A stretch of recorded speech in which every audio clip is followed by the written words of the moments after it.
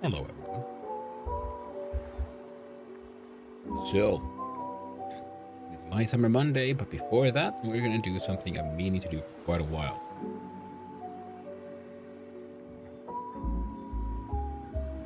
Start planning out how to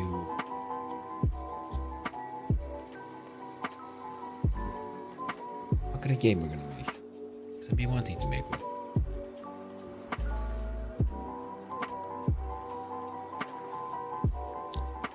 Talking about it.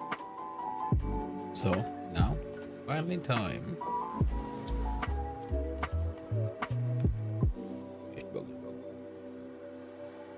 Start designing a game.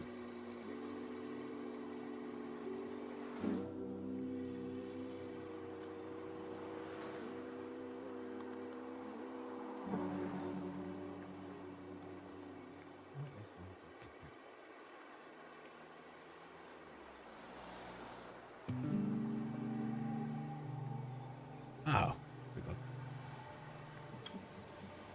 There. There it goes. Sounds working fine. And it is time. So, every Sunday I do my 3-hour game jams, these nice little, tiny little adventures. World of game development. Coding, developing. Art and other nonsense. So, now we'll start by designing for a slightly more long-term project. I've been thinking that one idea I kind of want to try to make, and that still seems like should be hopefully simple enough for well, my first more long-term game project that takes more than 3 hours is, let's call this just,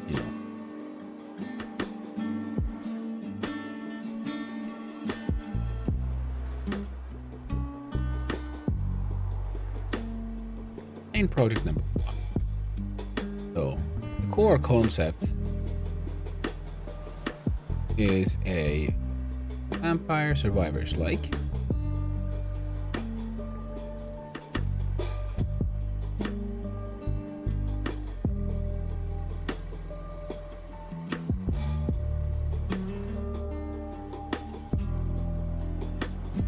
With instead of unlocking new characters, unlocking new weapons, what you do is you could continually make your own weapons.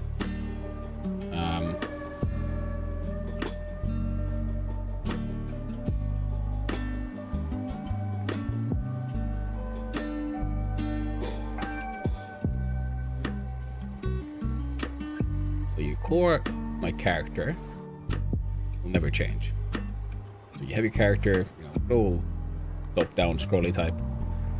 You have a character, huzzah! And he can, launch his attacks at the enemy.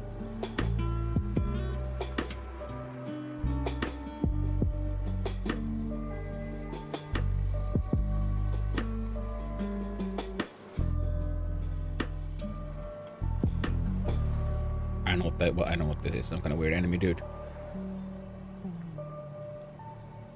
And he's angry. So angry.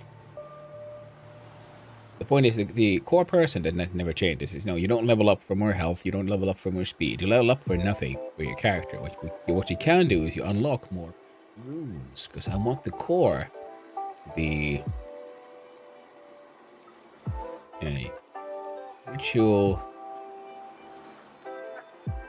spell circle designer. Of every run, then you can test your spell, and then you fight and you collect your drops or whatever, and you might need, some of them might be like crafting elements that you need to apply to your spell circle. Like, I don't know, we can take concept from like Manga and Manhwa, and some of these monsters, they drop, I don't know, monster cores or something, and they can be used as power sources. Especially because if you have, then you might be able to have multiple circles in action. One is your like main weapon, and then you have a couple that are that need a power source, such as a monster core of a certain grade in order to be launched once or twice. So that way you have to collect the ammunition for the fancier ones, and then you have your main, depending on how all that works out.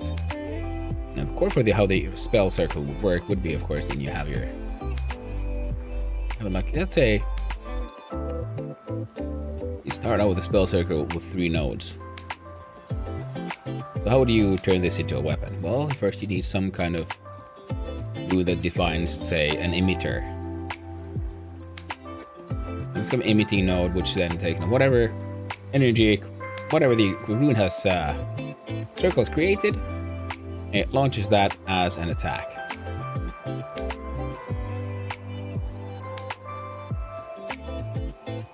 And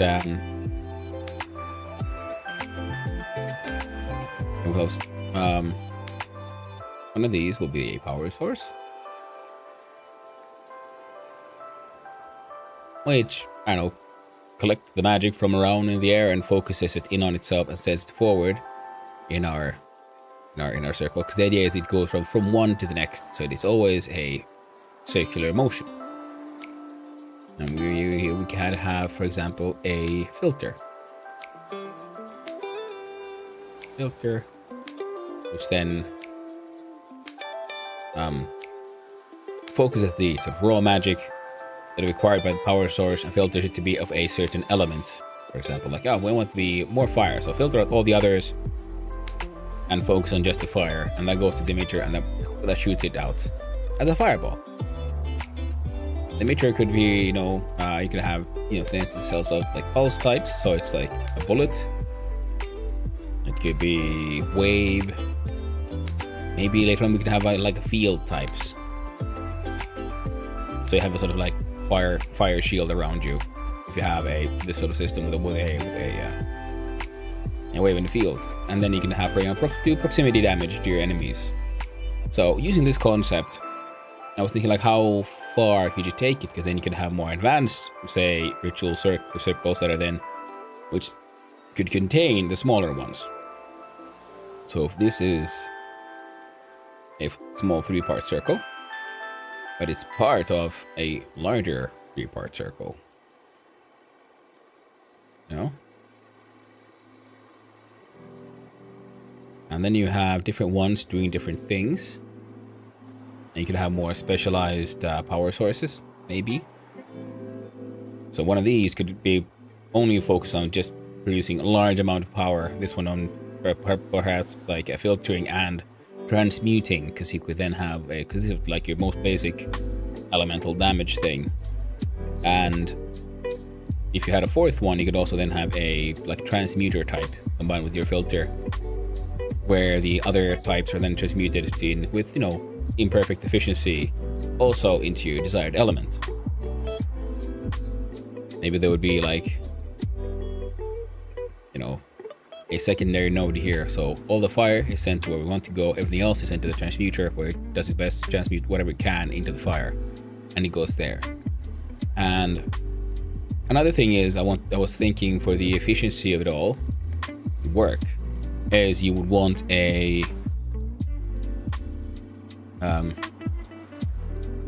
designed to have a handicap, something you need to balance out, For that to work, we would have sort of, if this thing gives out 100 units of power, and a quarter of that is fire. So then we're left with 100 raw goes into 25 fire and 75 other for now. Now the raw other needs to go somewhere as well.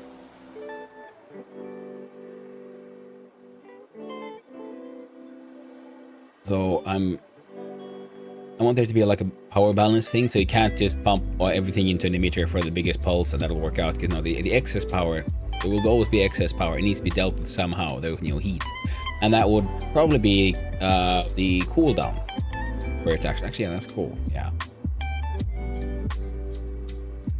Here, So excess power equals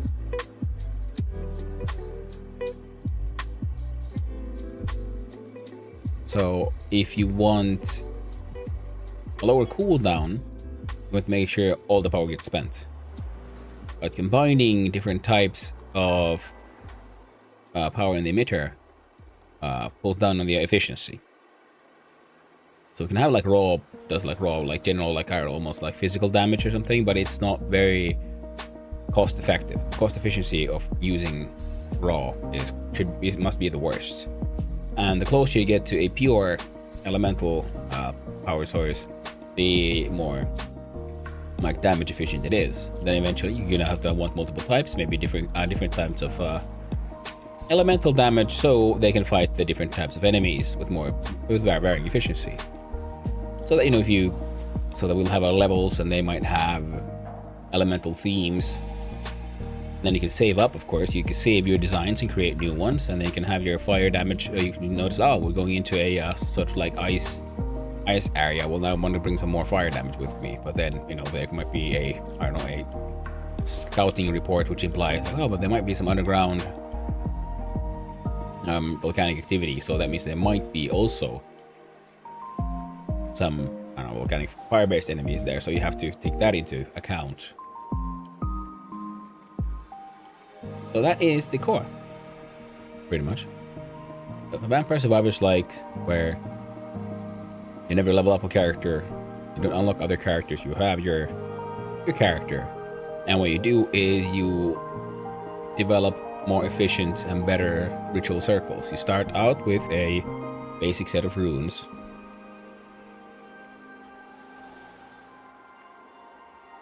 Unlocking runes and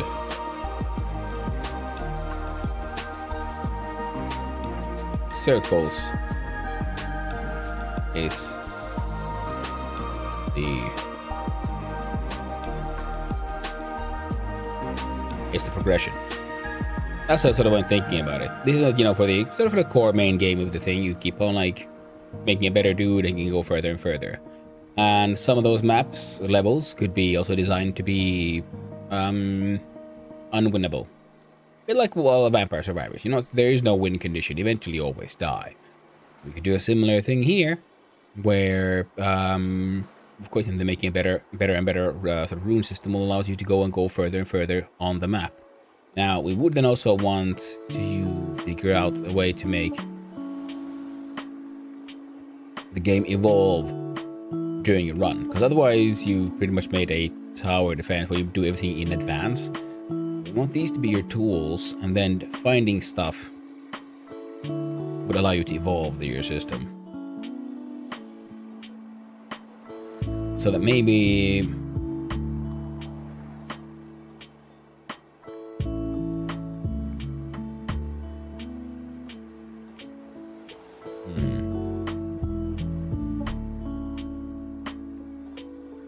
okay,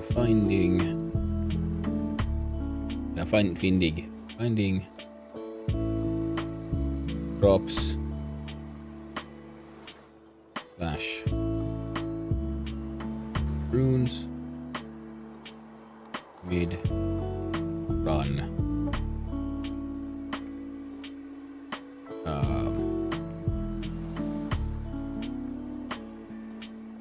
equals skill evolution, because I want a part of the game to happen between the runs, or that is sort of where you're designing your core. Maybe we can have a spell testing facility. Character is sent out to do his thing where he's fighting, and eventually, you know, he'll either be called back, or he dies. So, or like dies when you run out of shield health, then you're sort of like summoned back, and that's how you can get to keep your loot or something.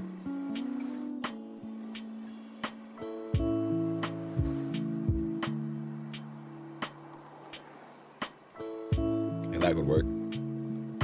Okay, different kinds of levels. Some of them are time attacks. We have to survive for an X amount of time, gather as many resources as you can, and then you sort of summon back and get to keep your loot. And then there's another one which is keep on going till you die and you keep your loot. But that one has going out on an expedition costs an X amount of resource or something. That could work, yeah, because you're all wizards from the Wizard's Tower sent out to collect stuff for the people in charge. So now we have a narrative reason for it.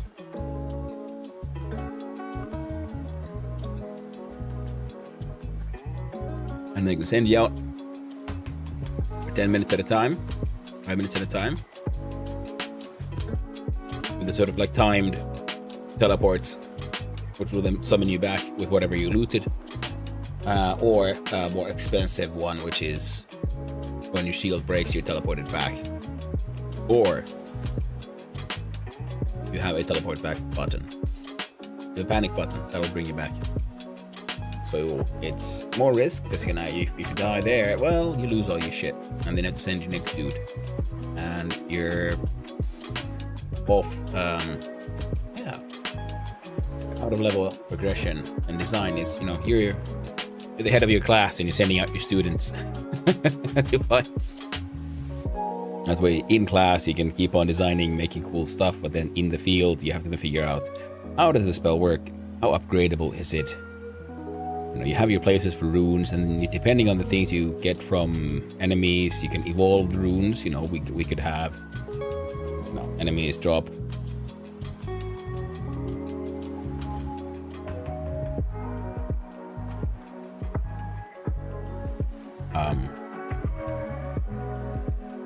the cores, and you will use one of these good old traditional means nothing and their souls. So the souls can be used to pay for increasing rune strength or power, or depending on the nature of the soul, you can change the elemental affinity of things. Whereas cores are more single-use big boosts. Well, that actually sounds like pretty much interesting mechanical projects or problems for later on. We haven't gotten that far. Main project number 1, we shall call it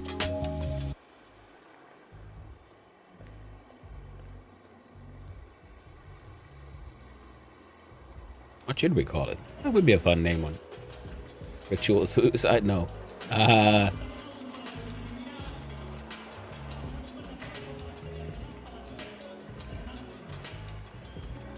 Securial curriculum? No?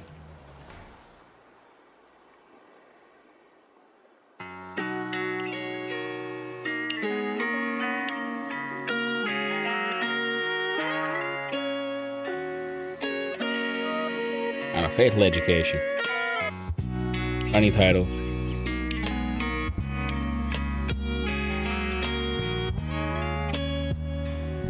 Heck, it will go something stupid like Runic Rampage, but that sounds like it probably exists already. So Runic is already used. We can't really use that one. So it'll be more like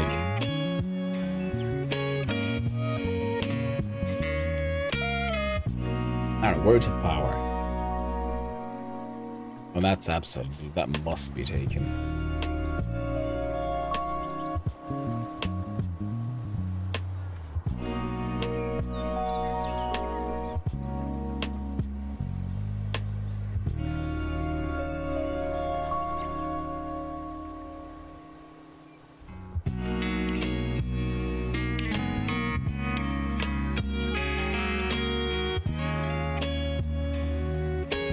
Virtual Power. Runic Fun Times. That's okay. Working titles. Runic Fun Times.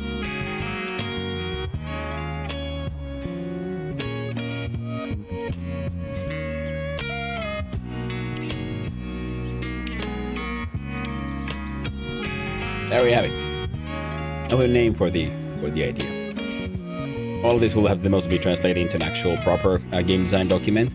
I just like writing by hand. Wait, I do think this way, and then we'll just make a new. Wait, what am I doing? Making like entirely new stuff here. More on.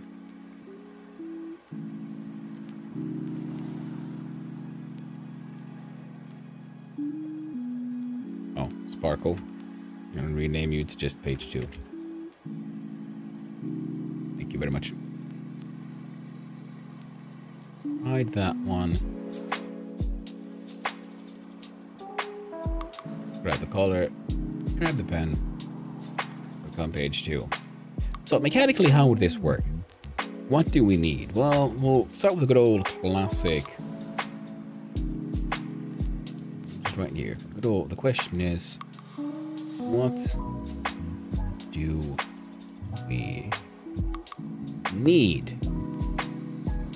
Very first question. Need a main menu. Need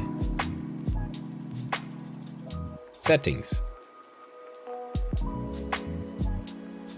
Need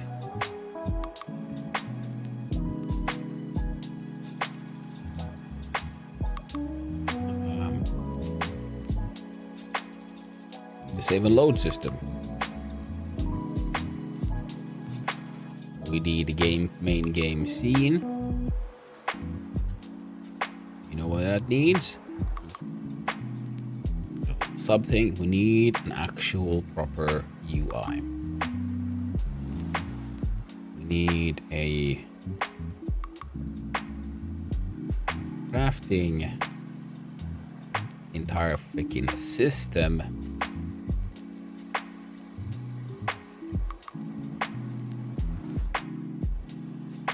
Or why not? Like,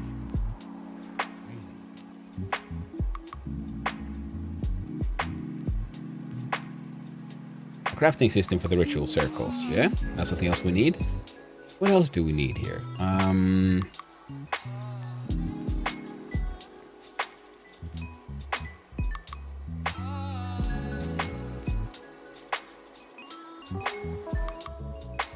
We need so many things.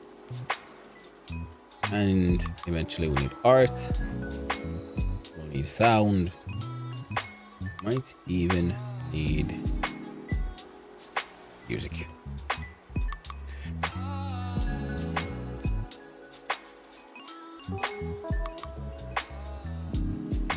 Now, what part of me is thinking I should probably try to work on this a little bit more. What do we need part before I start making anything? But my fingers are itching to write the code. Now, good GDD game design document should have all of this planned out before you write your first line of code. I don't know if I'm that smart.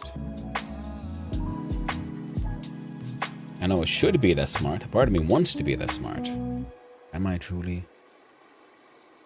Can I resist temptation of like, let's just make stuff move on the screen? It'll just feel so nice. It'll feel so good. Alright, let's move my drinks around. Because I finished my honey lemon brew. I still have a coffee to drink. So no MSC at least until the coffee is done. It's gonna get a little annoying sometimes. Now, friends. Beloved Ubers, what do we need? Well, we also need a control scheme. I want to figure out. We need a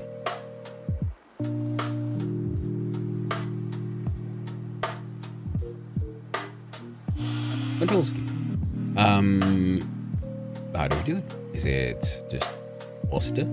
I think that WASD would make the most sense. But how do we decide where the character's aiming? Now, I feel like mouse control would be best. Aim with mouse.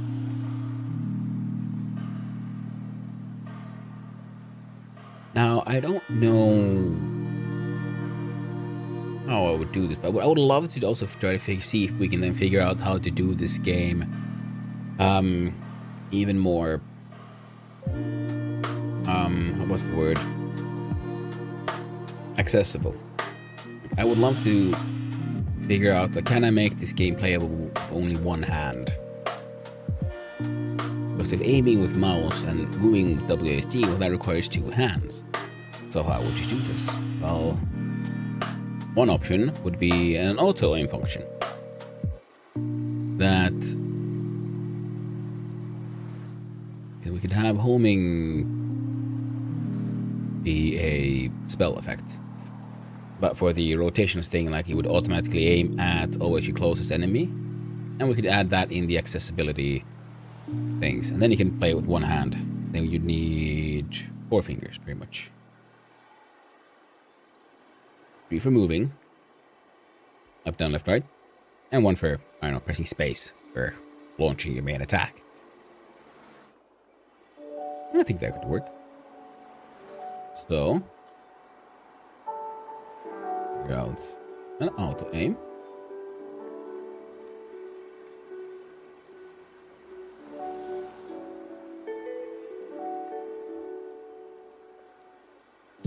For accessibility. And then we'll also need to figure out how the damage is transferred.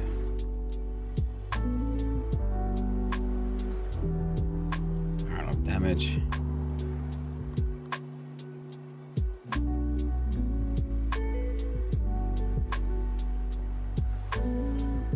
So you just have a bullet and he hits an enemy and says, I took damage. And the enemy says, oh no, I'll hit points down, and depending on what happens, it'll either die or it won't. But I would like the elements to have a function in this one. So then we'll have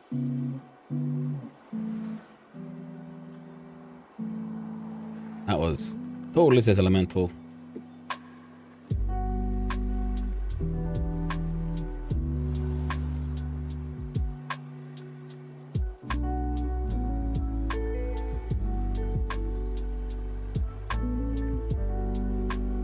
Elemental damage logic table.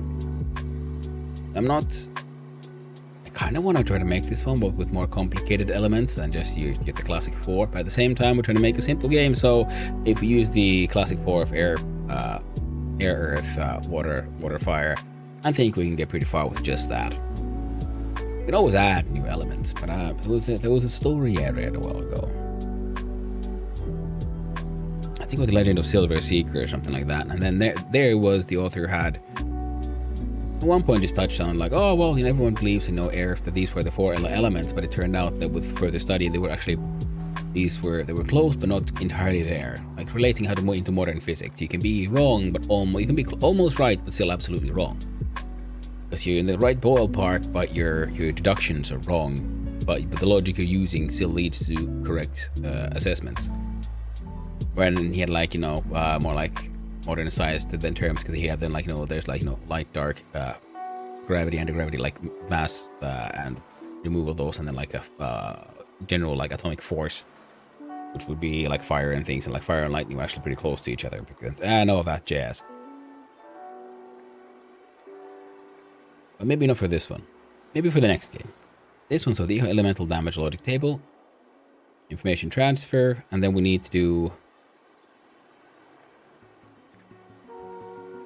monster. Let's call that structure logic. Like, how are they built? We have our animation, it moves around, and it gets interacted. What's your structure logic? Call it that one. What does it look like beneath the shell? What does code for that one look like? What does a monster need? Do they all have the same speed, for example? I think that might be a little boring. So we could add another layer here.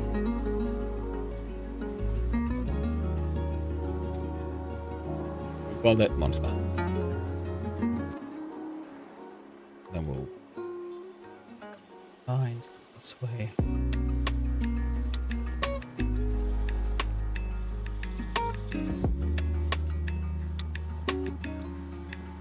So we'll call it monster, but let's just be more specific. We'll just call it enemies. And what does an enemy need? Well, it needs art. Art needs animation.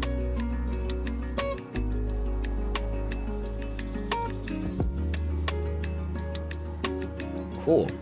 One part of that one we need is sound.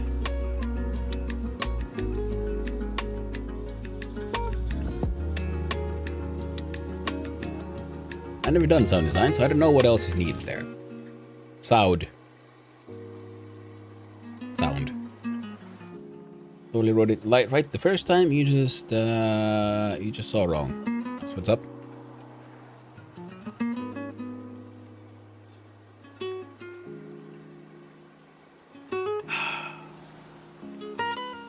Oh, sorry about that, by the way. Drinking way too close to the mic. But well, it is. All right, then we'll need mark here as details. Well, the monster needs to know. We'll use pluses here. It needs to know its own speed. Right? And then it should probably know its own size. Slash mass. Because if we have impact and pushback be an effect, I want those should also make more sense. I like when the world has diegetic logic. I mean, it doesn't need to be much. It doesn't even be that important for the game. But I want, like, for example, if you have an impact that causes monster to be pushed back, if it's a very small one, I don't know, bird, it should have far more pushback than, say, a magical rock elemental type thing.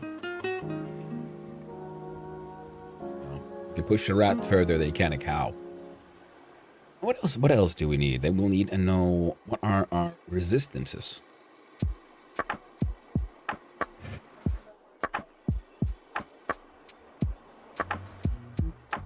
Then we'll need know our attack. Attack needs to know the attack, what elements it contains. It needs to know how much damage it does. It needs to know what kind of attack it is. Of that type. Like, do they have a melee attack? Do they have ranged attack? Is it a wave? That kind of stuff. And so, with type, it needs to know its... I'll just do those. It needs to know its potentials, its speed, and range. So you can see here, when you start planning things out, you very quickly notice, like, oh man, I actually need to know a lot of details, even for a simple of, okay, so if I want 2 different kinds of enemies and I want them to have different kinds of attacks. Because, I mean, we could do the survivors like, where it's all contact damage. And I go into type, so we can have contact damage. If the enemy hits you, you take damage. I also want them to have different kinds of ranged attacks. And also, should the contact damage should be just when they like, bounce at you? Or is it... Oh yeah, do like move at you at normal speed, and if they interact, there's damage? Or should they be close enough and then they do a little attack, like jump? Aha, I'm at you. And then, of course, the attack needs to know... I guess no, this will go another type. It's animation. Which might or might not, you know, contain all kinds of nonsense. Nice and smudged-like. So yeah, this is just me like considering, okay, then okay, it's speed, size, mass, and then we'll have, okay, well, do we want it to have different kinds of AI logic? Under speed, so it will be, I don't know, style. You want me to, does everything move the same, or do we have like if things are flying, do they fly differently? It needs to know its own unique AI style, we'll call it that one. You know, what kind of, like, do they all just come at you, or do some of them try to like dodge around and attack you from behind?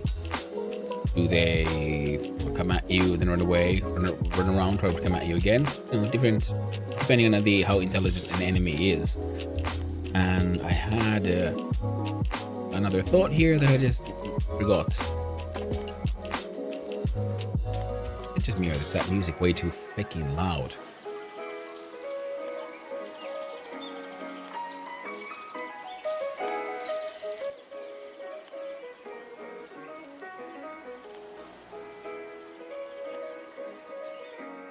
And I like that chill hop system, but it can be a little much sometimes.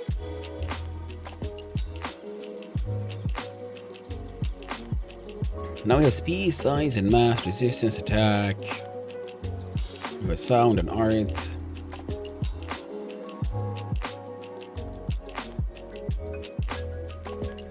Ah, yes, you know, its own, I don't know, health.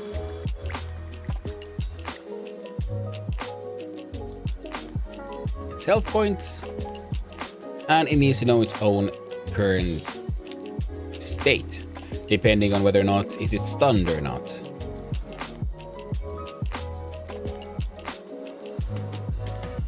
Just do stunned question mark. etc. And that's just for the enemies, and this is just the base core of what every enemy needs to know. Now we can start with a smaller amount of enemies. We can make variations of existing enemies. So we need some kind of enemy creations. Well, hello there, Jaro. I hope you're having a wonderful day. And good morning. So far, well, I'm trying to design my very first, let's see here. My main project number 1 that we're doing on stream. So I'll call it working title, it became Runic Fun Times. It's Vampire Survivors like, where it's the core is you do design your like ritual circles. You design your own weapons, where the core character never really changes. You don't unlock, new characters. You don't get like more movement speed, but for the character. But depending on how you build your runic circles, depending on the complexity of those, the components you use, you'll get different effects. And I was thinking here for like, what do we need? We need main menu settings, etc. So many things: art, sound, music. How do we control? Do we aim with a mouse, which I think you would do? We'll make an auto aim system for accessibility in case someone only has one hand. How do we need to figure out how do you transfer damage information from the player to the bullet, for the bullet to the enemy. Our own elemental damage logic table needs to be figured out, and mostly structure logic, which was here to figure out what does an enemy need? Well, it needs art, which includes animation. Sound, which includes stuff I don't really know. I've never done sound. And details. What all does an enemy need to know? Well, it needs to know its own speed, it needs its own size/mass, most depending on the effects we want to add to it. It needs to know the resistances. It has its own attack information. An attack needs to know its own elemental information, how much damage it does, what kind of type it is, because depending on the type of attack, it either might need an animation, even because we're using bullets. What is that bullet speed? What is that attack damage's range? Then monster needs to know its move style, in case we have, we want birds versus skeletons, depending on, do they want them to move the same? Do they have how complex an AI? That depends on the enemy, because if one does swooping, sidestepping attacks, definitely gonna need state machine. Oh yeah, most likely. We're gonna need, it needs to know its health points, and it needs to know what state it is in. Is it stunned, etc. Yeah, state machines are absolutely essential for many things.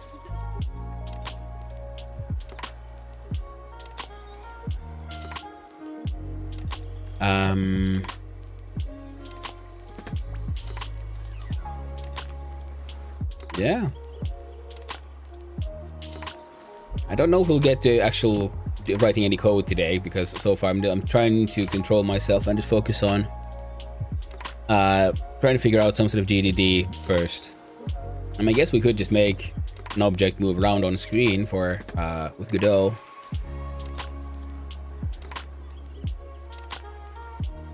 But it's funny, because when you start like planning stuff out, then you realize how simple things can be very complicated. Now, a lot of this can be scrapped. That's what I'm adding now, a sort of like wish list of what all I want, like size, mass. I don't know if we need that. We do need resistances and elements, because if you're going to use something like a ritual circle where you have to design your own power source, and then that sends out like raw power, goes through a filter and filters out like the element you want, for example, fire. Then you have an emitter rune, which depending on the rune does a pulse or a wave or a field. Then you shoot a fireball. Vampire Survivors like are kind of complicated for the start, but maybe you can try. Yeah, I mean I've done like similar things to this already, but not with the complexity of projectiles. I mean, the Survivors like isn't that hard in the sense that the basic Survivors like is you have a dude and he's running around and enemies just come at you. And then you have damage things. So I don't remember, did it even have any kind of... I don't think it had an elemental system, I can't remember. But that's the thing, this is something, I'm also trying to show here. That's games that seem simple are more complicated than they appear behind the scenes here.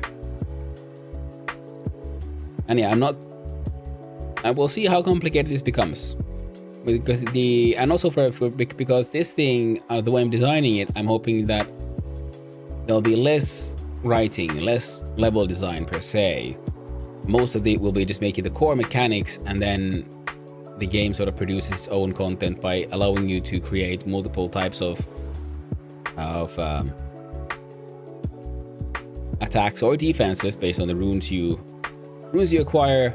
And I'm sort of hoping for slightly more complex enemies, but they can be simplified. We can have just enemies coming at you, which most likely will be at first, and then later on I'll look at adding like different types of AI, so that if they want to try to get around you, attack you from behind, and so on.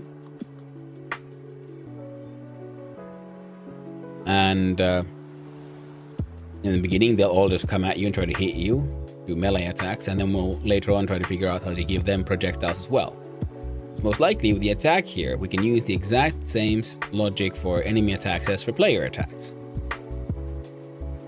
And when, depending on who launches the attack, determines the nature. So we have the the Xingdo, yeah, we can do the attack.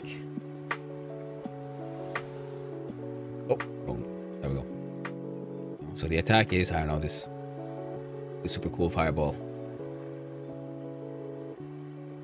Whoosh. And it says, in the logic, like if freaking, I don't know, shooter is in group enemy, or like whenever the shooter, like it's maybe the bullet itself carries the information of who shot it, and then depending on who it hits, it checks who shot it and should it do damage. Just so that, because if we have projectiles end up with moving in weird ways, because I don't want we'll see, like, can enemies do friendly fire? We could add that in. That could be a fun kind of challenge. You can try to like kiting enemies, getting them to attack each other. That could work. But if we have, say, a projectile and it moves in a weird way, and then you walk forward and then it hits you, do we want friendly fire on yourself? Now that I explained, I talked about that out loud. I think actually that sounds kind of funny, because that sounds like a personal fuck up, and I would like the game to be allow you to make really bad designs and learn from those. So we can kind of skip the whole check for friendly fire. They can all hurt each other. That could be funny. Ooh, that's much.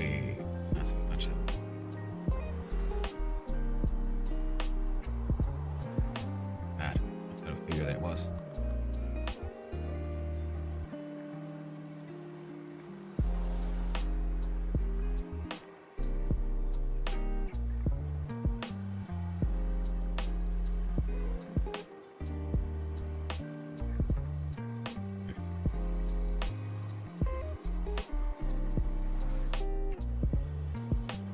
I think this could work. So in fact, let's add a new layer. For some more design here. Get a bucket ready. Nice and black. Do a nice little off-white pencil. Sip of coffee.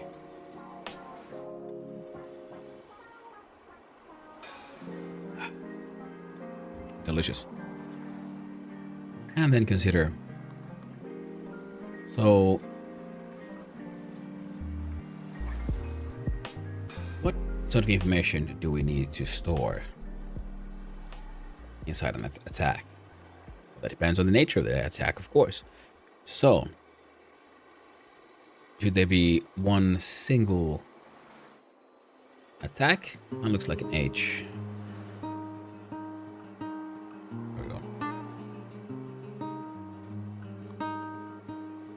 So we'll have, I think the damage information should be its own table. Though that's a logic structure that can be used by many things. Damage contains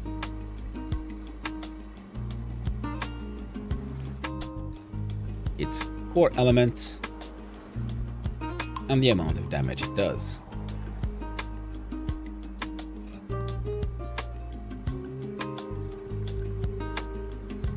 that is one block of information. You know, you have a number, you have what kind of things does it affect. So we can check for, I guess, resistances, and then depending on those, we check, you know, elements versus resistances and use those as a table to make a multiplier. We apply the multiplier to the damage. Multiplier can turn our damage into 0 or negative, which means it does no damage. And you can also just lower it. Depending on the amount of resistance, damage can be negated.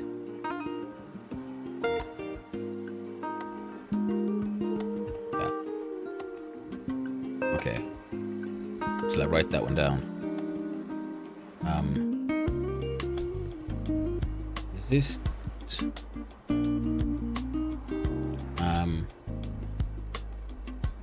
And ATK.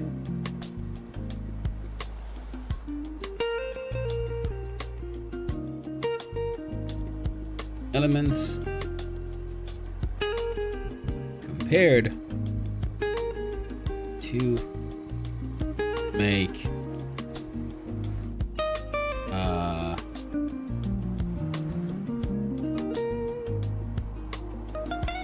damage. That's totally damage.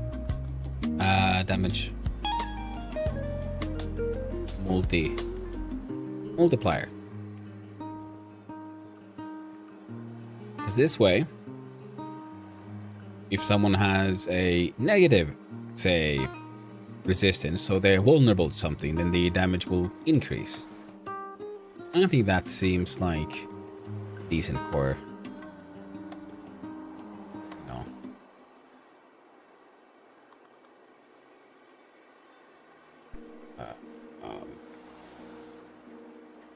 Resist.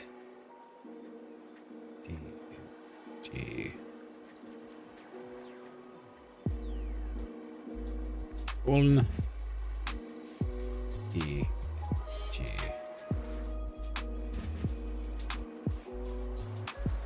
Up. Index. Do you want to look that one up? Yeah, bucket. Come on.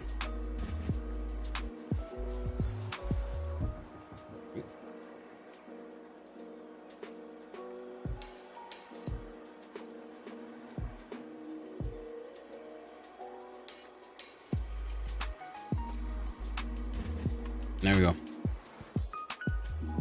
And yes, this is totally a super professional game design document. Nah.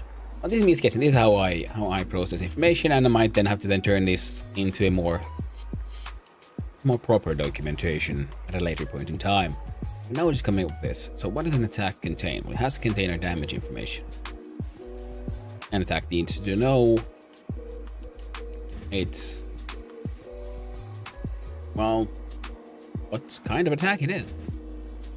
So we'll have type information. What does type information contain? Well, is it a projectile?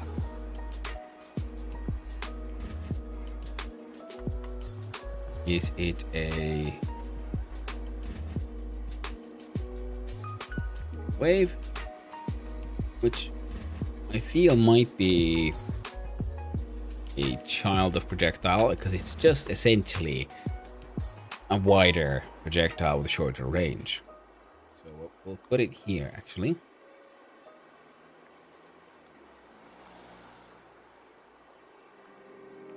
Type projectile.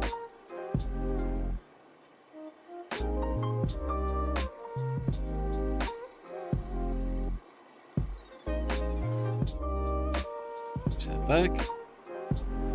And we could have a sharp now.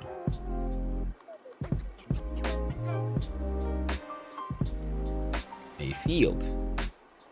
Now field is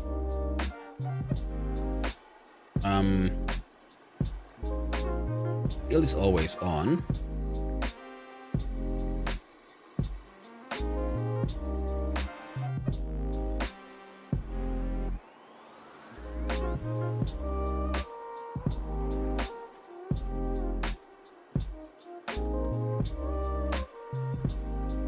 Gosh darn.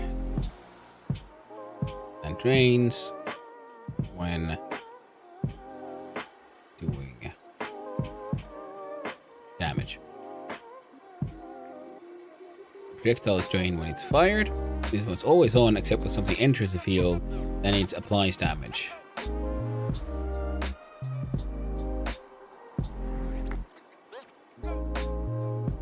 The field is carried along by the player. Always are on.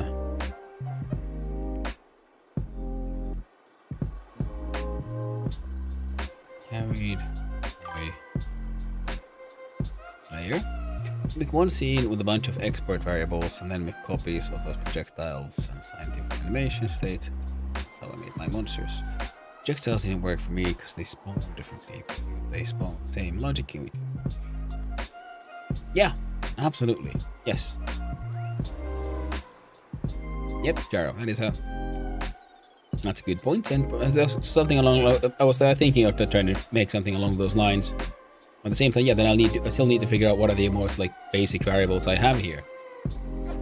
Like for them, you know, like a field that is carried by the player, so I need to have a different logic. But in the beginning, I'll just make a single attack type, and it'll be the projectile. Wave. We'll just make this.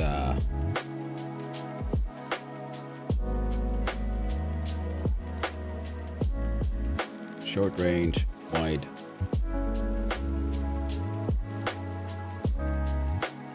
Projectile.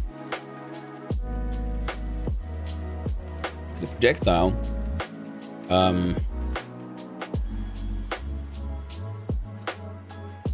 drains when fired, and it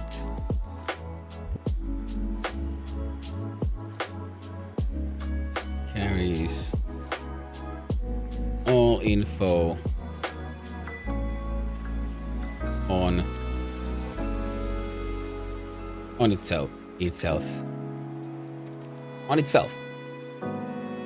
So when it's created, the caster loses the, I don't know, mana, whatever you want to call the magical power, and it has the damage information in on itself, and depending on the nature of the attack, it is then defined with its own speed, its own animation, and all of that. So we can, so like I said, with the exports and everything, we can make one like core, like, and we'll make a projectile class essentially, and then we tell the, then when it's created, then we'll make I would like you to be, I don't know, type 1 or something, and then it says, okay, type 1, looks up on the table, oh well, that is with this animation. Okay, it's a fireball, so we use this animation and so on, and it has this speed. But the problem is I can't have it too defaulted, because again, I want the core of the attack to be designed by the player with using the runic circles, so you can make slow firing projectiles. You can make a really that is true, we don't need waves, because you can make your own wave possibly using the runes. Oh man, these attacks need to carry even more information now. And they need to adjust to what the player creates. Okay. Because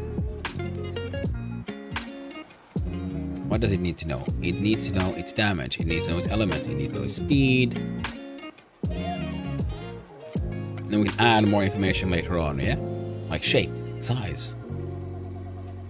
So we'll have a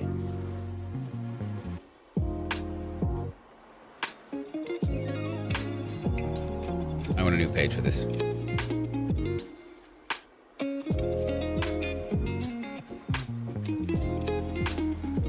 Okay, designing a good attack container is important when I want the attack to be as variable as I do. Now, shape and size would be cool and all, but they're not that important. We start with just projectile, pretty much. So you have your runic circle. I don't know, we'll use the classic 3-pointer that I've been myself drawing. And based on information that comes from the runic circle, we create the attack. It sends out the attack. And based on the information inside the attack, the game animates a fitting projectile.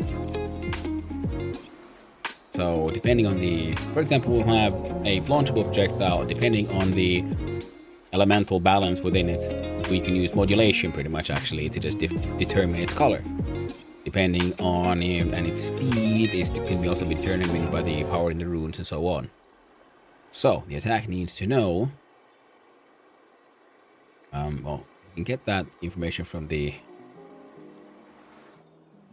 damage box, which contains elements.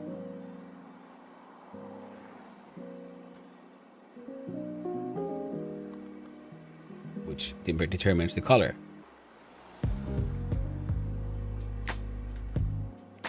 Hang out too much with Americans. There we go. So within damage, we find elements. From elements, we get the color. And when it's created, we determine its speed. We can use the good old internal like rotation logic, because it will always just be going in whatever. So it needs to know it's facing. Okay, let's just say that here, just so we don't assume.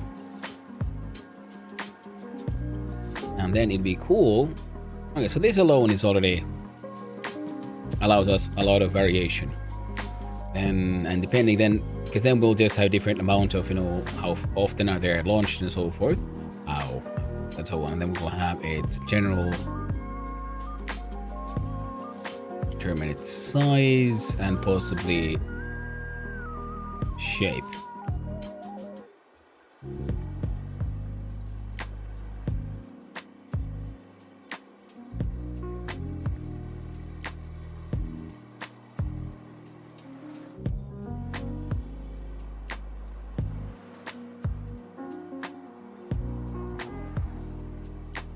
And depending on the runes, choosing the type of attack, we can choose the sprite, which leads to this animation information.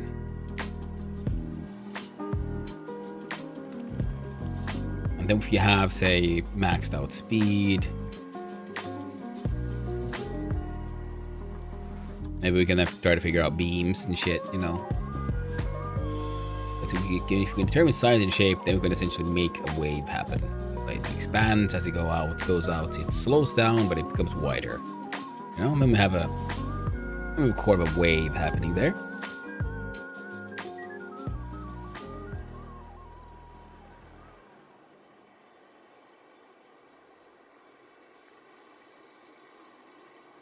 You know what? This stuff here.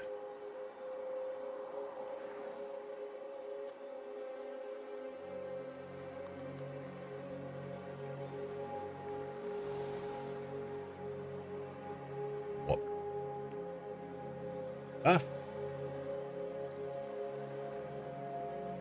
If under the dotted line, I'm going for, maybe, well,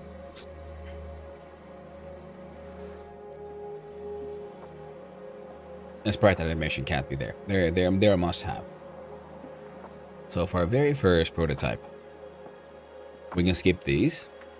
We'll need speed, facing, damage, and based on the elements, we do a color modulation on a simple projectile. So, well, hello there. Hello, Prostokotilo. Hope you're having a wonderful day.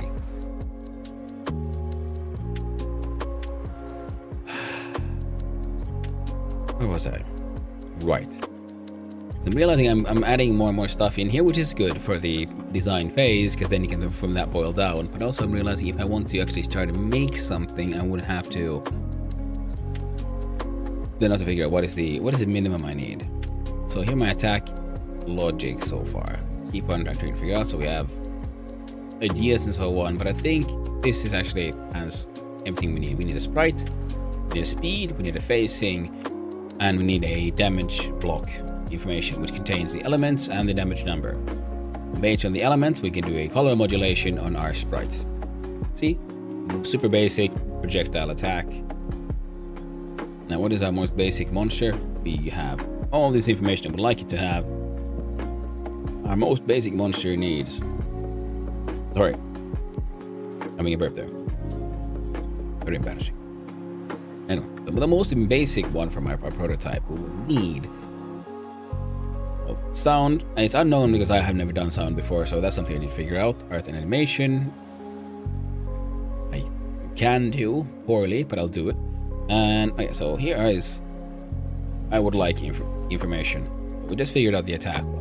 Resistances, yes. Size, mass. We'll change color here. If I could just... There we go. Something very different. And I'll just square up stuff that is nice to have, but not necessary right now. This is for later on, as once we have a prototype running, then we can add more complexity to the game. And I'll just keep in mind that these exist to make sure I don't hard code too much. So yes, we don't need an AI style because they don't have different movement styles, so they won't have any logic. Well, most basic one with those just come at the player, you know, good old classic suicide attack. A state. Well, we don't need that one yet. I want it. This is absolutely something we need because I want them to be able to be stunned, etc. Your basic most one. Enemies will come at you. You should projectiles at the enemies. Enemies take damage, and eventually the enemy dies. Ah! Damn you, Chill Hop! You have failed me.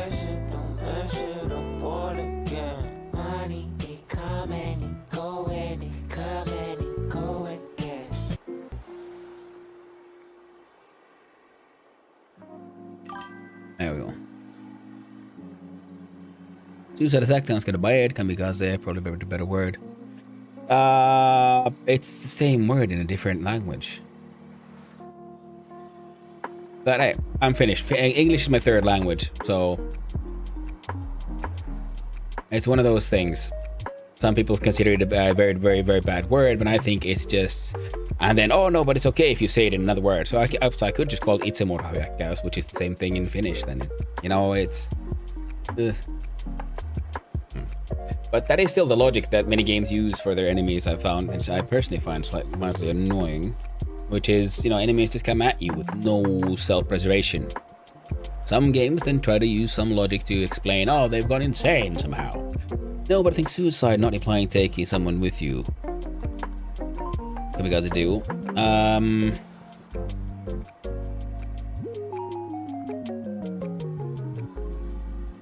Kinda. But okay. Sure, prosecute. I'll try to keep that in mind. I'll try to keep that in mind. And hello there, Cassie, the little pumpkin, and I hope you're having a wonderful day. So we'll try to come up with something like this. And they are attacking with no self-preservation, just coming at you to punch you with your face. Now, then we have attack logic path. So what do we need? We need hit points, resistances, and a speed and sprites. Walk up.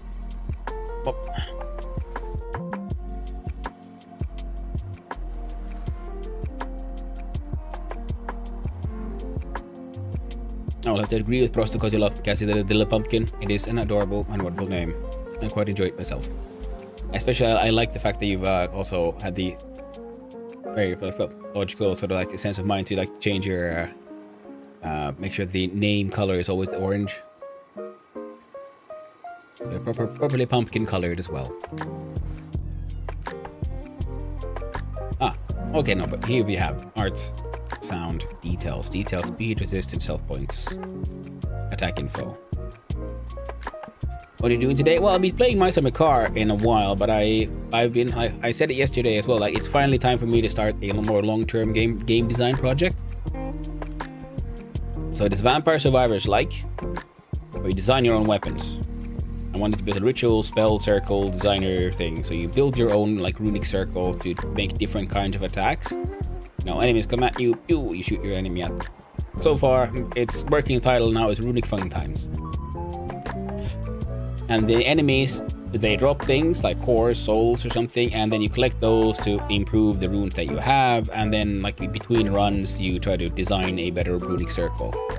That is the core concept here. Like I want the design of the runic circle to be one of the like driving factors in this thing. So this will take a lot of the design time for me to try to figure out how to make this fun and interesting. The idea is with some sort of runes are functions that as a power source, they output something like even like one of like the most basic one will put out like just raw magic power. Then you have a filter which filters out the all the fire damage, and you feed that into an emitter, turning that into a fireball. And the idea is the more specialized magical power you have, the more damage it does of that element, whereas raw damage has almost like a negative multiplier, so it does less damage. So you want to have as little as possible of unfiltered, unspecialized stuff. Actually, designing a game before making it, how people doing it, I can't figure it out. It is by doing weekly 3-hour game jams. Every Sunday I take part in the 3-hour game jam, the try jam. You have 3 hours to make a game, including art, design, everything. I mean art and everything.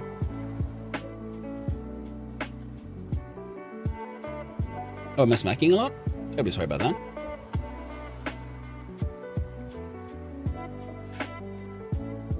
Yeah. The thing is, I'm not very good at this at all, and that is why I'm trying to control myself. I keep on wanting to start my design. Smack, smack, smack. Oh, sorry. I thought you were commenting on my sounds. I can't hear myself, so I don't know if I'm making too many smacking sounds. Feel free to point out if I end up. If there's something with my sound. You actually cool? Thank you very much. Thank you very much. But yeah, I mean, smack, smack, smack, make games, smack, smack. Oh, that is exactly what I've done previously. That's why I have to learn to do this the proper way. And I also, as you see, my game design document is not very official. I mean, like very good in that way. I'm trying to like just hand draw ideas here. And because I tried to make a similar game before, and I ended up just rebuilding parts of it again and again and again. And it wasn't even with this system. It was just some survivors like it that was based on melee attack systems. And then I kept on overcomplicating it, and then I spent way too much time on how to figure out how to make UI design. And then in the end, it just died. That project was left behind on the wayside. And I realized, because I have a bad tendency of like jumping in headfirst into a project without fully understanding it. So I have had to learn through my life that designing, trying to plan things out at least somewhat before I start, dramatically raises the chances of if I'll actually finish that project. Oh, here I have explaining all kinds of stuff, and there's ads running. Sorry about that. Really should pay more attention to my own thingamajigs.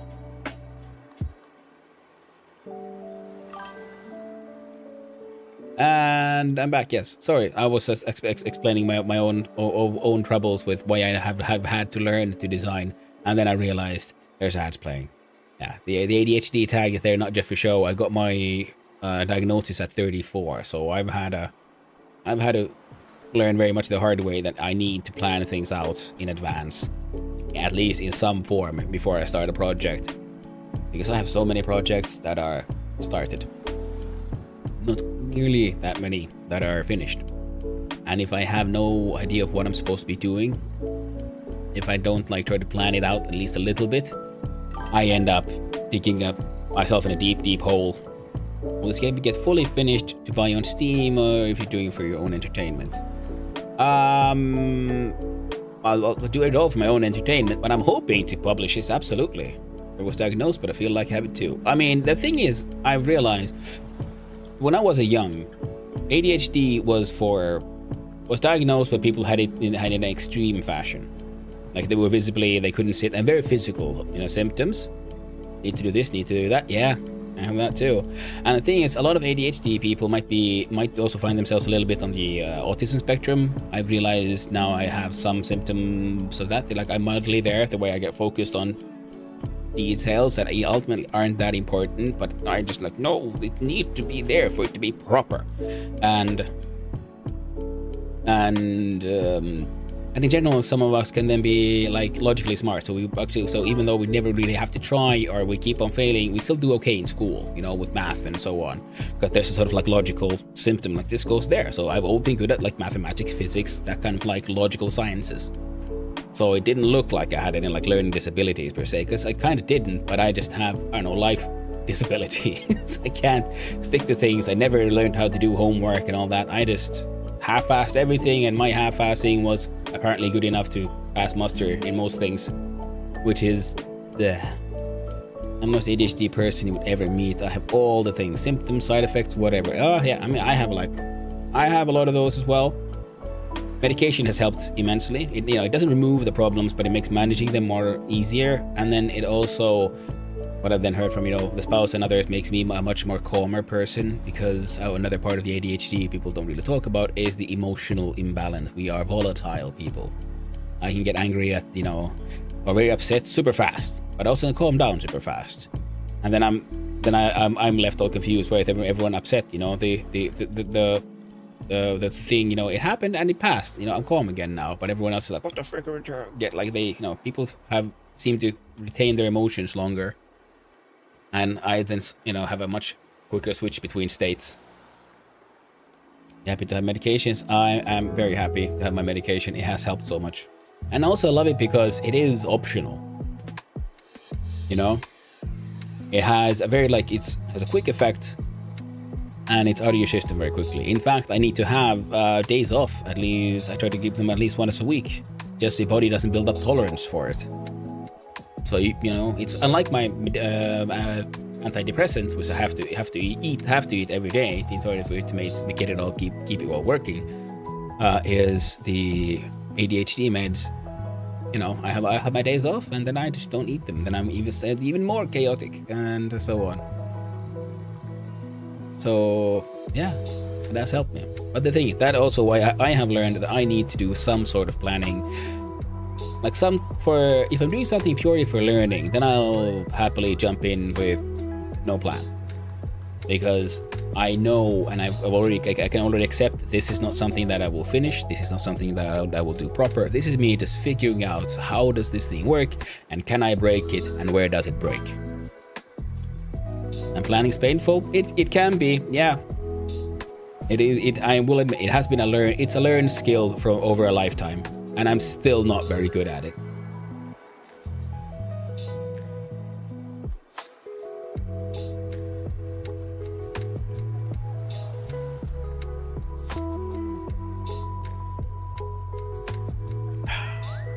Got to stop with the prescribed meds? Oh. I mean, it's true. Not all meds work for all people. Nothing can be done about that. But for me, they have absolutely helped me. I feel more myself when I'm on them. And it's a shame because my ADHD diagnosis helped also the other people in my family realize that they should probably all get checked. Because my younger brother, he pretty much almost got diagnosed when he was a kid, because he was a very sort of like physical, jumpy, going around kind of kid. But he said no to drugs back then. He's been considering he should try to get another prescription now as an adult, because he thinks it would actually help him more in his life now. My mom is trying to get a prescription, and then some asshole of a doctor who's been her friend for a long time was like, "Oh no, you're perfect the way you are. You don't need medication to change you." And I'm like, "God damn it, Mom. That doctor is an asshole, because you're not taking medication to make other people happy. You're taking medication because it'll make you happy." I feel better with it, and I know she'll feel better with it because she needs help, and because she runs a company, she has her own horse riding stables, and she has immense difficulty with doing taxes and paperwork, that kind of stuff. And the medication would help her with that. I mean, it has helped her. She might have accidentally taken a couple of my pills and noticed that, this is so much easier to sit down and focus on stuff. And also on the whole, like, oh, medication changes your personality. I'm like, then I could also just ask her as well, like, hey, it's I've been on this for a few years now. Have I changed? Which she said, well, no. Like, yeah, exactly. If medication changes your personality, that means what people saw in you wasn't you. Because it doesn't change you. It just makes you more you, I'd say, because it takes out the... It calms you down a little. There's a lot of like, well, I gotta be there, I gotta do all these things, which isn't, you know, at least I did not enjoy being chaotic.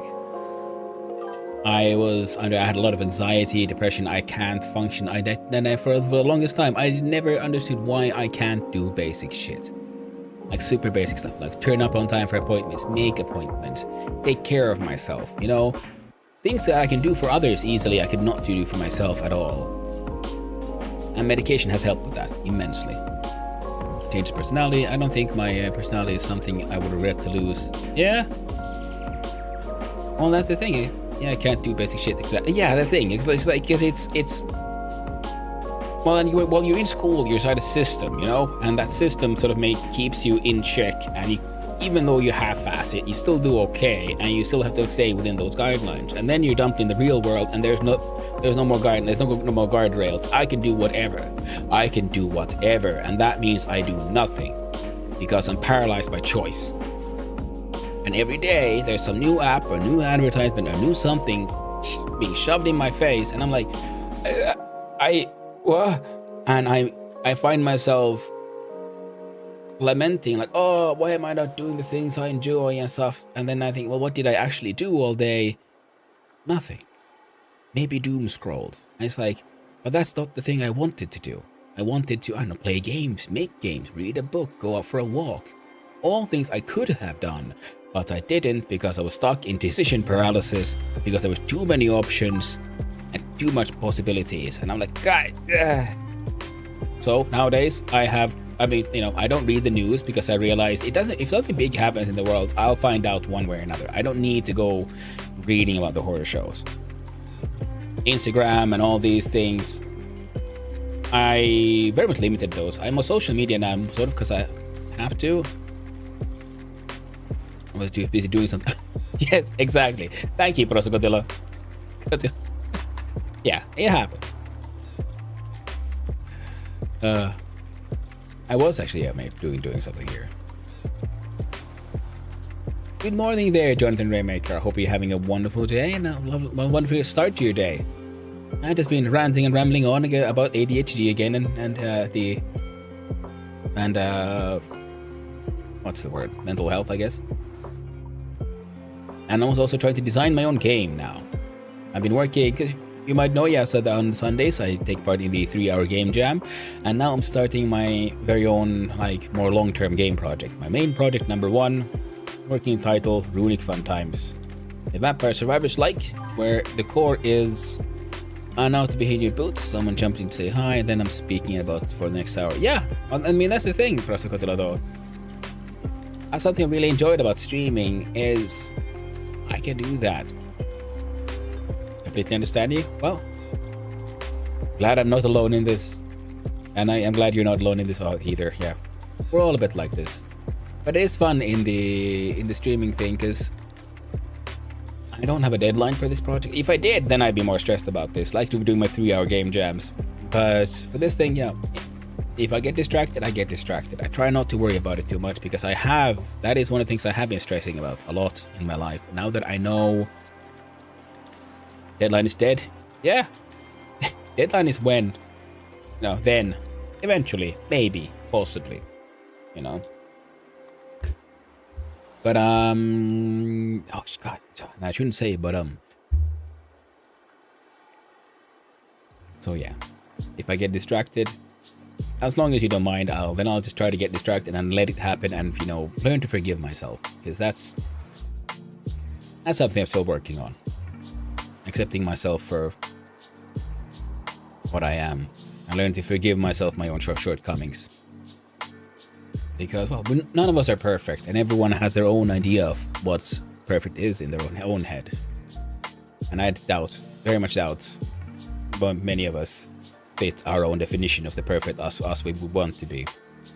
And that is why we all have our shortcomings, and I at least need to learn to forgive myself my own shortcomings, including getting distracted and talking about ADHD or mental state stuff.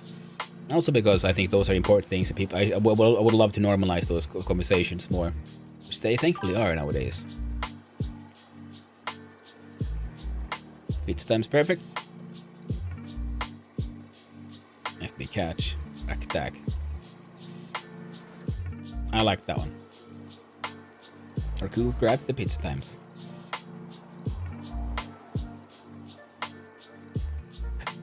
Now I got confused. Which happens.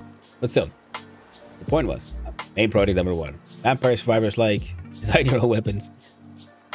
And where the core is, instead of like evolving your character or unlocking new characters, you have your core player character, and what you unlock is some more complex ways of building ritual spell circle things.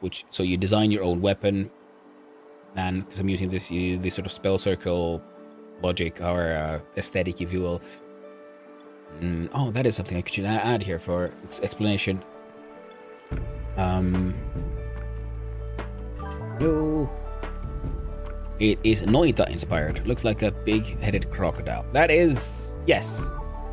It's a crocongaroo thingy. Enemy. Should attack something. One thing, yeah, because it's inspired by, so we'll call this also a Noita-like. In that sense, because in Noita you design your own spells and stuff with the wand. I want to use that sort of similar, if this then that logic, to build a sort of spell circle. An Aerodactyl. I guess a little. And because I drew these as feet, so those are the toes there and there, but I guess you could see that as a tail and 1 foot, and those are the ends, and you could give it some wings. There we go. Just head. It's a little angry beastie boy. But the thing is, waka. See, Noita Light. So we have a logical system here. So this will be a larger design challenge. Like first, the challenge will be in just make your simple survivors like. I want to have more complex monsters eventually, but then in the beginning you can have simple monster comes at player tries to shoot the monster. If monster hits player takes damage. If attack hits monster takes damage. You know, whoever puts the 0 first loses. And we can have enemy spawning happen similar to Vampire Survivors. It just happens off screen. They just pop into existence and then they come at you. We can start with that. Super simple, efficient enough. And then we design these because I want to have this to be sort of also its own like engineering, like automation type challenge, where you can you have your powers, various kinds of different power sources creating somehow. But your basic one will say creates 100 units of like raw magical power. And then you want to shoot a fireball, so you need a filtering system to filter out the fire magic and send that to an emitter, which sends it out either as a pulse, wave, or field. So different kinds of emitters. So we'll look at a pulse one or some which sends just a projectile. Like pew, and that's how you make a fireball. And then you want better runes, so you can like cut down on the excess magic power, because that either it goes to waste or it lowers the efficiency of it all. I was thinking here, like how much excess power it affects the cooldown of the spell. So the more efficient it becomes, the faster it can like fire again. So that's the sort of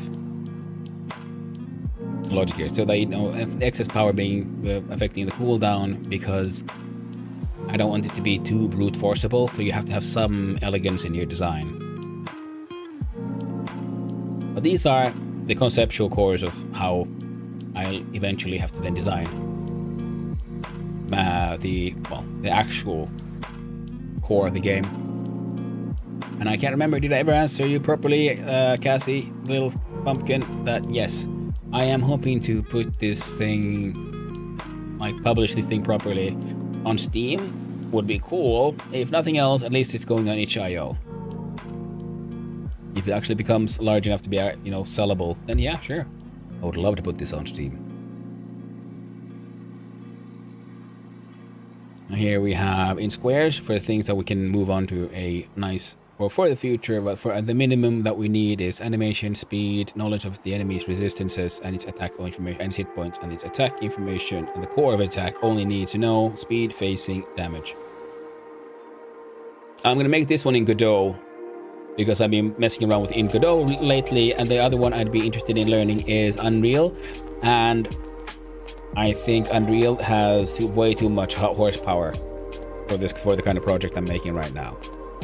I would like to make something that would make more use of it, but Godot is absolutely good enough for this, and it is nice and lightweight. Got a good start indeed. It is, and I love how lightweight it is, because Unreal seems very, just the editor seems very resource heavy alone. Whereas Godot is just, you install it, you start a game, boop, you're done. It is so ridiculously lightweight, and I'm still going for a more pixel art style here anyway. Wondering that's been recently, is Godot a good choice for a start? He's a designer, as I understand. Alright. No, because I've been using Godot for my weekend project, and they are like ridiculously simple, and it is jump in and make something. Oh, absolutely. If you just want to make something, Godot is, because your basic core project, you create the character body, and you create this like script, and you already have like some default stuff put in for like gravity and moving around, so you can make a platformer in like half an hour. But no, Godot, from when I see many devs like it, yeah, it is. It's very understandable. It is super simple, and it is lightweight. For it's depending on what you can do, it can let you do many things. It has some interesting like visual tools. Like, we can have a quick look-see here. Like, we'll do this, and we'll call our new working title Runic Fun Times. And then we can choose Forward Plus, because we click here for Forward Plus. That support desktop platforms only, advanced 3D graphics available. Because yeah, I do 2D stuff, because I'm a little afraid of 3D. And also because I can see myself making 2D arts. I can't see myself making 3D art just yet. But I want to get into 3D at some point. Can scale to large, complex scenes, use rendering device back-end, and slowly rendering for simple scenes. So Forward Plus, you are super hardcore. Mobile is, yeah, supports desktop plus mobile platforms. So you can make mobile games on Godot. I use compatibility usually because it's desktop, mobile plus web. Least advanced 3D graphics, currently work in progress.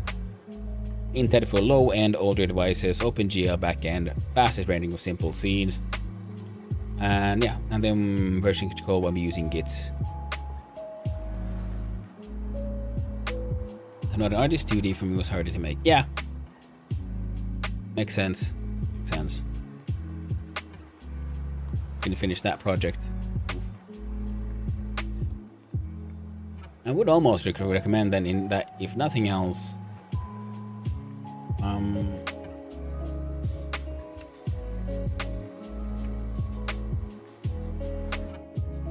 There's lots of like free sort of like code along. There's videos. There's articles online for like, hey, let's make a platformer together, and then you just do what they do, and they have the assets and everything.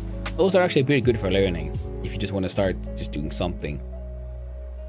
And that's what I did my very first Godot projects, where I can't remember the names of them. Yeah, but I made a sort of farming game with a pre-existing assets and just code along, did exactly what the other guy did.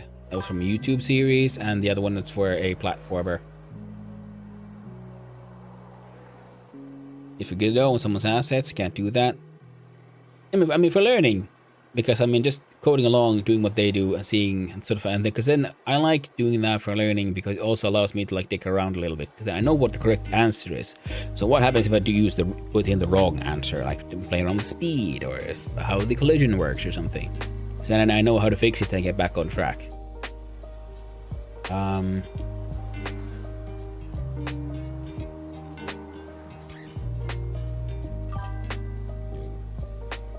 Add already some of these things that I just like having, and then we'll have Player, enemies. That's decent enough. I gotta disagree on case of the step-by-step tutorials. They make you mimic things, not learn things, and it just means better start making projects to find solutions. Yeah, exactly. No, I mean, the thing is, everyone has their own way of learning. And the thing is, yes, I have found that for me, it works having a step-by-step, just so that, because then I know what is the correct step for making what they want me to make, right? So then I feel more safe in making all the wrong steps, because I know how to get back on track if I break everything. Because I like breaking things in order to learn. That works for me, at least.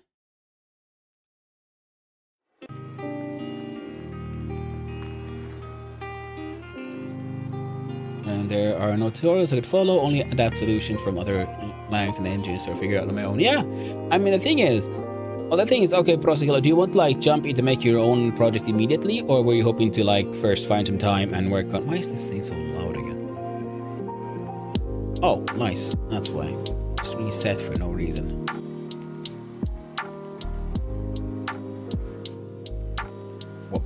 Yeah, because I like doing things. I wasn't planning on making any 3D game or like platformers like that. And what I ended up doing, I just wanted to know how does this engine work? What does it do? How do I add pictures into the animation thing and so on? I mean, that's it. That's why I liked it with those for figuring. Also, again, too chaotic to do tutorials. Well, yeah, I mean, the thing is, again, it's all up to you, yo. We all have our own ways of learning. And like I said, I like having a safe place to break things. And where to do things wrong. Because that helps me to, like, figure out, like, okay, what if I push this something too far, how will it break? Because if it's my own project and I'm not really sure what I'm doing, I might be afraid of breaking the entire thing because I'm not sure what relies on what. But having a step-by-step thing, because then I know what is the correct next step and I know how to get back to where I am exactly. So I can just mess that thing up as much as I want. Aside of the idea to draw a 3D cube using 2D framework. Yeah. Step-by-step in terms of how to make a state machine or how to implement tile sets. Yes, step-by-step building platformer. No, I've asked. A lot of people in the end, it barely worked for anyone properly, but 90% tutorials are the ones that those I do and only like. Okay, if it's so doing and only like this, yes, no. Okay, yeah. Well, there I would agree with there that you don't. The tutorial itself helped me a little more like, where are the load buttons? How do I save a file? How do I make a physics object my 2D platformer do it can stand on for make a platformer? For that it works. I mean, and like the basics of how to use the engine. For more complex things, but yeah, like I said, then it is, and then within that framework, like I said, I like doing crazy. Then the crazy shit, smackety smack. I smack the keyboard for a few hundred hours, and where I am. Yeah. Yeah, I mean, and the thing is, yeah, the tutorial is, it's not even the first step, it's the doorway into the space. It's how I sort of view it. And then you just start messing around. And I like they did tutorials for different kinds of projects, and they all approach different problems from different like points of view. And then I go like, okay, well, this could do that, I could do this. Of course, it's been a while since I did it. So most of the stuff I've forgotten, but I sort of remember what was possible, and now I'd like to try and figure out more of what can be possible. Let's start with the good old... No, wrong one. Yeah, that one. Character body 2D. We'll just call it player. Player. Got. There we go. Add a player. I'm using a 2D character body. Add child node. Let's give it some physics. We can use a capsule shape. And it will probably want some kind of sprite.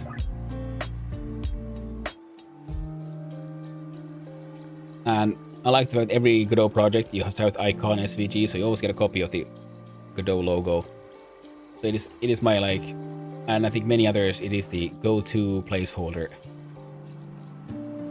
Without the square, okay, hold down Alt so I can do it like even, and then there we do.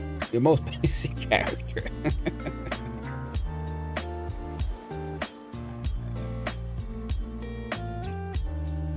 let's. Ah, there we go. Collision shape. Pull that out there, and that one out there. There we go. The Godoblin, how they call him. Oh, Godoblin. I thought that was a robot. Godo, Robo. Godo. Robo. Anyway, so there we have the good old player. Let's give him the classic script, and we can remove jump velocity. We're doing it top down. Don't need velocity plus you get gravity times delta. We don't need no gravity. Don't need handling jumps.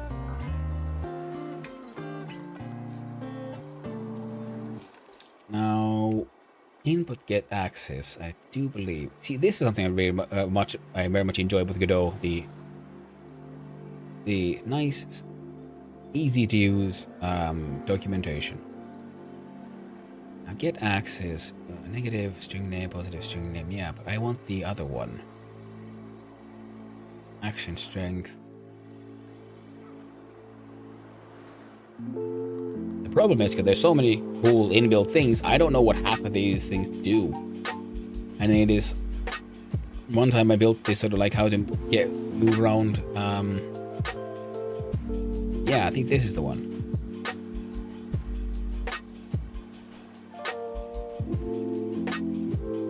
Get vector. X, X, Y, Y. Gets an input vector by specifying 4 actions for the positive and negative X and Y axes. This method is useful when getting vector input, such as from a joystick, directional pad, or arrows, or WASD. Vector has strength, limited 1, and has a circular dead zone.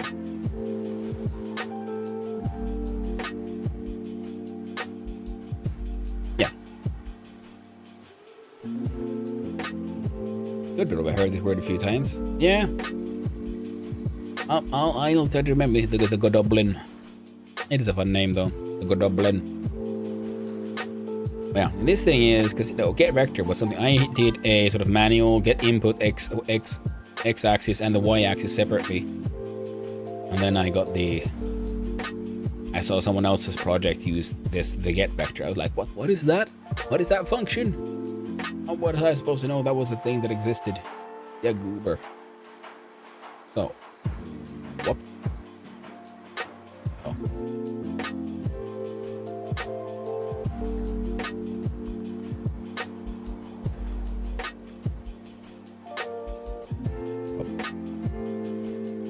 Whoop.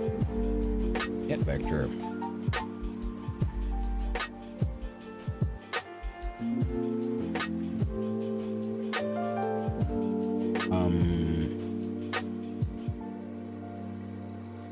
What should we call our?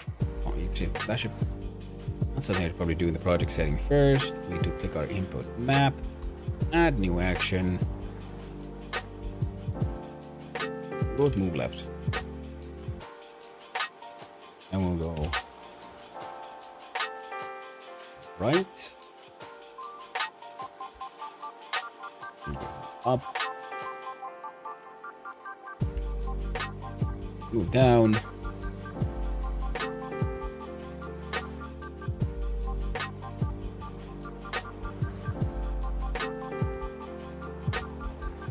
And I'll take action. Welcome back to the edge, everyone. Realized left is there we go, right.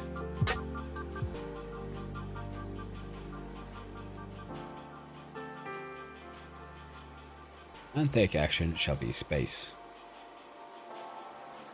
There we go. So we have move left.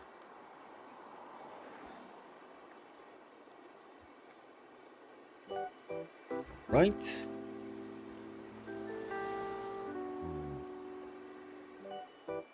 Yeah, negatives move up, and then down.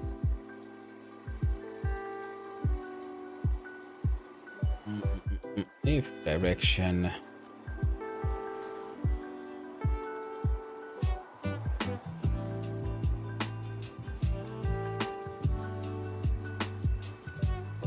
There we go.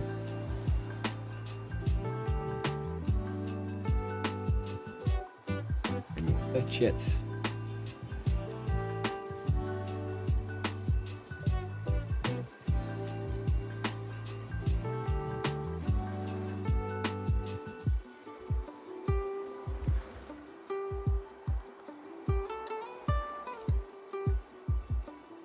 Will this work?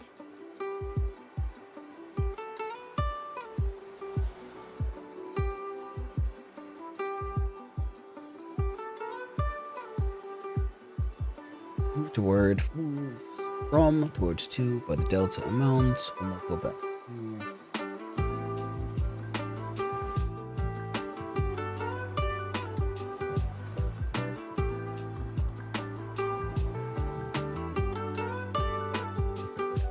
Reps value between 0 and the length. Value 0 the length. Limit reached. Next value of the function returns is decreased to the 0 side and increase the length.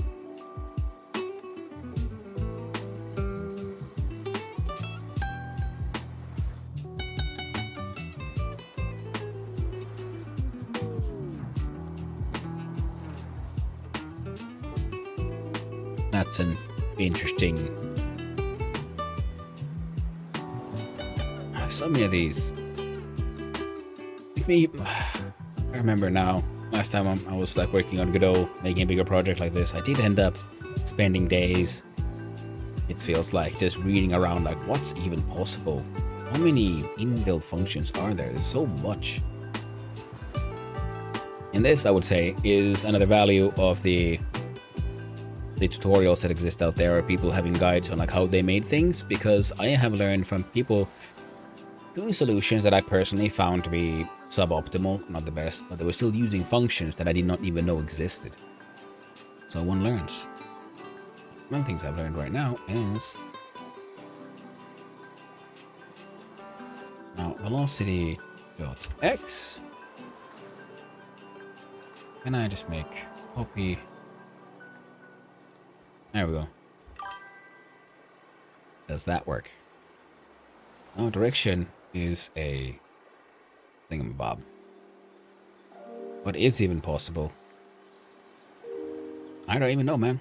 Answer seems to be all kinds of shit. We have UI, we have menu, enemies, player. You know what I don't have yet? We'll call it level. Levels. Create new scene. It can be a 2D node. That's why I don't like engines. I mean, that's why people like him, but I'm not. I mean, that depends on what you want to do, really. Like, I learned to code on C. Like, basic C, not C++, just basic C. And I like the fact that I kind of liked taking around with binary, like, memory allocation and so on. I think it looked like doing bit magic and so on. That was fun. I enjoyed it. I made a ray tracer in C and a, like, 3D visualizer and so on. That was cool. So, see, 2 years ago? Yeah. And that's why I liked it. But then, yeah, I mean, I would agree with that. But the problem, the good and the bad of engines is that it would require an education, like a course in an engine. Sometimes it feels like, just to learn like what all kinds of like things are there. But that is good. Shuffling bits kind of fun. Yeah, exactly. I mean, it's like, because I mean, you feel powerful. You're like, oh, if I do this and I reverse this thing here, then with one command I can do I can skip steps in math.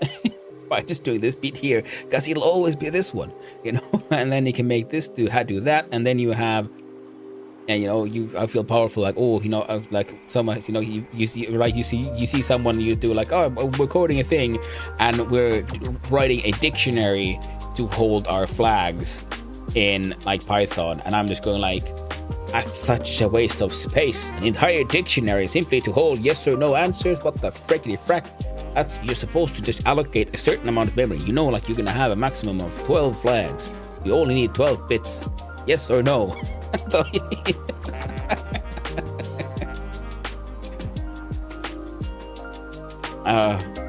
And then I realized, like, oh, well, I might be a little hyper-focusing on memory efficiency on shit that doesn't matter. still have such a feeling. Yeah, exactly, Pros. Yeah, exactly. That's the danger. We'll call this one just test level. That's the danger of starting with C, is you get too hyper focused on like, oh man, you're wasting memory there. You can't just use, you know, like complex data structures to hold Boolean answers. Man, you know, you have to write down on a piece of paper or somewhere. You have to have, or like in the documentation of your code, which bit does what. I don't, you know, the flag doesn't need to explain itself. It's in the code. And then you just use your macros and shit to like to make sure like, okay, well, flip this thing, you know, like, okay, add, you know, change this, flip this flag, and then it just, you know, the macro checks, well, it's number 12 on this bit of this short bit of memory. Super efficient, so fast. What am I even doing here? Oh right, I'm doing texture rect,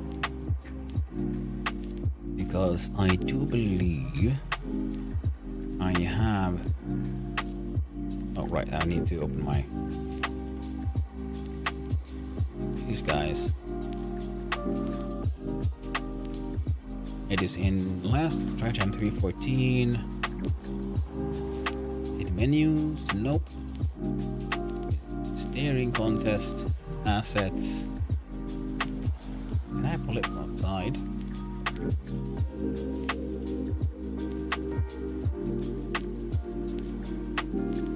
Oh shit, it did. Create new folder.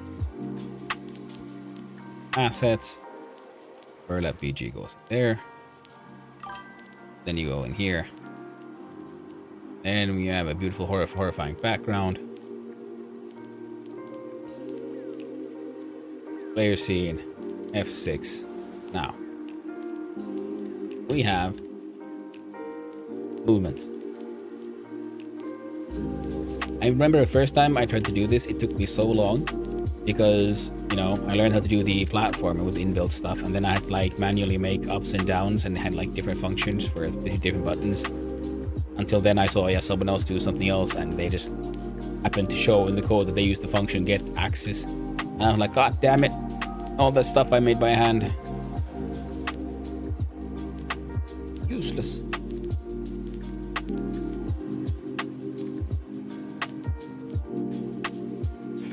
And I'm using Ian with the garbage collector, and I also have a memory output in corner of the window, and constantly jumping up and down. Someone asked me what's wrong with it, but it's just how Lang works.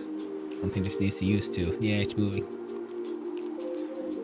Yeah, it's moving.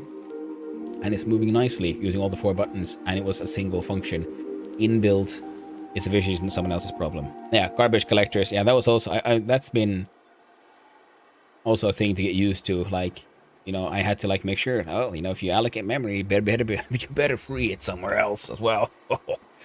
Because there's nothing quite as bad as a memory leak. Because that can make your simplest little, you know, puzzle solver just crash the entire machine.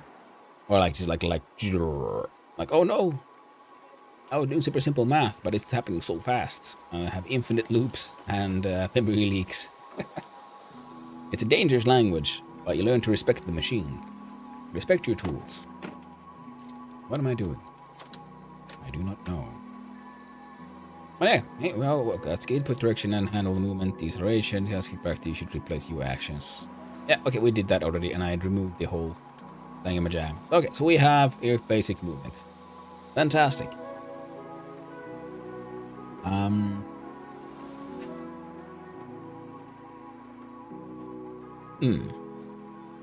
Let's create the character body. Call it just enemy for now. It'll be our test enemy pretty much.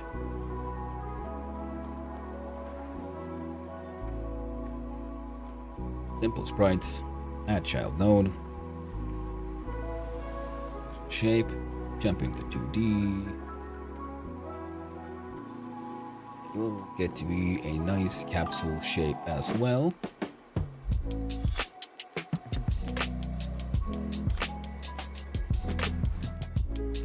Memory leak still possible.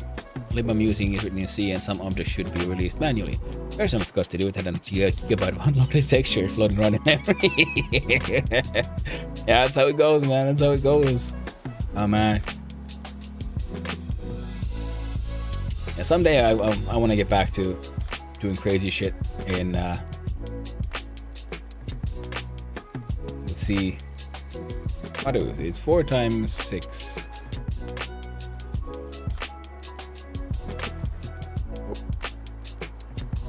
And yeah, now the same size. So if you look at some of my old assets, do you have anything here I could use?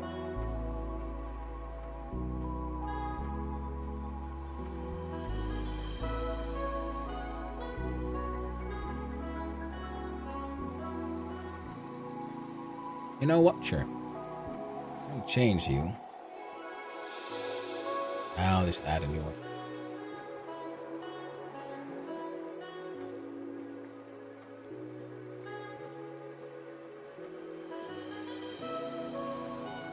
Animation, add an animation sprite frame. Into the sprite frame, we get enemies. Create new folder.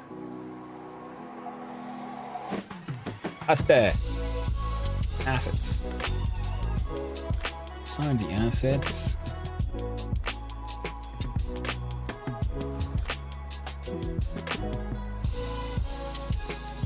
Copy these from that folder.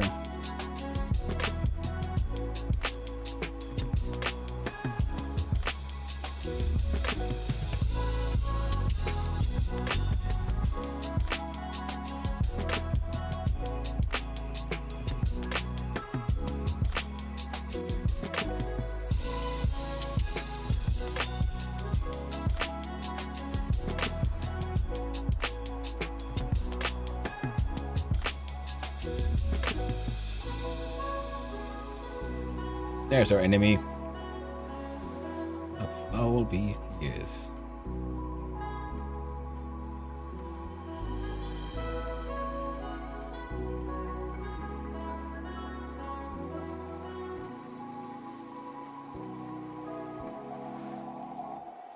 There he is. See? He's running. He's coming to get you. The first horrifying monster. The jogger.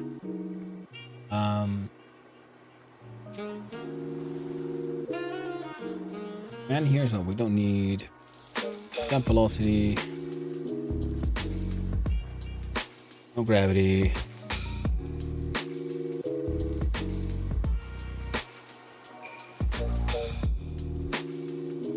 And direction should be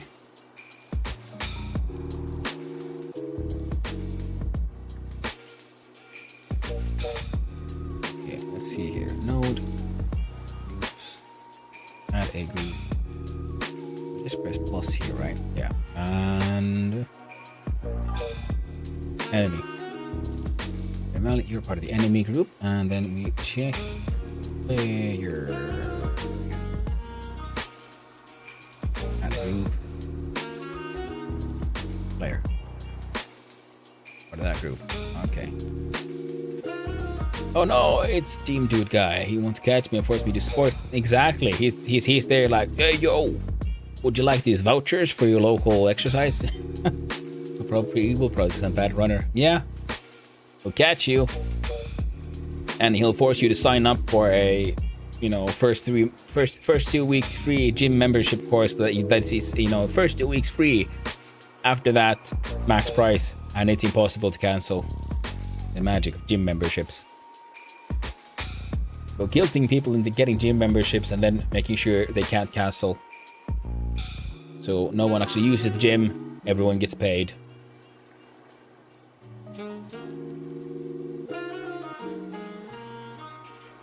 Being a gym villain is a win-win situation. Yeah. Mustache keeps on exploding. Now we have a gym dude. He is in group enemy. Now we want our dude to find the player.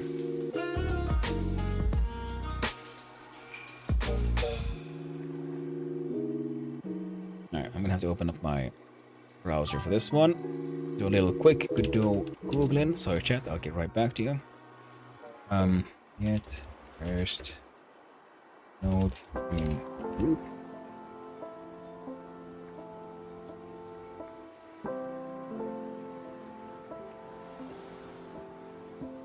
Get the first noting group you know you can use get tree, get noting group. See, I googled with get noting group, and you know what the function is called? It's called get noting group. Yeah. So good war. Because we don't want this in physics process. Where I want this one is in func ready. We'll add a var player.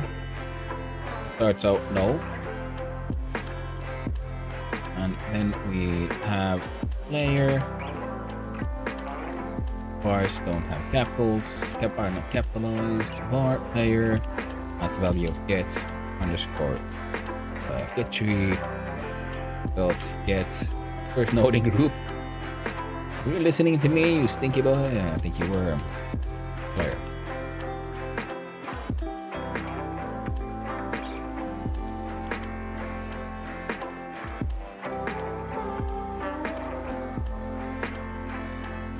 Oh, and you get a new emote? Inzoi Psycat. Yeah, I don't know what the heck is Inzoi. I've seen a lot of streamers playing around with that, and I've seen like people just messing around with the character generator that's like following your face movements. And I'm thinking, oh, cool, cat and hand, those are new. Yeah, so cat from the Inzoi, and we did that. I don't know that the hand is very sassy. Ooh, but yeah, with the September and the sassy hand, they do fit together. Yeah. I like that one. Yeah, your combination of the September and we did that one. And the goat emote, lovely one. Daily love, yeah. No, but it works because you know it goes sassy pants while at the same time it keeps on talking. The September like hey, you know, talking. Because you know if they would be too much in sync, it would look like it would be going like ma ma ma. I hit it all emotes a different rhythm. I mean, it depends really. For this one, it works because you know you have the face that keeps on talking, and you know rarely do you speak and do things in rhythm with each other. You know that kind of stuff. I like them to be in sync. Yeah, I mean, for some of them, yes. Well, that is an artistic choice. I kind of like those two are slightly out of sync. But for others, I do enjoy them. I haven't done much animation yet. I need to start making animated stuff. All my emotes are just the closest of the animation is the inbuilt and animated ones. Like, here's some of my animated nonsense. It's just pictures I've done. And using the in-game, and then of course there's this one made from a little bit of like photo editing.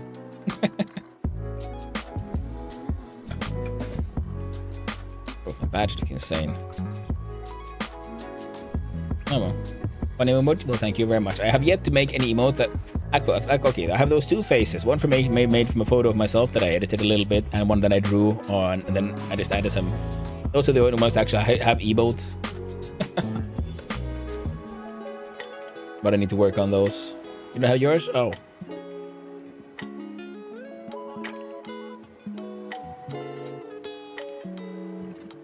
I like it, but I didn't think it'll happen. Oh, you mean like, do you stream? You haven't made it to affiliate yet?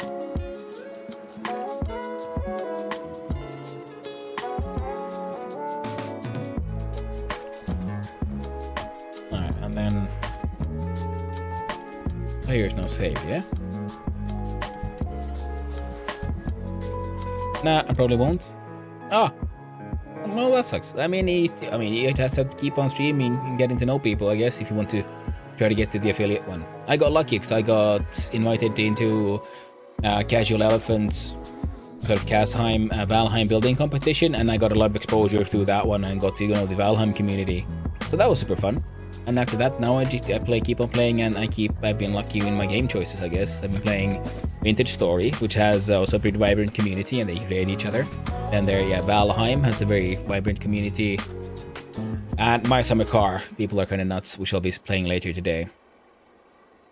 Now, direction is... We have, I guess, an aim word. Self dots. What's in it? Oh, look at, I think. Look at. Player thoughts.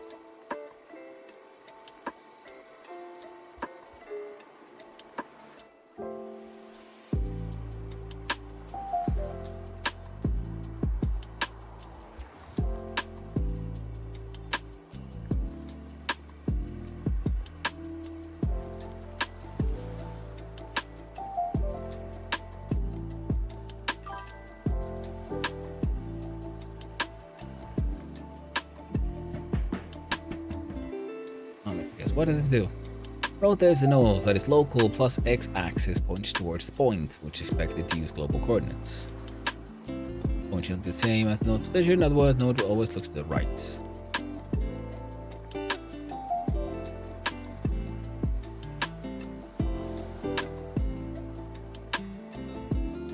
Wait, are you saying? Are you saying?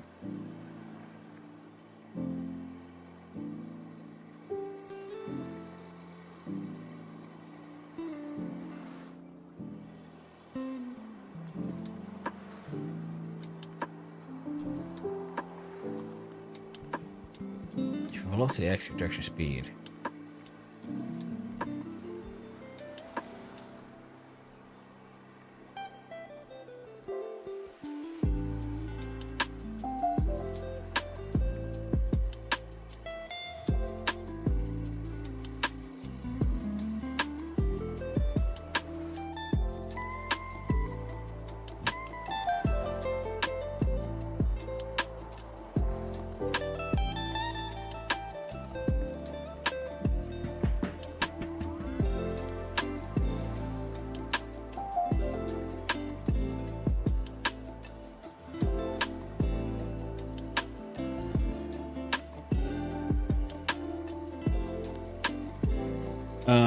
I remember Dude streamed a week, was rated by Big Dude, and got on second week he already had affiliation. Yeah, I mean that happens sometimes. Also, it's content thing. I'm very niche. Good old Unity, those are things that's unpopular. Yeah. I mean, yeah, it is a niche thing. I mean, the thing is, yeah, I mean, because getting to affiliate usually, requires some time, or getting lucky. And the thing is, yeah, you just need to be seen by people and have a good, stage presence, I guess.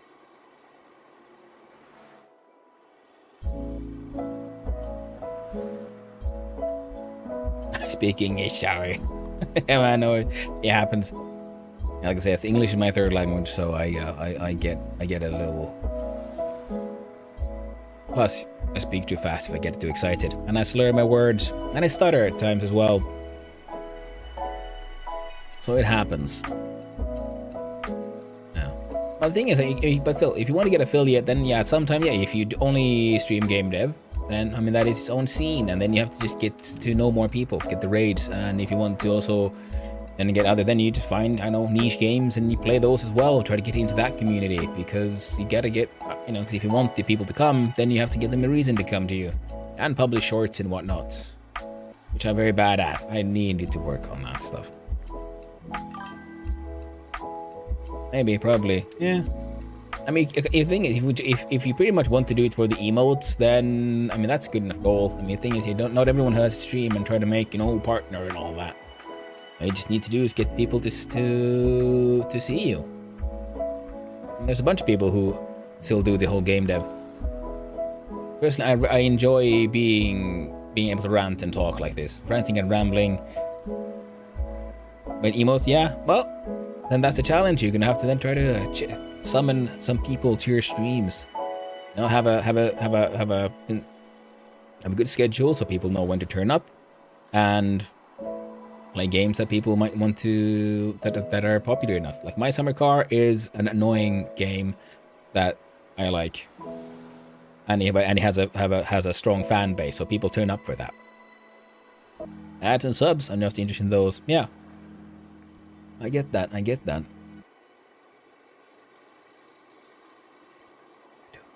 Why am I here? What am I looking at? I'm trying to figure out how to make the enemy's velocity work. So click on velocity. Current velocity vector in pixels per second used and modified during course of move and slide. Okay. Set velocity value, get velocity. Now we want our velocity because we believe rotating the object will change it where X is facing using Godot's inbuilt. So when velocity.x equals, I don't know, speed. I feel like this might not work at all, but we'll see what happens. Go to test level. Grab an enemy. Press F6. Well, it went somewhere. The most important part is it moved. Press F6. Okay. Rotation is working. It's aiming towards us, but that didn't change.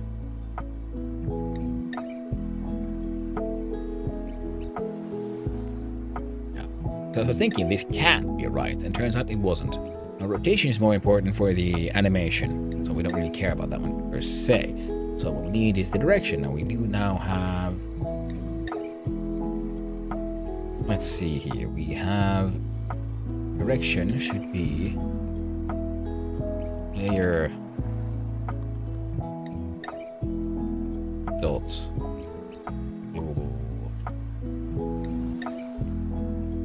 Precision.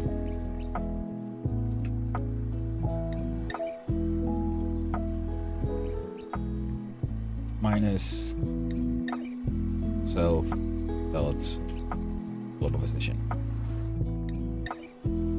This will either take us, towards or before or away from variables if the value doesn't have a set type. Cannot infer the type of direction.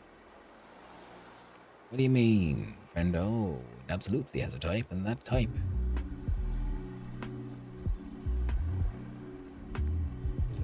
No, it's the vector 2.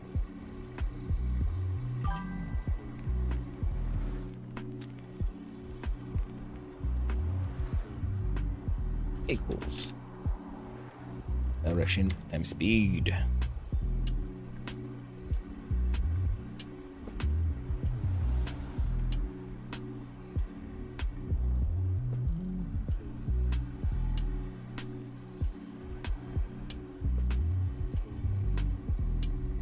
I don't know, strange funky tunes, yo. Oh no! I've been caught. They're way too fast.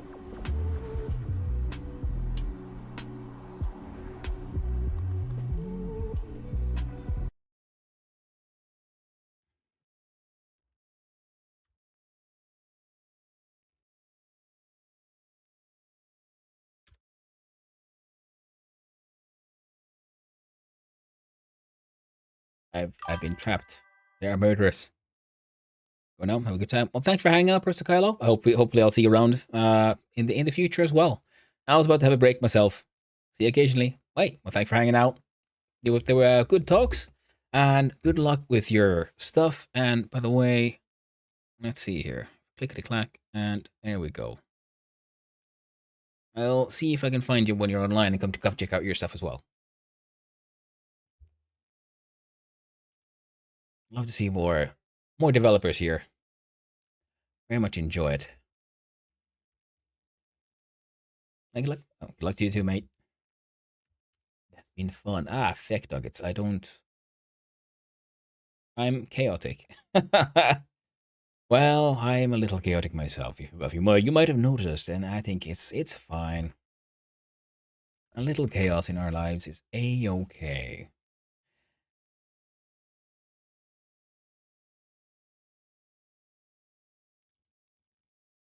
What if I just do this? How will this work? I'm thinking a little bit weird. Oh, no. See, it's working. It's very, very, very slow. Jogging boy.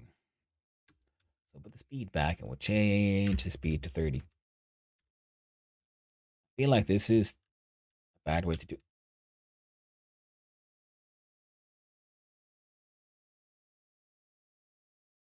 It's weird. He's speeding up as he slows down as he gets closer.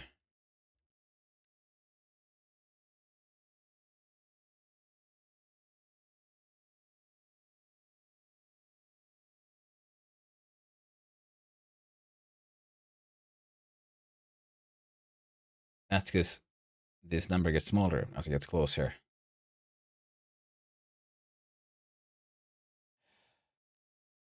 Ah, right, of course. Silly me. Oh, I'm dumb. Because I need to normalize it. Direction. It's vector 2. Ba-da-ba-da-ba. We'll do direction dot. I'm assuming normalized is the way to go. Returns the result of scaling vector to unit length. Vector may return incorrect value. The input vector is 0. Cool. Heck yes. Another quick test. See? Oh. I'm further away. He still slows down. Still slows down when it comes close. I've run out of music again. What is this? Why do you do this?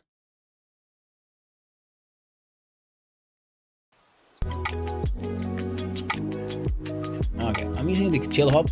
Their own like chill hop music, sort of radio station type thing, where you click and then it defaults the volume all the way back up. And previously I was checking out these playlists that they had. I played music from there. Didn't have these issues. I'm gonna have to return to those in the future. Now,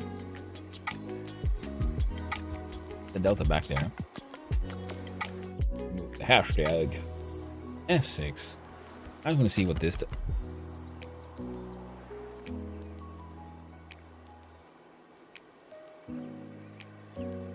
Direction plus speed plus delta.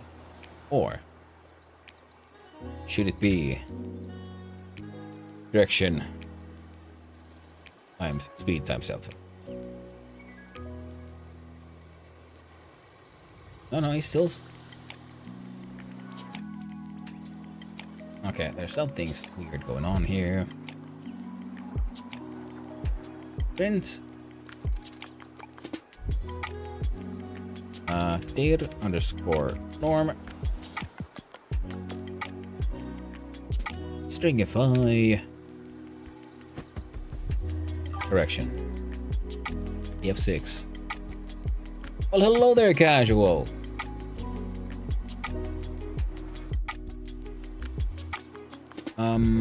That is... Oh, I'm so stupid.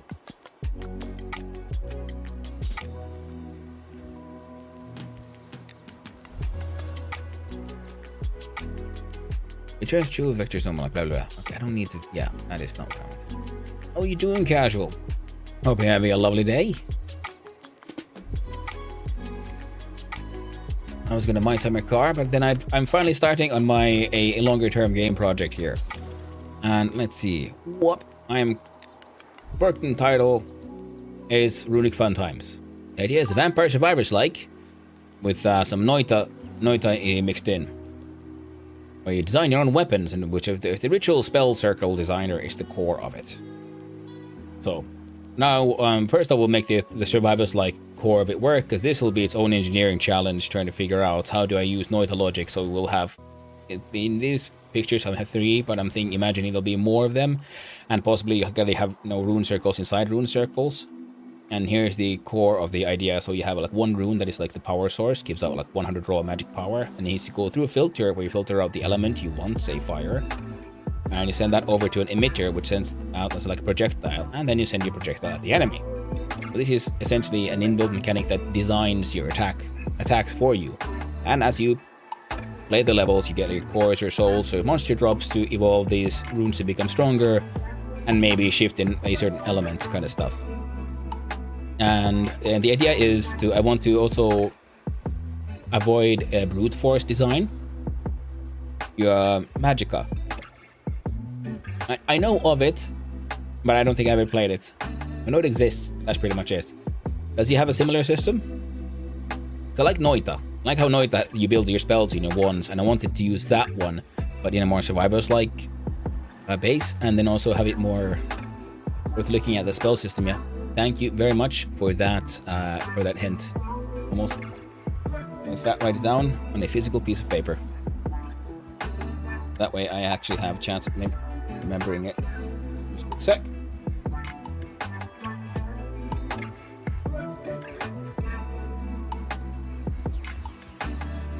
spell design wise, awesome. Very awesome. Yeah, so this is what I thought, because this will be its own engineering thing, because I want to have excess power, like raw power, that everything that's left over, that affects your cooldown. So you want an elegant design if you want it to like shoot fast and have super low like cooldown, but all the energy needs to go somewhere and do something. So you'll have like fast shooting but not very effective, or you can have it like rarely shooting but it has big blast. So I want to like punish wastefulness in your design. Go, must go. Hey, well, I hope you have a lovely time outside with Archer, my friend. He's the bestest of them internet boys. Now, direction equals direction normalized.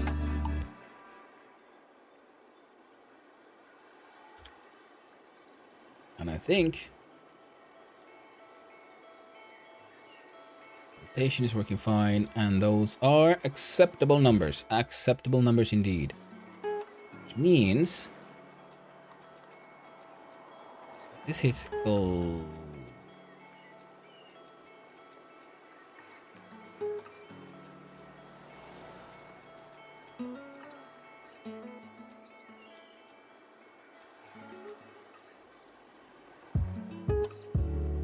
We'll see what happens. Thinking there, I've done something very basic. And yeah, see, they're moving super slow.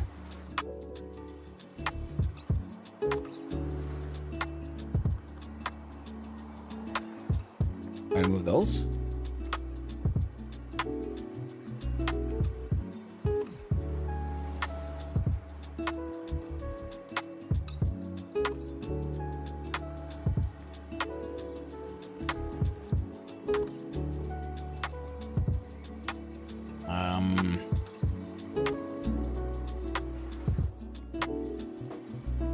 Velocity, direction, times speed.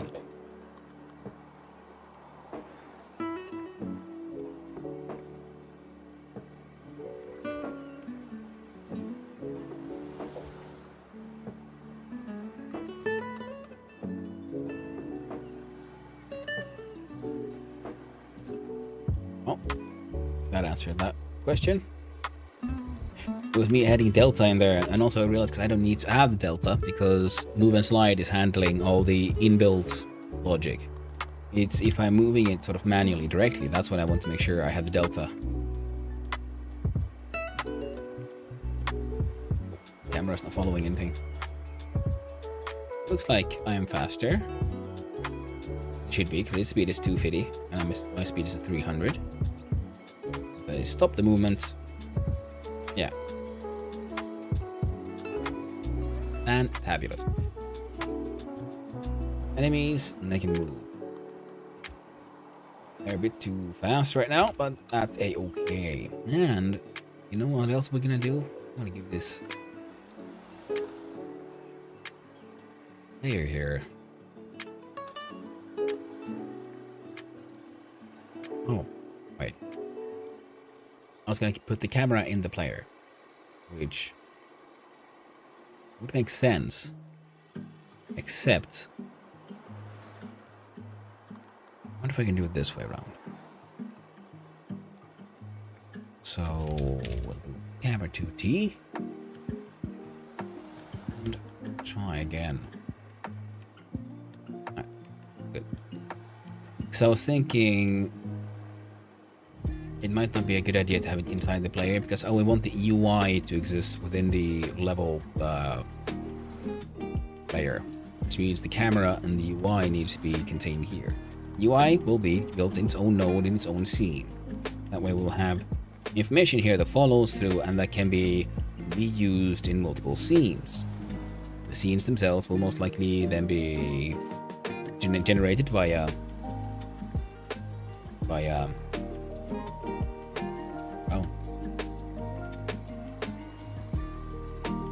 code.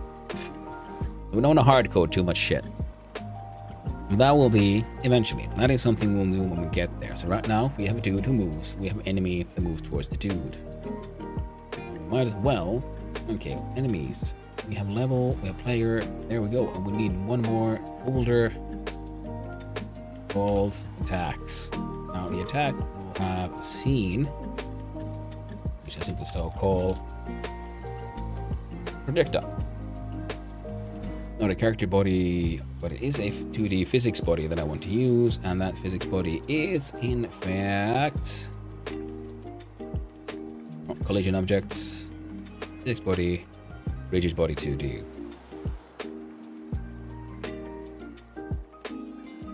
Yes. Add child node, and you should actually have an area 2D. Collision shape. My collision shape shall be circle. Why are you complaining?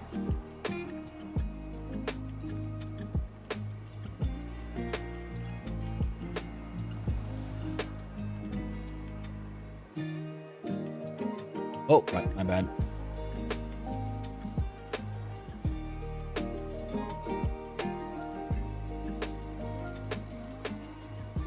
Bad indeed.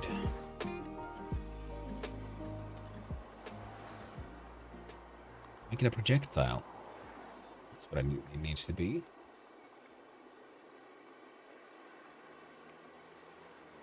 Projectile. Area 2D. Let's go in collision shape. And a sprite.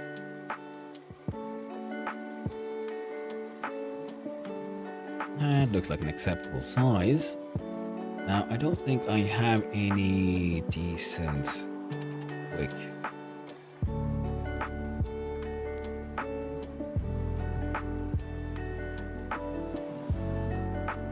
Oh,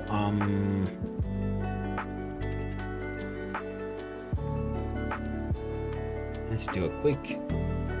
Oh, not reset. Until, what okay. There. Okay. Well done, Honeybutt. Doing your Honeylicious best.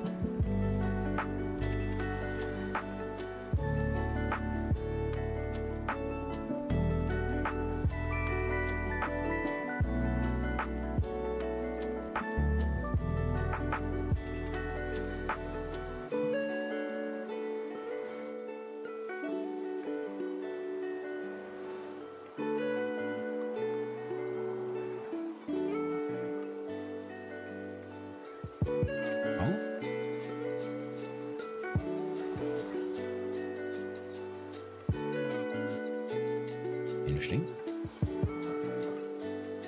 Anyway, what's a good color?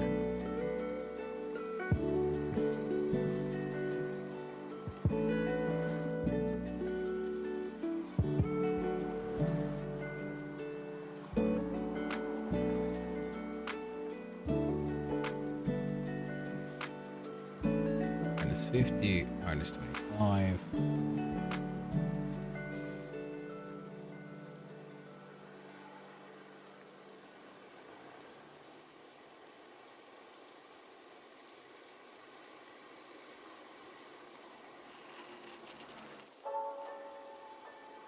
Oh.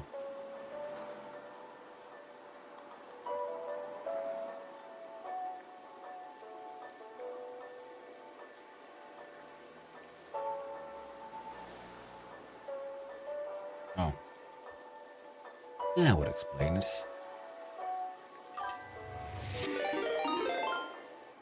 Well, hello there, Benny K. Gotcha. What are we up to? Software game developer. Thank you for the raid. Hello, raid party of 4. How are you doing? How's it going for you in your own game projects? Hello, hello, it's a Rayman. How you doing? How's it going with you guys? No.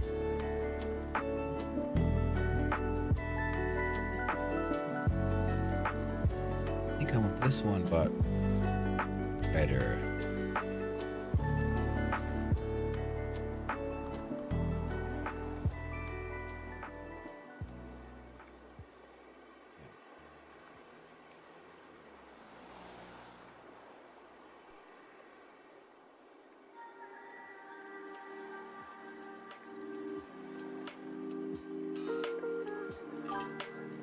Good, what about you? Well, I'm doing quite well.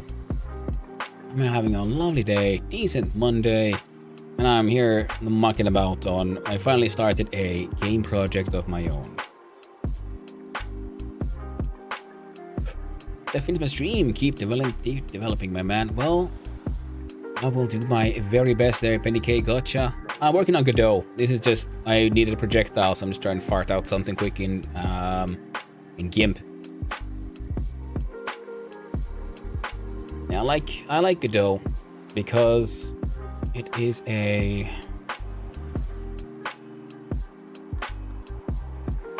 damn it, why do you keep changing your size? Because I'm gonna make it top-down vampire survivors like. It started today. I've been doing these weekend game jams. Is it worth it? I mean, I absolutely love it. It is super simple. And that is one of the best parts because, and of course, it depends on what you're gonna make. As with all things, you should choose your tools depending on what you need them for. I'm making a pixel art, top-down, vampire survivors-like clone because I have this idea I've been wanting to try out for a while.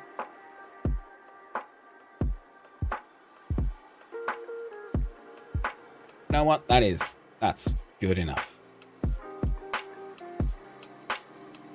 Export as documents. Runic fun times. Tax. Create folder. Assets. So right now I'm just prototyping some shit. Export. Don't save any of that. I just need nothing. Also, save as projectile. In straight up document. That's fine. Sorry, chat. I'll be with you just a sec. That became a lot bigger than I thought, but that's fine. Hey, there we go. Flip, flip.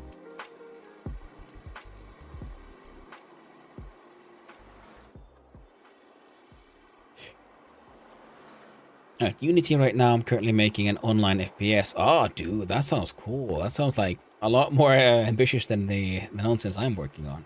Oh, it's slightly off, but it's fine. It's fine. It's a prototype. What I need to do is not worry about it. It's hard work, man. Oh, dude, I can imagine. If an FPS itself is hard, any game is hard. Then you're making it online multiplayer. I mean, that is its own can of worms. I would like to try to make a multiplayer game at some point, and then making that online multiplayer at that. Oof, that's rough. That is very rough, dude. I mean, so far, okay. So, cause I started today, cause I do on weekends. I do these game jams. These 3-hour game jams, and I've been doing those. So today, then I started. This is my Runic Fun Times main project number 1. It's Rayman. Well, thank you very much for the follow. It's Rayman. I appreciate it very, very much. So here's the core set. The core concept is a vampire survivors like, where you design your own weapons. It's a ritual spell circle designer, inspired by Noita. I've used Unity for 3 years. Okay, well that's good. So at least you have experience. So you should know what you're doing, sort of, hopefully. I've been just sticking around with Godot every now and then for the past year or two. So here I might sort of like TDD. Like here's, you know, you design the circle, it creates an attack which creates the projectile. Right? What does it need to know? It needs to know speed, spacing, damage information. Thank you very much for the hydrate. I appreciate it very much.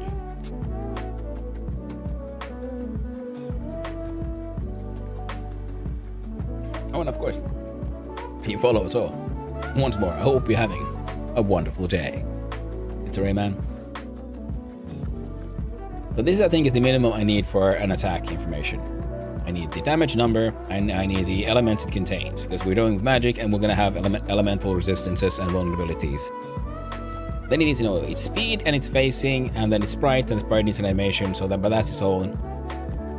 Then I would like to be able to, that the Are you using GD script or C# plugin? I'm going with just GD script. It's good enough. Because I never learned C#, I was actually considering like if I want to make a 3D game at some point, something more complex, and I would like to learn to use Unreal actually, and that's all C++. Because my first language is C, it's basic C, and I would like to learn more C++. And in between, of course, you know, you learn all kinds of languages, and I've been taking around with Python a little bit, and then that's why GD script felt logically enough. And like CPP much, yeah. I mean, I get that. I mean, it's what you're used to, really, what matters. But it seems interesting enough. I kind of like it, and of course, because CPP is close enough to this basic C, which is again, it's what I started with, so I feel more comfortable with that. Oh, GD script's Python-esque structure has been super nice, though. But anyway, this is the like basics, minimum of what an attack needs. Different kinds of attack for the fields, waves, and I'm thinking, what else do we need? Enemies, minimum art, sound, speed, resistances, the attack information, and hit points. Later on, I want to add more complexity using the details like size and mass, different kinds of move styles for different AI styles. So I do like if they dodge around or something. And then for like, are they stunned or whatever? Again, those are can be added later. And here's just, you know, what we need: a main menu, some settings, save load systems, UI, monster structure logic, so many things. And this is the core concept. And so I decided, well, let's do at least something mildly code related today. So we're just making a super simple, and I mean super simple. Let me check out my test level so far. We have the Godot dude, and here's, oh no, the jogger enemy. He's after us. He's gonna sell us a gym membership. See, he doesn't even flip or anything. So if enemy is coming at the player, they do nothing when they get in contact, but they'll chase you. So very survivors-like so far. All we now need is attacks. Of course, I don't want the attacks to like be launching automatically. I want to, you know, have space will be launch attack. And then depending on how you want to play your game or design your run, then you'll have different kinds of spell structures doing different things. You'll have your projectile attacks, you can have waves. I was thinking maybe you could add stuff that... Oh, I'll allow that one. You misspelled Niter. Automod was suspicious.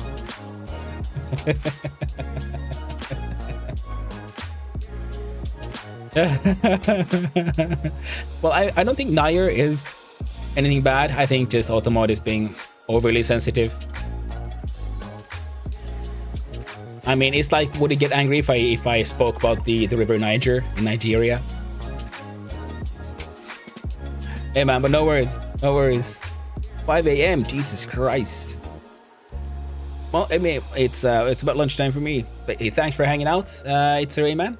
Hopefully I'll see you again, and I'm planning on starting on my stream with a few hours of game dev, and then we move on to the gaming of the day. Today will be my summer car.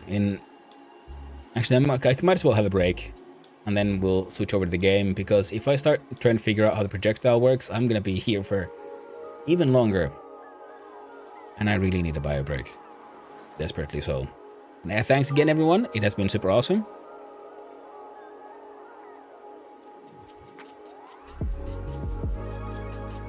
And well, I'm gonna have a bio break, and then we'll see how I feel after that one, because I kind of want to just add a projectile. It shouldn't be too hard. See, I even got my evil jogger. He's coming out to sell you his gym memberships. So of course you have to shoot him with your fireballs or tortillas to keep him away. It's funny how my 3-hour game jams on the weekend have felt almost, you know, a bit silly, a bit fun. I feel like I learned something, but already just smashing this thing together has gone pretty fast compared to my previous attempts at working on this thing. I mean, it is a very good thing to like just try to do a game in 3 hours. You get really used to. You learn to use your engine of choice. Because here, well, I mean, what would I need? Well, I would just need a with a collision shape. Does this thing have these signals? Body entered. There we go. On body entered. So we need to do it if body dot is underscore in is in group. Play yeah. Enemy. Yeah, you learn how to start up an idea real good. Yeah, exactly. And also try to like boil down what is it that we're actually trying to make here. What is the core that we actually need? So if body is in group enemy body dot get underscore hit. And we just need into the enemy, we'll have to add a function called get underscore hit. No inputs, no outputs. Oh, by the way, and also if I love Fira code, the font where it combines things. You can make it connects arrows, you know, equal sign followed by an equal signs becomes a longer one. A third one becomes an even bigger one. There's these names for these things, I forget, and then we have, you know, the line. We add a point. Oh, we can make longer arrows, really long arrows like this, because it combines them. Because you notice, oh, you're trying to make an arrow. Let me help you with that.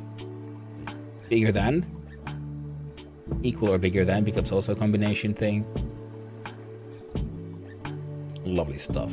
Get hit. What do we do? Well, we need a hit points now, don't we? So that a bar.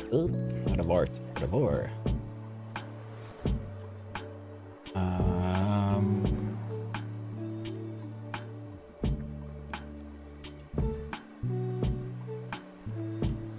We should be using snake case for this. Can't remember. Points equals 3.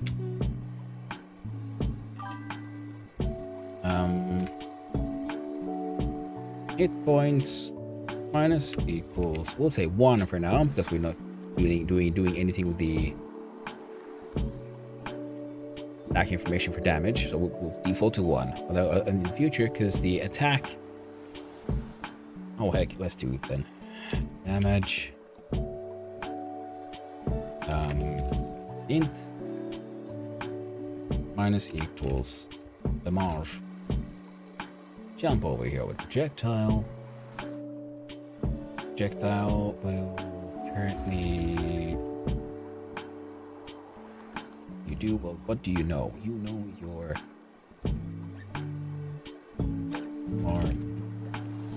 damage equals 1.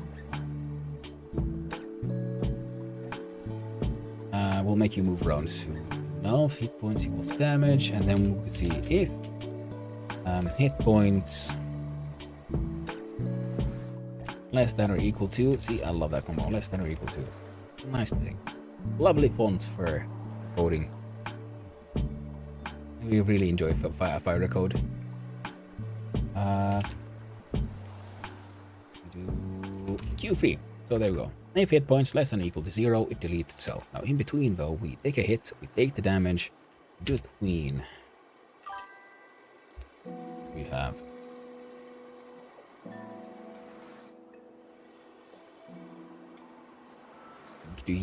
depending on how do we damage resisted, we can change this and so on, but we can do very like simple nice inbuilt animation in Godot like this, because we can do a var queen. I'm using this is how usually it's on, you know, all the instructions, so we'll just call the var tween for now as well. Do get underscore tree dot, was it make tween? No, create. Yes, create tween. Now we have a tween. What is a tween? It is an in between tiny animation. So if you do tween dot, so here I'm trying to show off all this cool stuff, and then I immediately forget what the heck am I doing.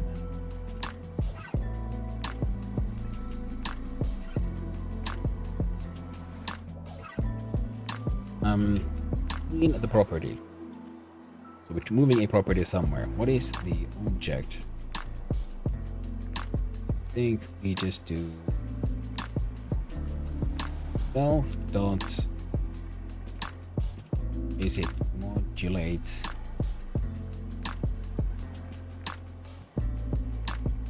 property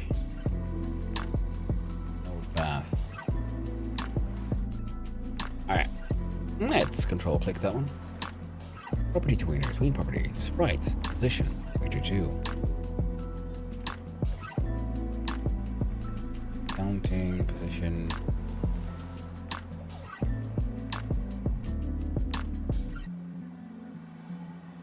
Now tween, create tween. Oh, what? We can just do. What did the example say I had to get 3 for create tween? Lied to me, chat. The internet. How could they do this? Well, that should work. That would make more sense. Between the property. What? Of sprite. Right.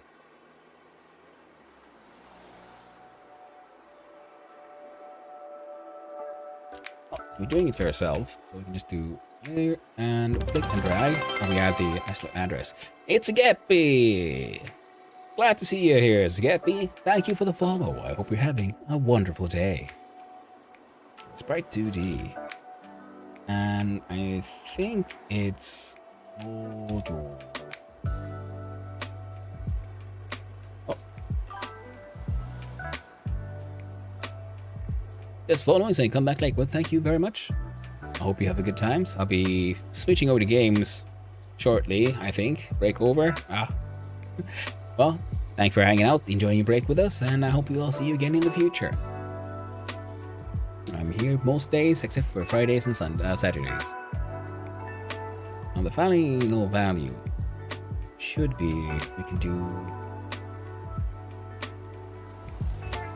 a color object, and it has pre-made stuff. So we'll do red. Now what is the speed? We want it to reach in 0.05 seconds. And is followed immediately by modulating back to white. Oh, wheat? What? How long do you usually stream? 7 hours usually. Yeah, between 6 and 10 hours, to be honest. I try to do a minimum of 6 hours. I've been on now for 2 hours 47. So, but today will most likely be until 7 o'clock for B, which is in, well, 6 hours. Right? No. Oh, 5 o'clock for me. What the heck am I talking about? 4 hours. So 4 more hours. 4 to 5 hours more. No, thank you. You're not cheap. Well, thanks, Kepi. Glad to. I'm glad you enjoyed yourself. I'll see you around. Now, it should now, when it gets hit by the projectile, create the tween, we use the tween to animate our sprite, and we modulate it into red, and followed by immediately modulating back from red. Then we do the health point calculation, and if hit points low enough, then we queue free. So they should work. In fact, we could even have these be separate functions, where once you get hit, the tween does an animation, and then once the tween is done, it has a callback function. It calls the actual damage calculation. But we don't want that, because eventually we want, depending on the damage taken, we want the tween to choose its color. Like for example, if it's hit something that has a resistance, we want a different flash from something that is vulnerable. In fact, we could combine this with all kinds of states for the enemy, such did it get stunned, or did it have this? So more visual feedback in an almost immediate effect for the player, I think would make sense. But for our test here, I think this should be hopefully enough.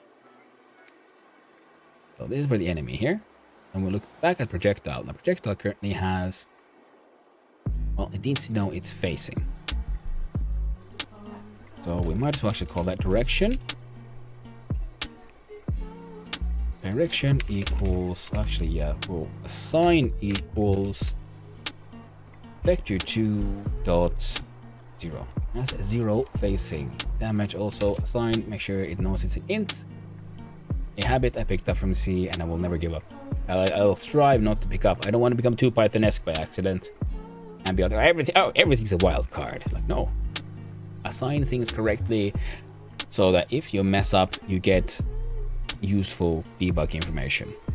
Because I will most definitely mess things up. That's what I do. Ready? Oh, we're not doing anything with ready, but I can hang out there. Delta. You know what else? We need a... You know what? That doesn't need to be a variable. This could be a... const. We should call that speed. Assigning it feels unnecessary, but we'll do it anyway. And your constant shall be speed. Well, it needs to be faster than our dude, so we'll put it 400 for now. On speed 400. Now, in our process, we shall... This is more like strictness. Turns runtime issues into compile time issues. Much easier to flush out. Also, good morning. Well, good morning to you, another Jamie. Hope you're having a wonderful day, and I totally agree. I mean, I think that is the benefit of learning that my first language was C, because yeah, you learn the hard way of what happens, of why strictness is important. And so first of all, yeah, it just didn't work unless you decided you had to do it, or the code just didn't do anything. And then when I've played around with Python and stuff, and then I looked at guides and like, how do I do this? And I'm like, oh, you just assign a variable and you just put whatever in it. I'm like, no, that makes no sense. That breaks against all the rules I know of. Because what if it contains the wrong kind of information, and it's now going into a function that is expecting A and it gets B, and then you have to figure out like why isn't this working? Oh, because I'm trying to put like a vector2 inside a float. Whereas I would have gotten that information immediately in the debugger of if everything is assigned. It's like, hey, yo, you're trying to put a vector2 inside a float, by the way, and we don't roll that way around here.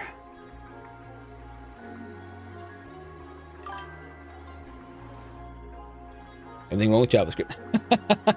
I wouldn't blame the language. I'd blame the users. Unless JavaScript, it blocks you from assigning, types. Which I don't think it does. But that is, yeah, I won't see it. There's many languages that anger many people for various reasons. Mostly it's because we're all used to working in a certain way. And when a language it allows you to do things in multiple ways, you get upset when people are using a way that you consider to be bad. Whereas in the end, we should maybe think, does it work? Yes or no? Do we get results? Yes or no? But I will also stick by my claim that, does it give useful debug information? And is it human readable? Are very important details. You can do lead code, but if you return to lead code later on, try to figure out what does this actually do.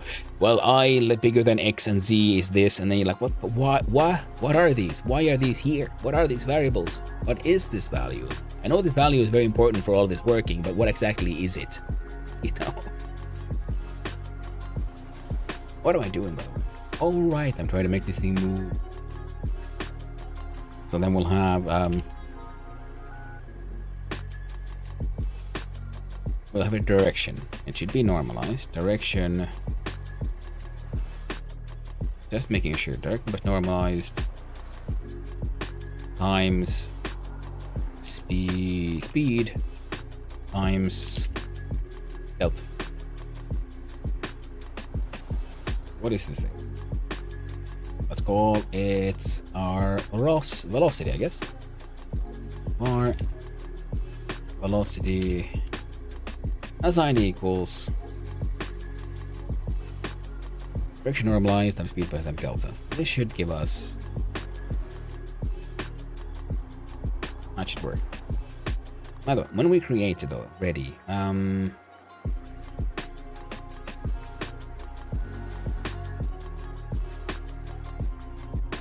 no, we can't do that. What we can do is add another function. Func, no, not fun, but func, give direction,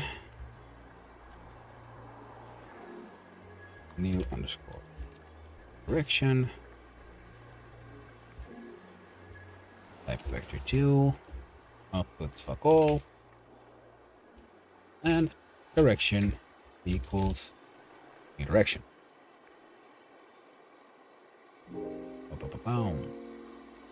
Oh, right.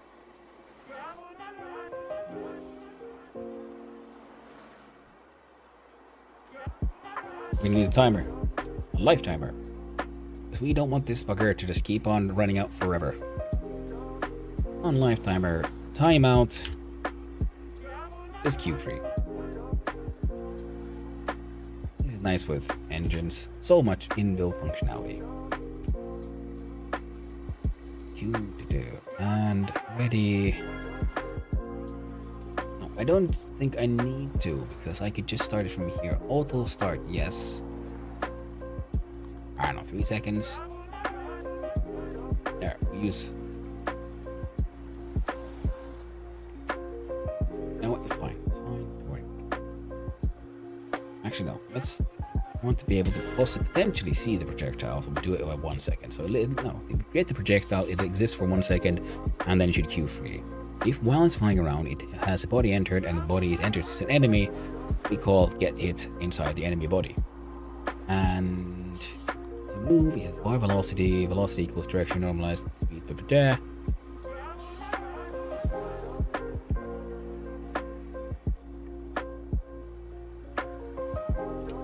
So then we'll have self dot position. No, position. Come on. It's left. Self dot position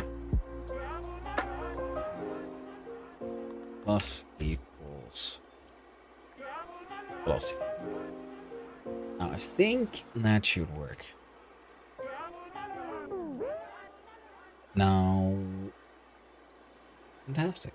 Now the player simply needs to know about projectiles, which we can do with low control drag. We'll have our it goes hanging out here with the constants, and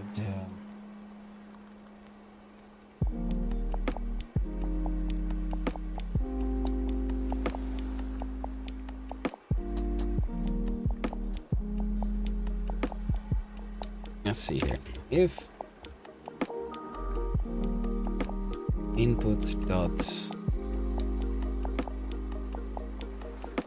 action just pressed is take action, and you shall call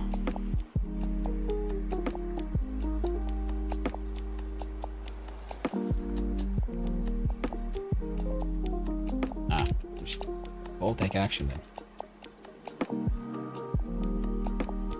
Naming things. Func take underscore action. No inputs. No outputs. We have bar. Projectile. Which type of big projectile dot instantiate. Now we have instantiated a projectile entity inside that variable. Now,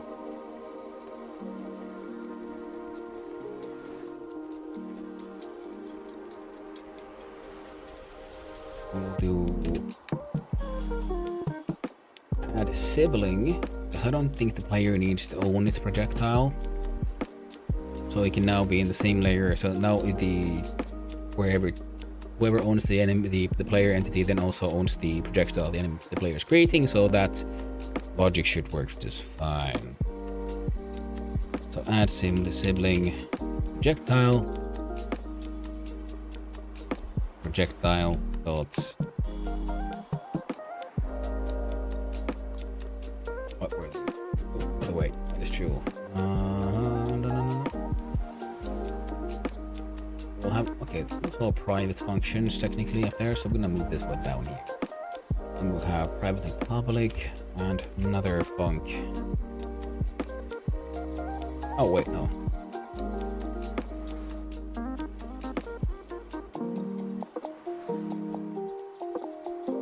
What's it called when you like prepare something?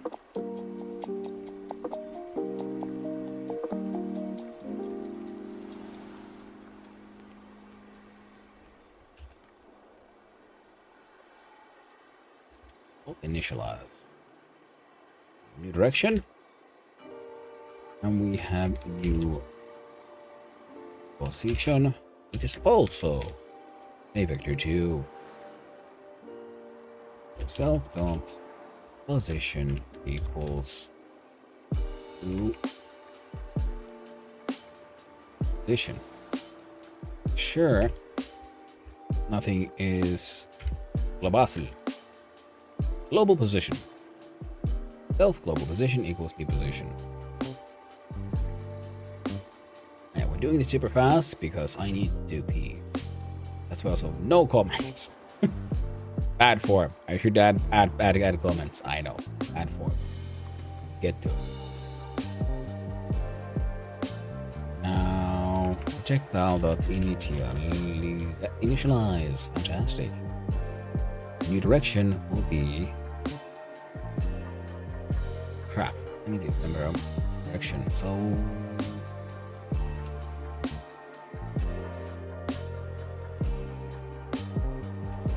Pull that one facing, and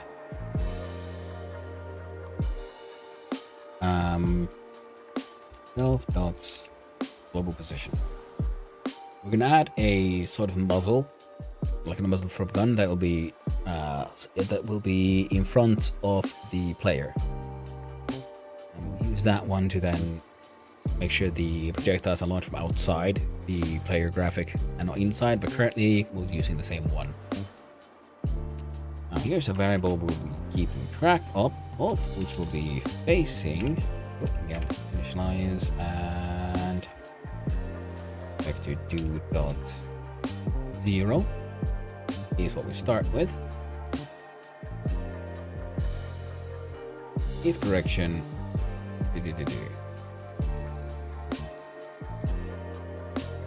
and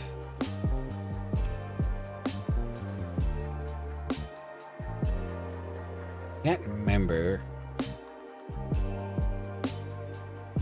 Yeah, we'll do that. So if direction does not equal a vector 2.0,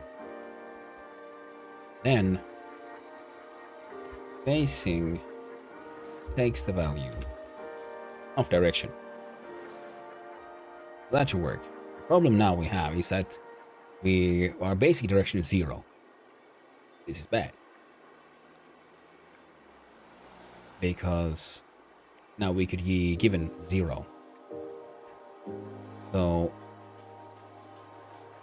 in fact, we need to change this into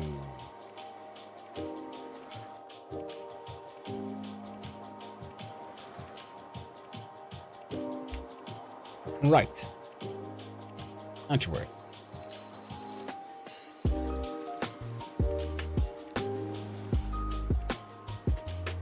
If direction does not equal vector 2, 0, and make the old direction the new direction. Now then, let's see, will it explode? It did. Invalid assignment of a property or a key global position vector 2 down. So full self D, and there we go. I have a strange habit of capitalizing things that should not be capitalized. Hey, it worked. Do not add that many D's in there, my friend. That's a mistake. I'm going to call the function get hit in base character board 2D enemy GD expected 1 arguments. You are absolutely correct, my friend. There we go. How about damage? Joker, he's trying. Tortillas. No! Oh, it worked! It goddamn worked, except.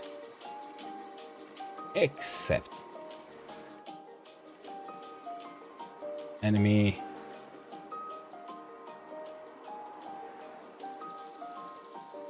How on earth did this happen?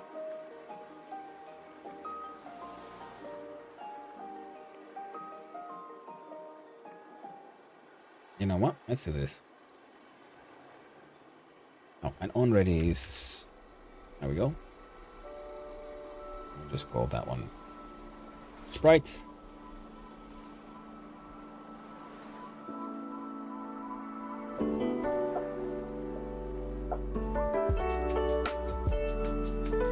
There we go. Doesn't change much. Looks, I'm not sure if I wanted to have more code, do more stuff. This, of course I do want more stuff to Sprite. So this way we can only call it Sprite and we can change whatever the Sprite is without changing the code. So some of this nonsense could actually be usable. Pew! I said pew. See, he blinked red. He blinked red again, and he's dead. Defeated by the tortillas. And the 1 second time.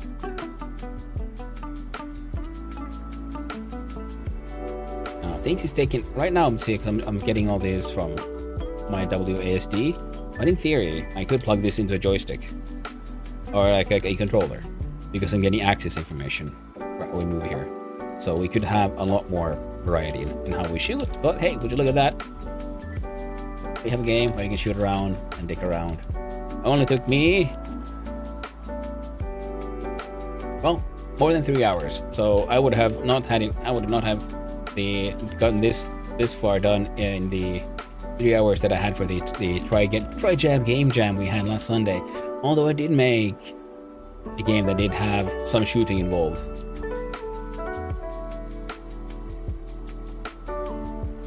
Now, one thing I want to do though, projectile. Get hit. You know what? I don't want you to fly through the beasties, so we'll have a. If you hit anything, Q3. Oh wait, no, we can't do that because you're starting out from inside the player body, so it would then never get anywhere. Right. Well, thank you very much.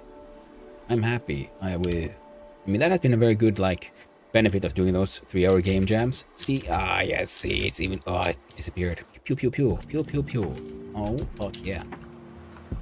The benefit of doing those 3-hour game jams is that yes, you can now. I feel like I can get started. I'm learning more about the basics, especially because every week I try to do something new or something I'm not very comfortable with, and that forces me to learn more and do more stuff in Godot. Because especially when a project grows, it's easy to have found a solution. You put it in there, and then you never look at it again. So when you later on you realize, oh, I need to do a similar thing. You have to go digging around and copy pasting some code. Now, I mean, this is a completely valid way of doing things, but then it's when if you start from scratch, then you have to be like, well, where did I find? Do I have to go to my old project and copy paste code from there? Whereas every week, if I have to do the basics again, I personally feel like I'm just learning more. So I'm having fun with this, and yeah, we are getting closer to an actual game. It is far from it right now. Now it's just a jogger trying to get us to join the gym. It doesn't do anything. There's no hurt boxes, no hit boxes. The only way to damage anything is shoot the thing at the enemy. But the core of the logic is expandable, actually, as is. No? I can use much of this already. I don't need to replace everything. It is an acceptable prototype for the core of a Vampire Survivors like. The enemy is spawned, they approach you. If they hit you, you should take damage. We haven't gotten that in yet. But we'll get there eventually. Meantime, let's see, we'll do this again. Right, I can't make that bigger. Well, we got something. Yeah, full screen. And I'll leave you all with a little be right back text. I really need to go to have a little bio break. And oh, this also adds soon, so those should help keep you all entertained for a little bit. So I'll be right back. See you soon.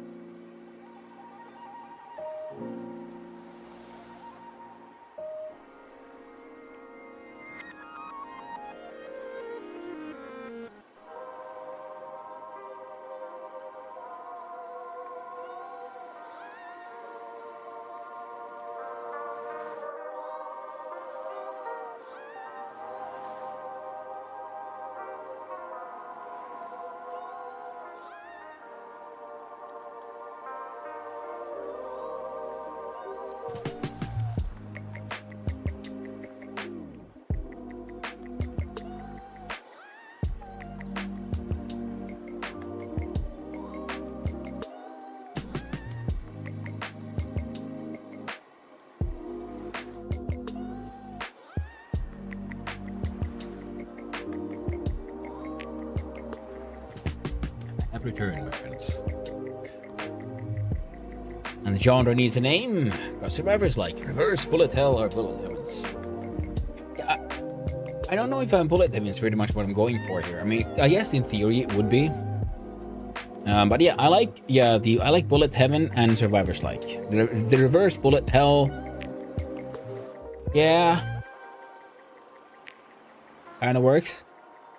But yeah. Alright, we kill it by pressing what? Alright, do that.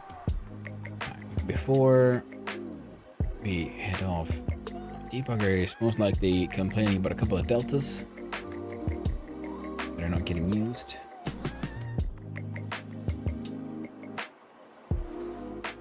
There we go. So, quick check.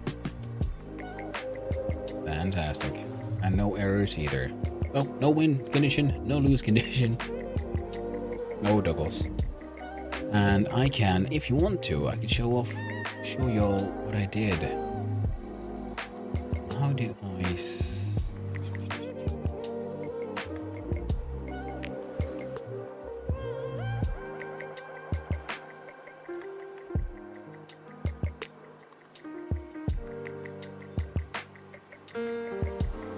I think everything's saved here, right? So I can do...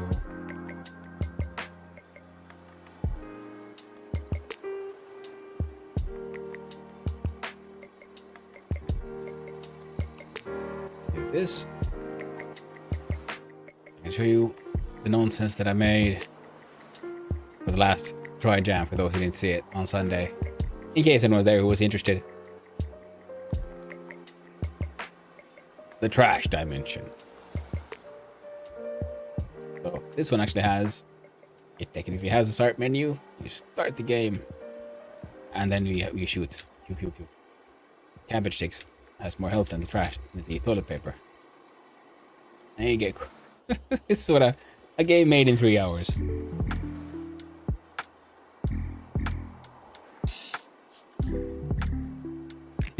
Main character is the Godoblin. There we go, too much trash. Got to 39.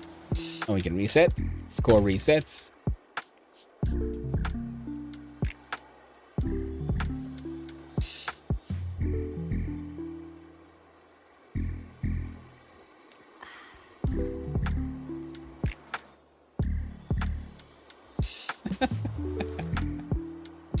Oh no.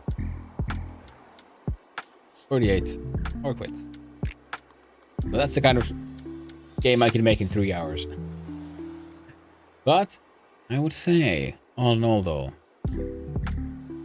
that's quite enough deving for today. Click it there.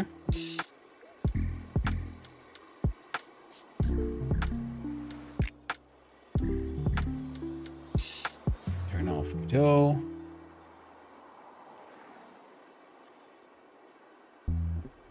Save.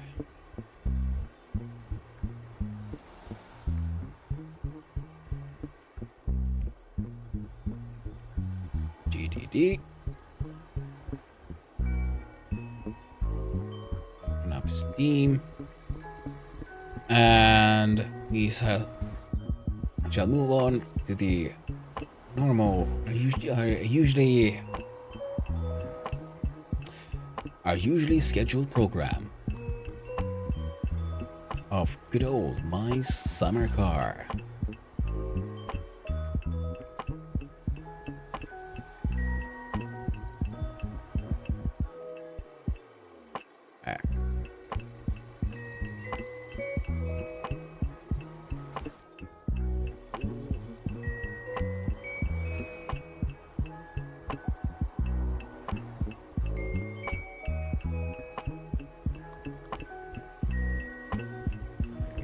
Play.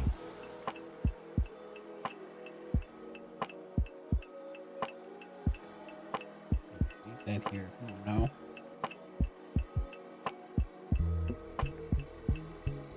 Excellent. Turn off la música.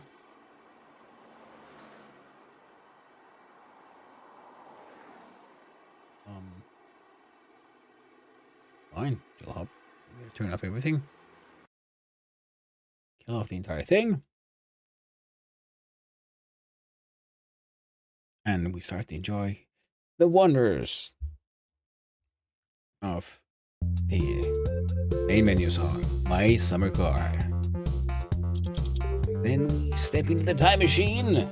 We'll travel all the way back to the year of 1995. Try to get our Satsuma running.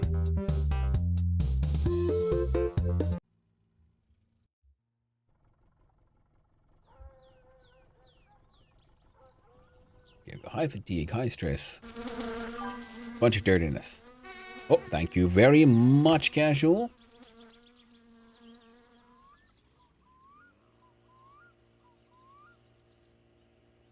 My Summer Monday. My Summer Mondays. Go.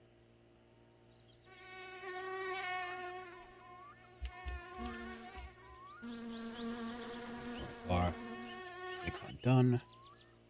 Double check on Twitch and yeah. Thanks, Casual. It is still I do most of my streams on just one subject, so I'm still a little forgetful sometimes with the whole title check.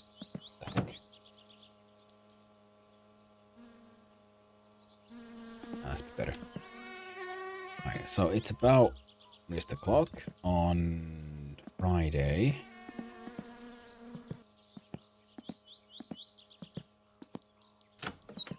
I think I was heading to sleep.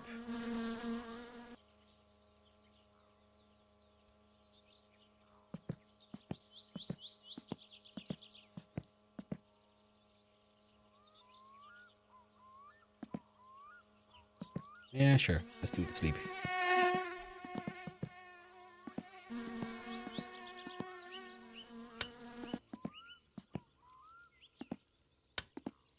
Turn off the lights. Enjoy the sleeps. Oh, yeah. Ah, yeah.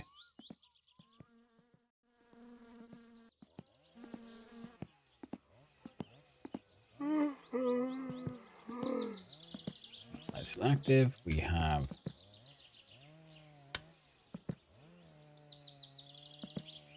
sewage tank jobs, hay bale jobs, sausage and stuff for grandma. We have some money and some Kilio.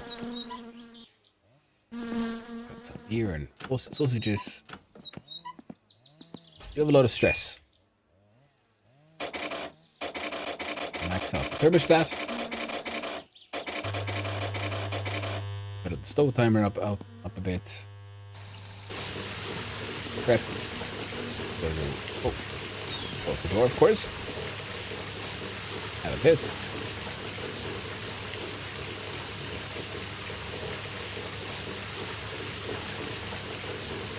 Yes.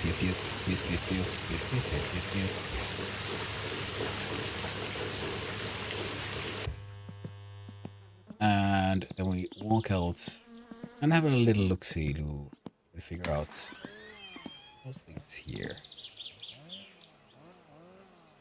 Oh, I think I actually successfully got the car over to Leetaris. Yeah. So let's see if Uncle's here, because I haven't actually gotten the keys to the Satsuma yet. I've gotten the van, but Uncle has been just hanging out, passed out in the middle of town. Like, you know, slightly dead and all that.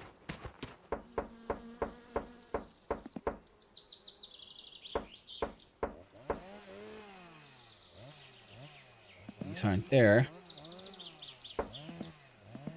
I don't think he's coming. I got the van, not the Gifu.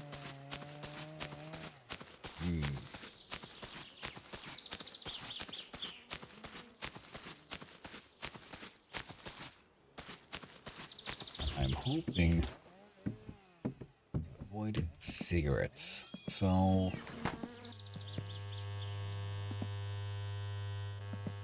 well, everything warms up. Is there anything I could do? Oh, hyvää päivää sinullekin, Tourmalines. Hope you're having a lovely day, my friend. I guess in the meantime, I could. Voi vittu. Voi vittu. Voi vittujen kevää. Voi vittujen kevää. Ei saata. Ei saatana. No mitä helvettiä? Ei saatana. Not the Satan. Oh.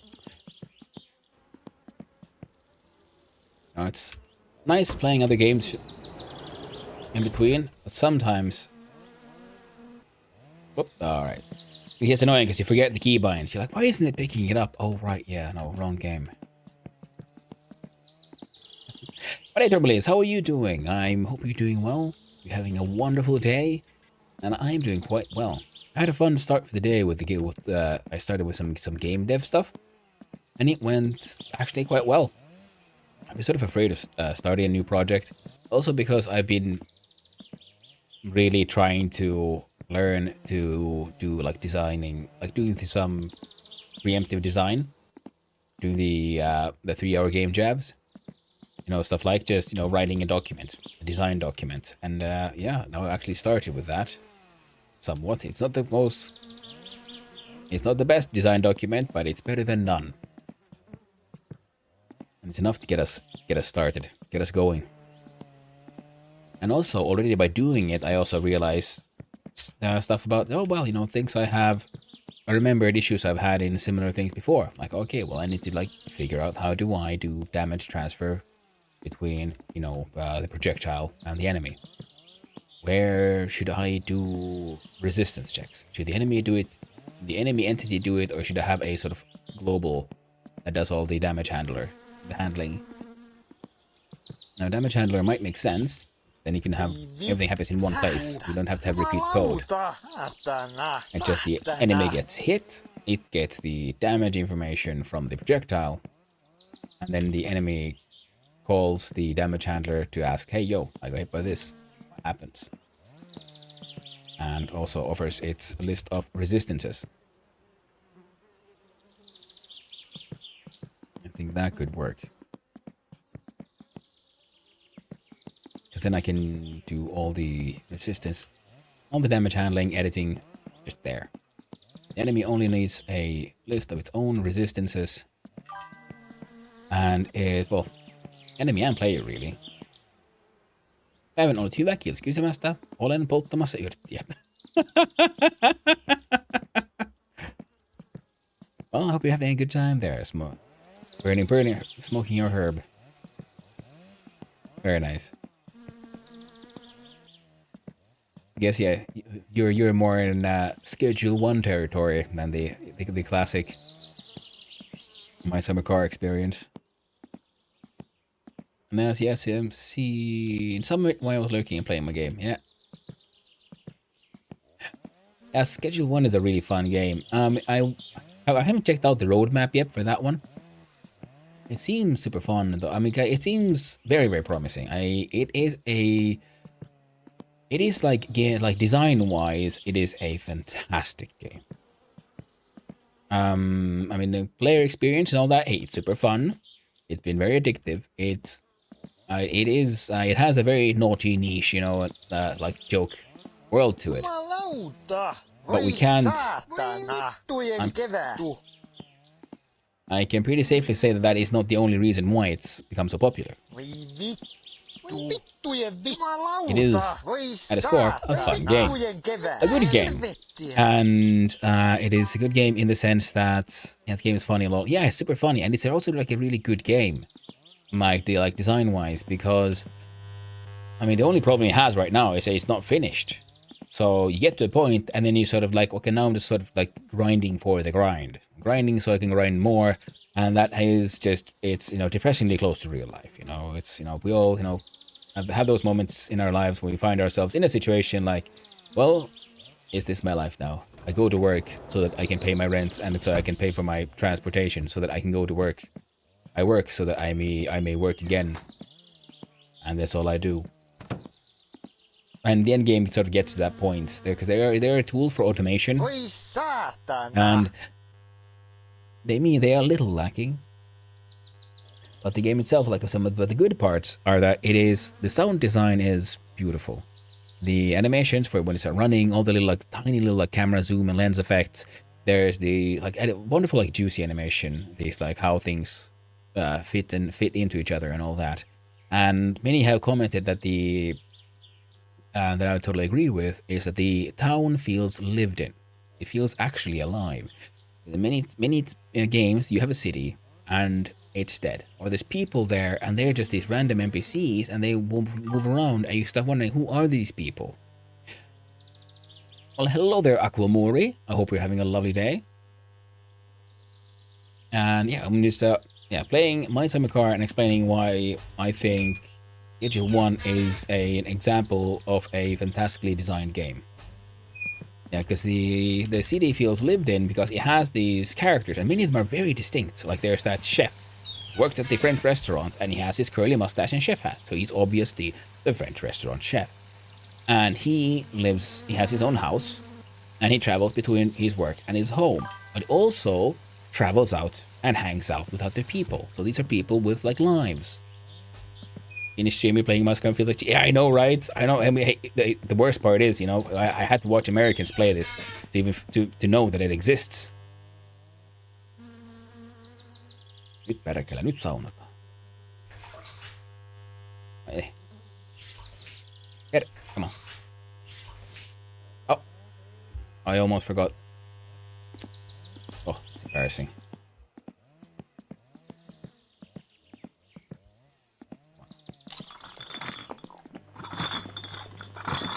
Can't even sauna with a beer. Oh yeah. There we go. There's it. There we go. That's the good stuff. And again, just like last Monday last time I was playing this, every time I play My Summer Car and I get in the in-game sauna, I start feeling like, man, I should warm up my own sauna. Sauna is so nice. In that sense, beautifully designed sauna with the sound effects and everything makes me yearn for the real stuff, the real thing. Feels so nice. How are you, boss? Well, thank you for asking. Aquamori, I'm doing quite well. I had a lovely start of the day. Ooh, I'm about to die from thirst. Let's quickly fix that with some beer. I mean, come on, please. Well, I'm no longer stressed. I guess we can be done here.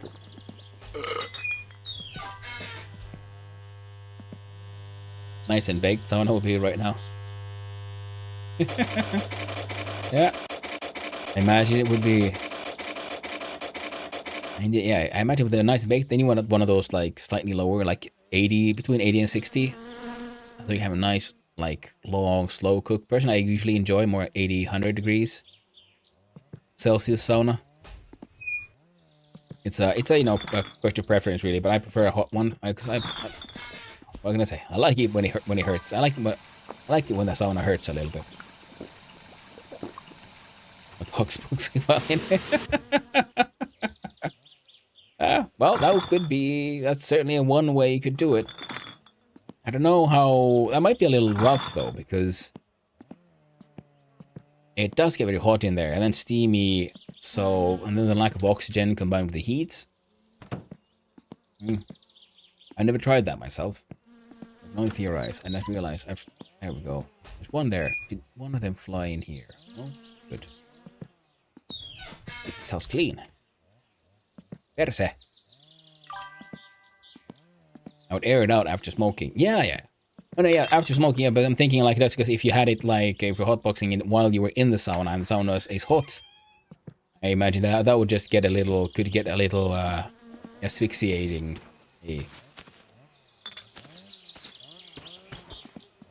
Ehtoon möllykkätä. No hei, on se Jukki. Päivä. Mitä sinulle kuuluu? Täällä on aika mukavasti mennyt. Ollaan tehty vähän pelejä tässä aikaisemmin ja nyt ollaan kuule pelaavat My Summer Caria tässä. Oi, että nyt on kaljan päällä. Nyt kelepaa, perkele. Jumalauta. On se hyvä. But for the moment, it'd be cloudy in there. Yeah. Yeah, I mean, that's all I was thinking. Because I was just imagining like having like extra smoke in the sauna. I think one of my bottles has disappeared. Pretty sure I've drank 2 beers. There we go.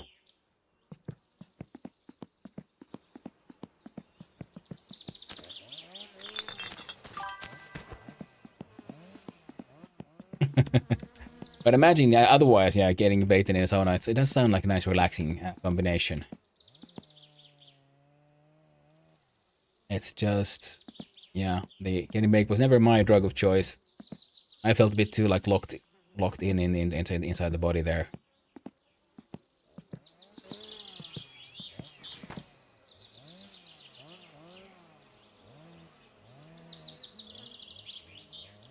Oh. That's what I'm doing. Back on track.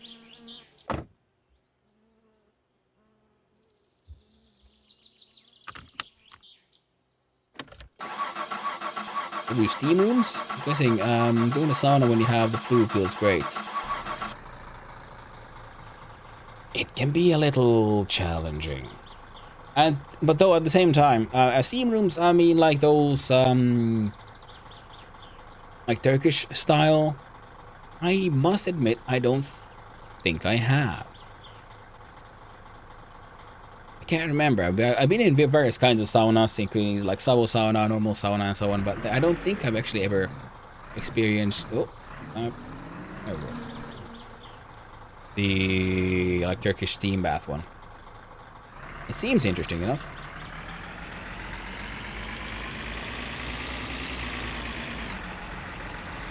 And with the flu, I mean, it can be. It depends on how bad your symptoms are, because the heat and moisture can help like empty the sinuses, get all that mucus melted out from there. But it can also be a little. It might help the flu, it might not. I think low heat, 60, 70 might work for it. It's more moist. Exactly. Yeah. I would agree with Onsiuki there. Oh yeah. So steam rooms. I don't think I've tried them. I would love to. Sauna and the flu. Onsiuki. Definitely hit the nail on the head there. And there's an old Finnish saying of jos ei sitä viinasauna tai terva paranna, niin se on kuolemaksi. If you can't cure it with booze, sauna, or tar, it'll kill you. So you're backseating? Hey man, no worries. I get distracted easily, so getting some backseat help with Finnish lore is much appreciated.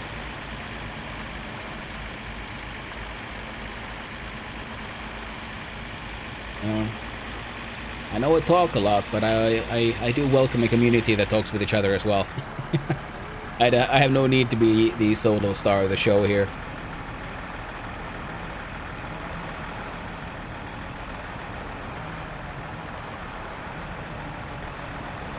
Yeah, the old Finnish adage of, yeah, being cured by drinking hard alcohol, which I guess is meant as, for like disinfectants. Sauna for its curative properties, which is, because you're essentially doing also an external, like, fever.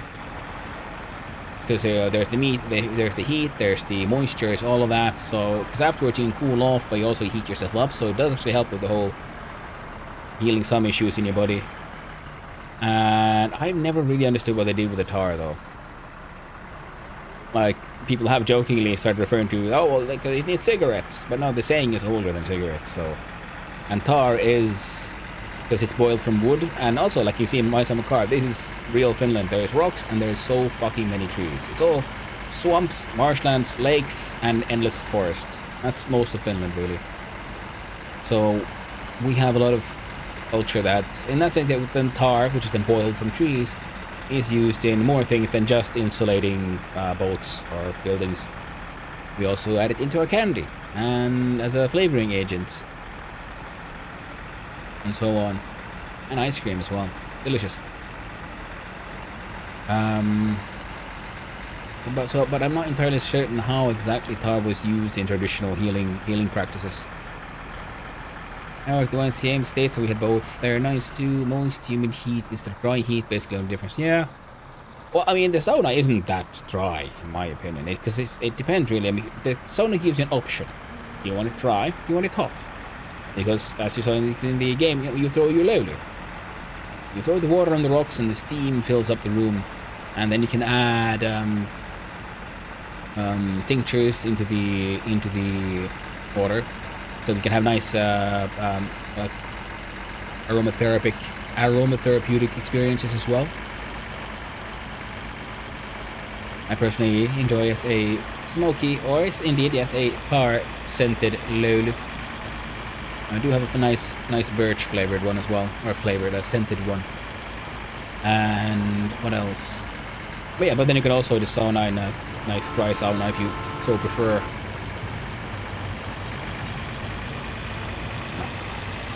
Train escaped me again.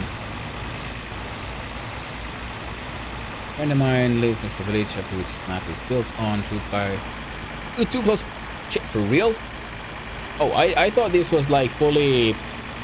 Like, okay, based on something, but invented. It's close to Pori. Oh, hot dog. No. Maybe we should do a road trip. Do an IRL stream. Like, hey, yo. We're visiting actual Peräjärvi. That could be a fun, like tourist attraction, and the locals would be really confused. Like, why are all these people coming here? Why do they want to check out our tiny little village? You know, we're happy to have people here, but why? You know? I imagine it could turn into a sort of like similar to the town in the UK where they filmed Emmerdale, because Emmerdale has been very popular in Finnish TV, and thanks to that, there have been a lot. And I mean a lot of Finnish tourists visiting the town where they filmed Emmerdale. The point that they were like, it was becoming humorous, if I remember correctly. They're like, oh, all these Finns coming into this tiny town in the UK for some of that Emmerdale action. A mix in a sauna. Like the gel or the candy? Or the like mint? I don't think I have actually. I imagine that would open up your sinuses. Terve. Mikä oli pojalla mielessä? Right. Hey shit, look at that, we got tires. Joo, sä niinku meinaat, että mun tarvitsis tuohon sun satsuman paskaa niinku koskea tämmöisellä äijän käsillä. Siinä voi kuule vähän tulla senään hinttarimainen olo, kun mä alan hieroa tosta peltiä vähän silemmäksi. Mutta tietysti jos sä maksat siitä, niin kyllähän sitä ennenkin persettä myyty.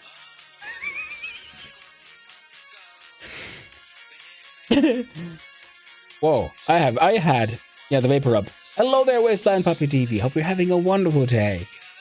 Holy shit, what a line.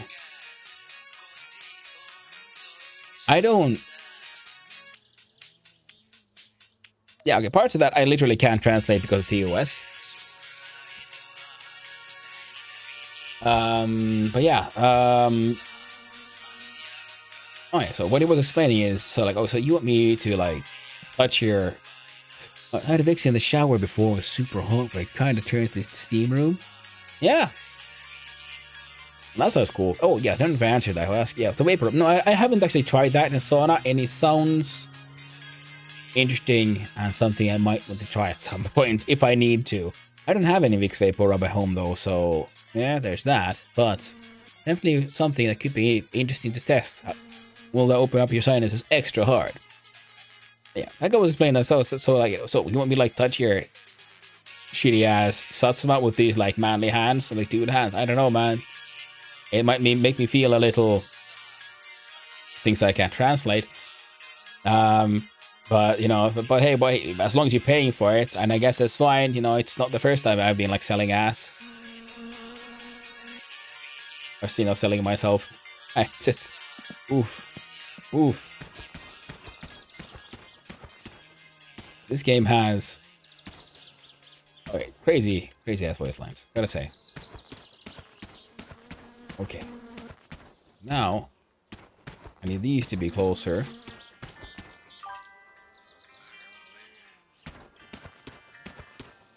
Yeah.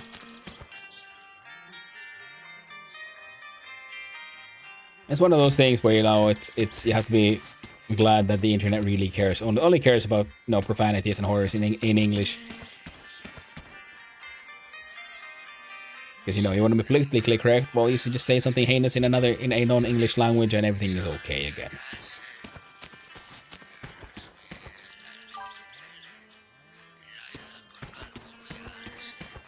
Upon story, first time playing. I've been playing this one. It's my 6th life, I guess, and I've been playing it now for a few months. I've yet to get to my first rally. I've had the car fixed and inspected. And good morning to you too, Glad. Thank you for the lurk. I appreciate it very much, and I hope you have a wonderful day, my friend. But yeah, not that far in like story, I guess. I mean, I've been also following, of course, other streamers playing this game, so I do know some stuff.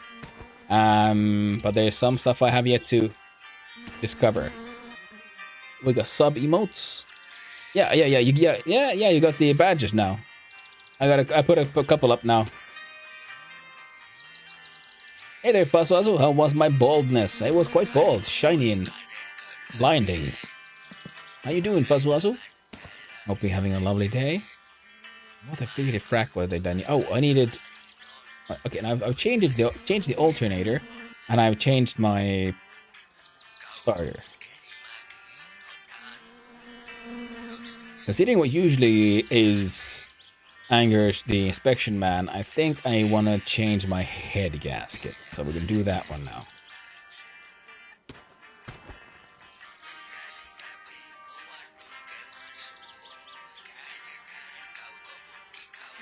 I'll play this someday. It's heard. Oh, it is. It can be very hard, but it's hilarious for us. So it is.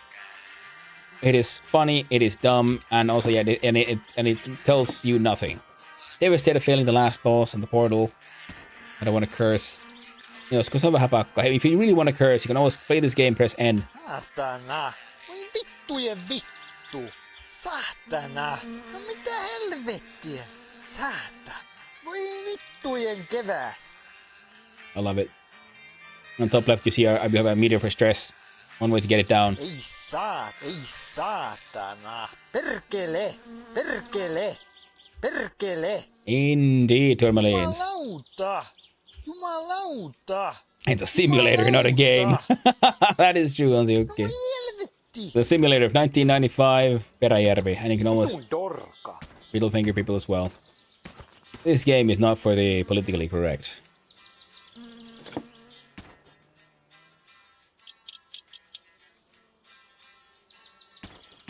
Alright, so if I do this, no, this, there. Perkele, haista vittu. Indeed, Kaloni Boni, how you doing? Hope you're having a wonderful day.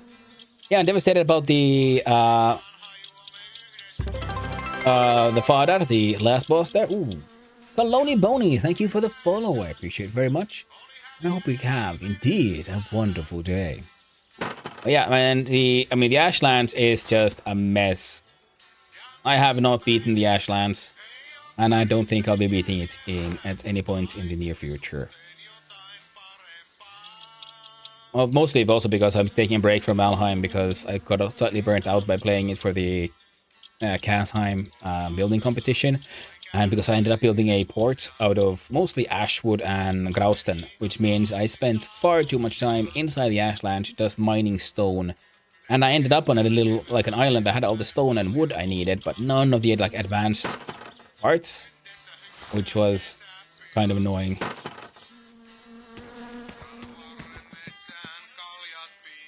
I want this one. Take the parts out so you can buy replacements.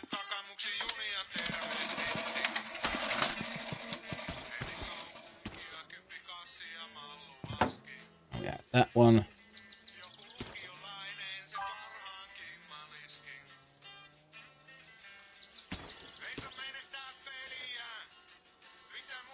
Yeah, flame metal and wine seed. Yeah, I had the tiny amount of flame metal I got from other people.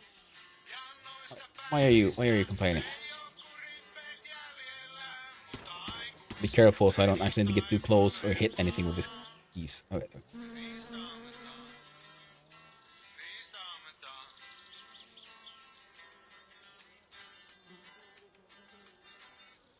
Why won't you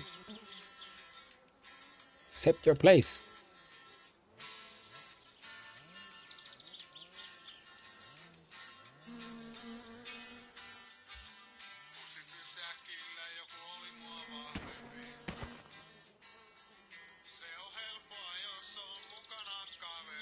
There you go.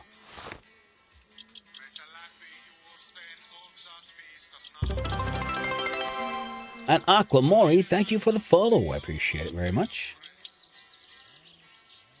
Yeah, Flametal and Vine Seeds, man. The good thing is, yeah, because like I was saying, I played with it. It was a multiplayer game, building competition, so we had like extra drops for resources and everything. So that helped, but still, man, it was like, and the other biomes in Valheim feel like they're places you can hang out in and build a base in, but the Ashlands feel more like an open-air dungeon. Like, you're supposed to visit, not stay. Because the music, the atmosphere can be very oppressing, and I spent like many IRL days there just cutting down goddamn trees and shit. It was horrifying. And Winter War is going to be suck how hard it's going to be. I'm ready. Like a challenge. I am not looking that much forward to my winter car because I live in Finland and winter is ending, and my winter car is just, no, it's just what happens once a year for me, man. It's annoying enough. A part of me wants to see how he simulates all of the suck of having to scrape your windows and what happens when you have moisture like gathering inside your car, and then, you know, oh no, it's not frozen only on the outside, but your windshield is actually covered in ice on the inside as well. And how you deal with, I don't know, rust damage from the salted roads and all that crap. I think that's all the pieces. Oh, Jesus Christ, and you finished. Listen to this.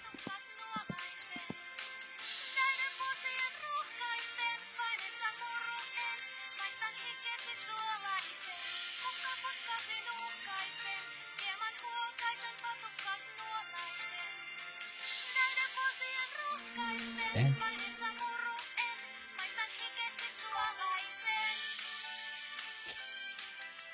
Yeah, girl, you get it, yeah. Song of oral sex.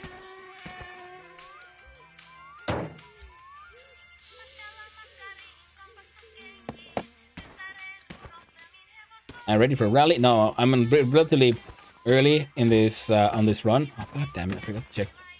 Did I like probably dropped all the oil?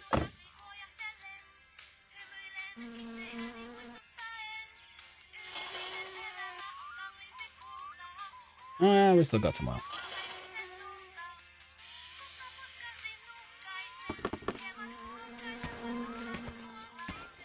Has someone gone on mainstream in Finland? No, they have not.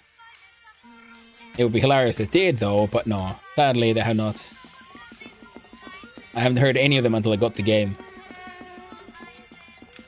On the main reason why I moved to Helsinki and use public transportation only. Oh, yes, Fosfos, I totally agree. Although I moved away, I've lived in Helsinki and I lived in Espoo and stuff, and you know, I like the fantastic public transport in town. I moved slightly further away now, and I do enjoy having a car. It is just so handy. Then I don't have to deal with, you know, all the other parts of living in a big town like Helsinki.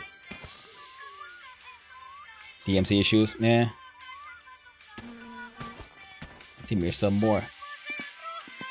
I'm a summer car song, yeah. Do they play this on the radio? No, they do not. It would be hilarious if they did, but no, sadly. They'd have added some hurricanes or other legendary songs. They could. DMC issues, that is very true. I mean, that is also what I like that the game has in your main screen. You have like, hey, upload your music, and I think it just looks in your, if you have your standard music folder in your machine, and it just uploads everything from there. And then music that you've uploaded to the game might then be playing on the radio, and you can find CDs, and you can play pretty much like play your own CDs if you want. Yeah, kind of just made up. Well, I mean, technically, Kelowna Boney, all songs are made up by someone.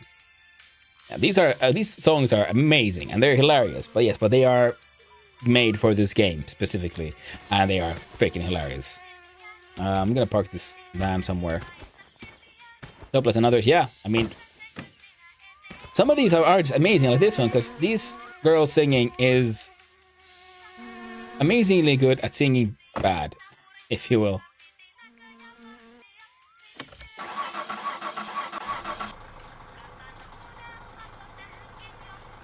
Wait, how do I...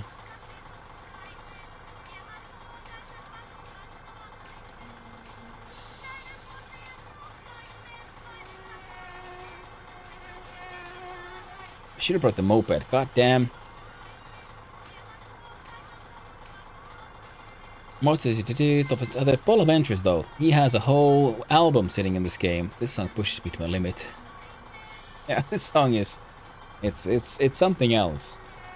I think my summer car be popular in Finland. No, sadly, it is very much a niche game. And of course, the people who know it, but it didn't, as far as I know, had not really hit mainstream. I didn't really know at all that this game even existed before I started playing this. And it was only thanks to Casual Elephant, actually, that he opened my eyes to this thing. I was like, what the heck? There's a Finnish game, happens inside Finland, and I have never even heard of this. What kind of nonsense is this? I could buy more wheels. I'm a bit worried about it, though. Oh. Ah, that's my backup wheel. So does this mean... Yes.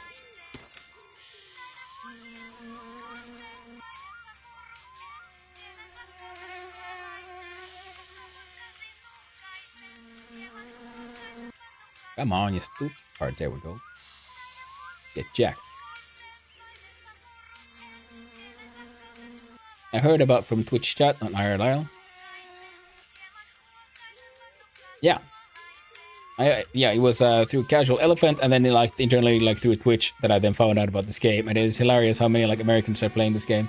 But if this game is actually, the map is based on an actual town, then that sounds hilarious, and it feels like that could be a fun place to visit someday.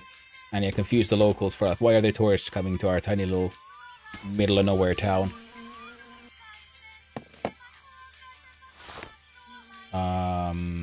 Are they 8s? No. 12s. No, it's 10s. Heck. 11. 13? 13. Finland not at all about the video game scene. I mean, it is, yeah, people play here, but there's, we have other larger studios doing stuff like, there's the, I don't know, I guess the biggest one would be Rovio and stuff. I mean, Finland actually has more mobile game studios, but we have other, interesting things that come from here, like Alan Wake and others that I can't remember right now. Aliviaska is a real town in Finland, if I remember correctly. Yeah, Aliviaska is, but this is Peräjärvi. Because the Aliviaska is the... What's the word? County? Aliviaskan kunta. Or kaupunki. But the town of Peräjärvi, I don't think is real. I think it might be based on an actual place.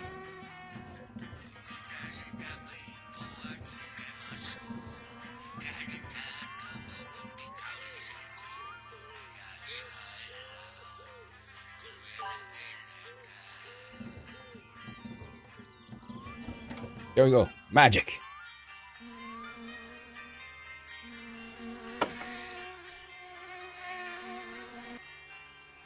Magical machines.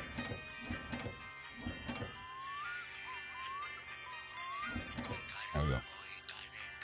That's quite enough now. Angry Birds, Rovio, Alan Wake, Remedy. Down there's Yliviaska, not Aliviaska. There's Alahärmä. Well, Alahärmä is true. Alaviaska. Ah! Right is, yes. I ever drew Ali and Allah. Yeah, those are different words, meaning different things. Similar, but not the same. Right, now, can I... Wait.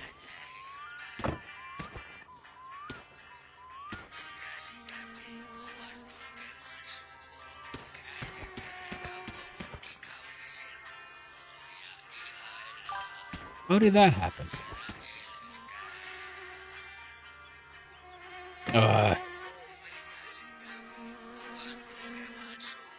Sama different. Yeah?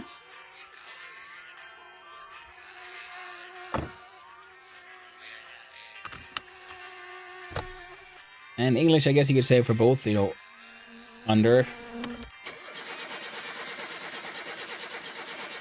I guess in English, the comparison for between Ali and Allah would be like saying under and below. Like Ali, you know, he goes, you know, Ali tatamet, Ali. So it like goes under something, and Allah just means like lower. Sort of.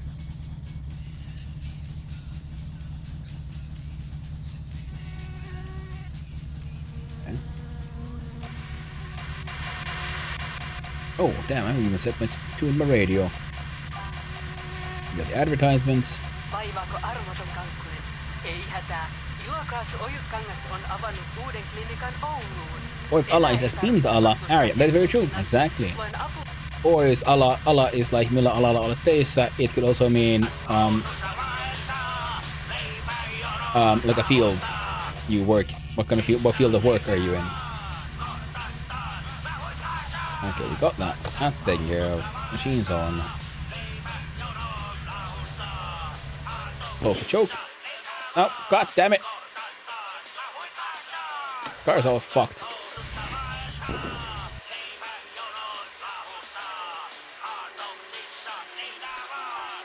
Why?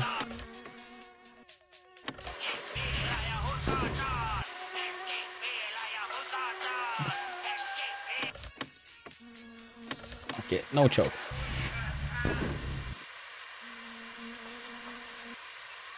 Okay.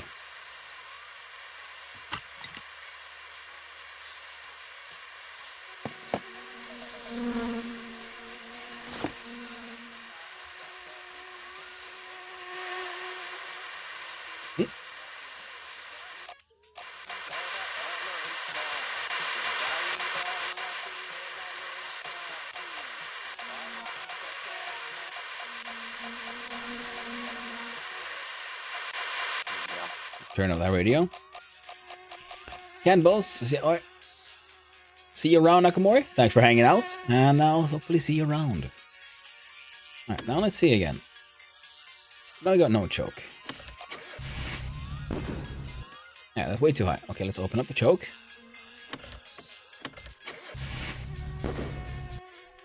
Why are you so...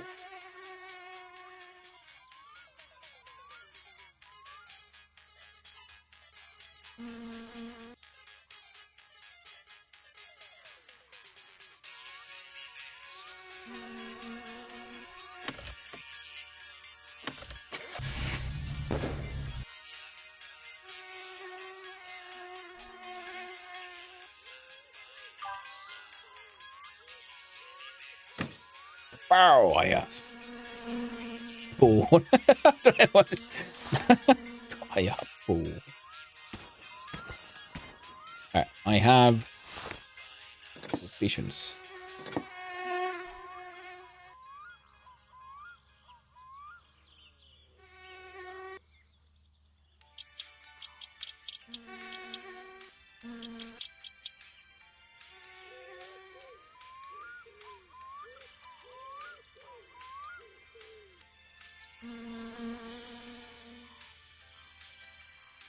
Like, it was running okay previously. Then I tried to close the choke off, and then it... Oh shit, got an attitude problem. Got the choke open.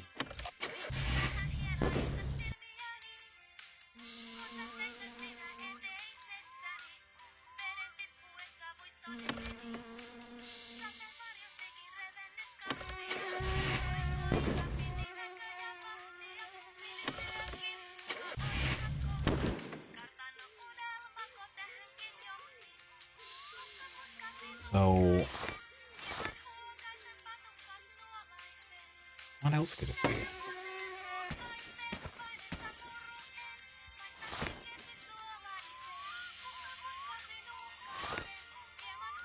So the clear sounds could be that one. I think like it's a little bit of everything's all kind of busted now.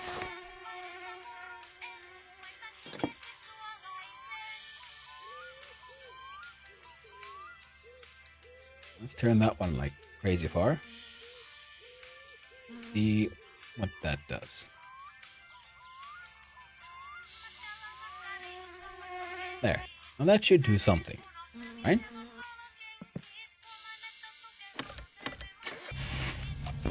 No.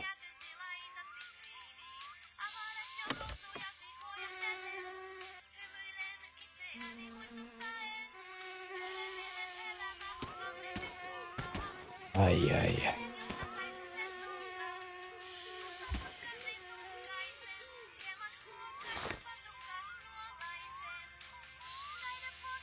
Well, we did put in the new cover there, yeah? When we attach this thing,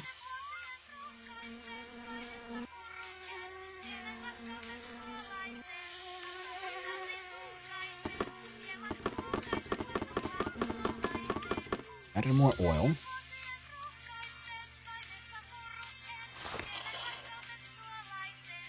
Yeah, this is still oil. It's not perfect, but we got some.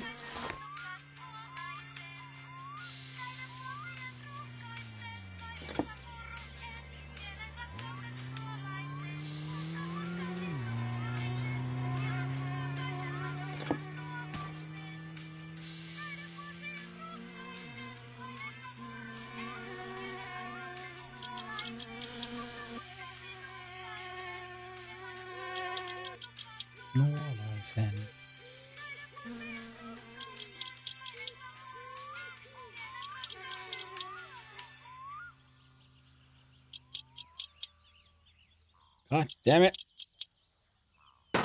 Too dumb. Why are you broken, machine?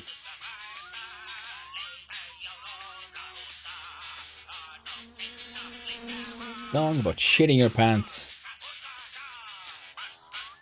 And going to the lake, Bayona.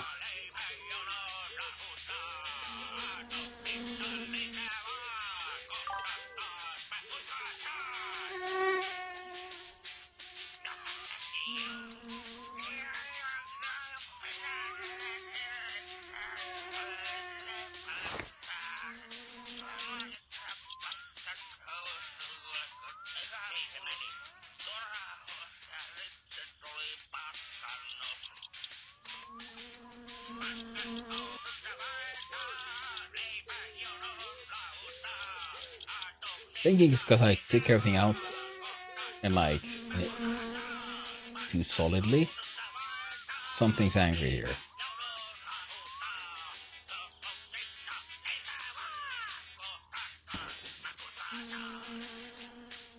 Did the air filter? I didn't do it, correctly. Because I had an entire chunk of the engine.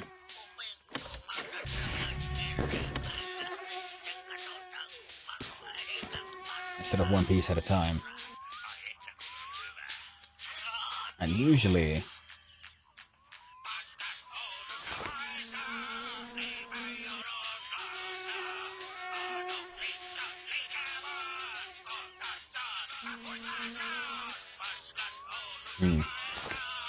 you're expected to take your machine apart completely. What could be the issue here? Well, hello there, hippies. Hot diggity dog. Thank you for the resub. I appreciate it very, very much. I hope you're having a wonderful day. Oh, for 3 months. Hot diggity dog.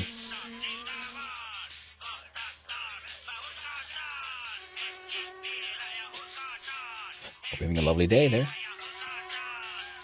Hey, you should have that one in my bag just now. I put them in last night.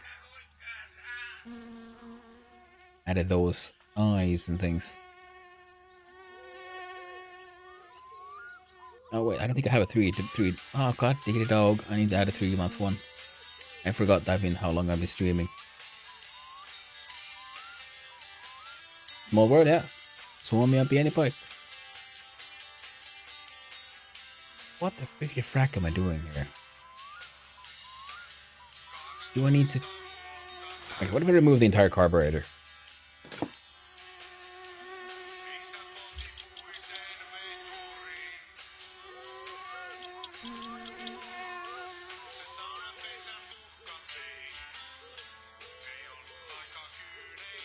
12 vuotta täytin. Yeah.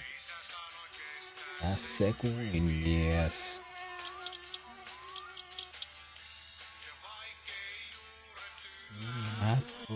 Joo.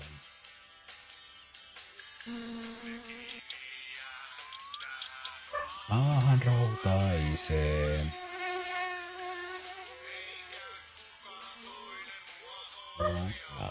Your dog was having attitude issues. One of them.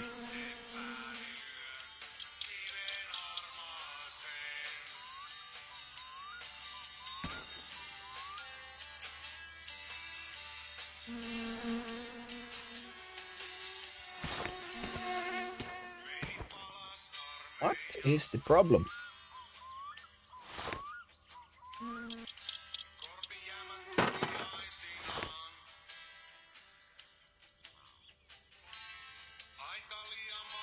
No more hunger is messed up.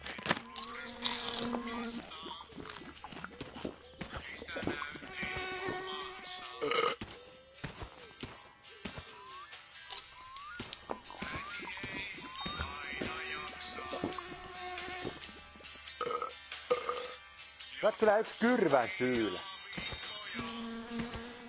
I bet he did it.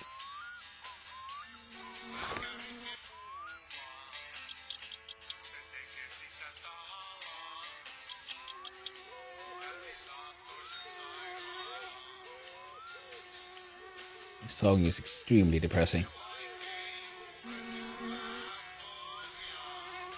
But that is the way of pop music in Finland from the 90s. They made depressing as fuck songs that sounded happy.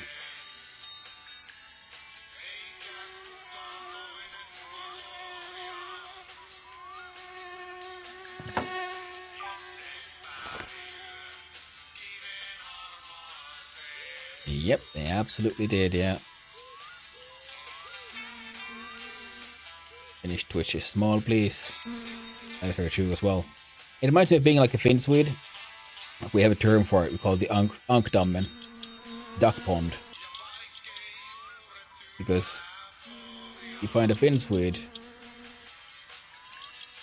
you most likely will find some connection that you share.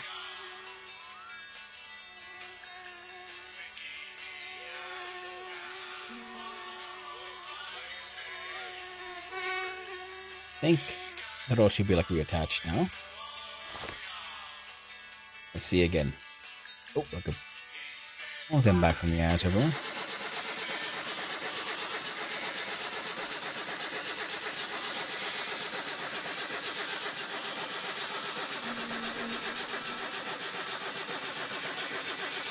Come on, you can do it, machine.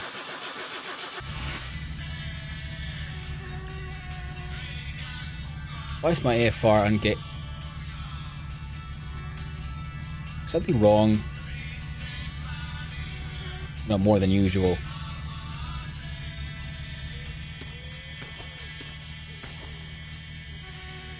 Okay, that's all fucked. Ah, my sweet babies. Hey, what the heck? Olipa tius. Totuus de ankka.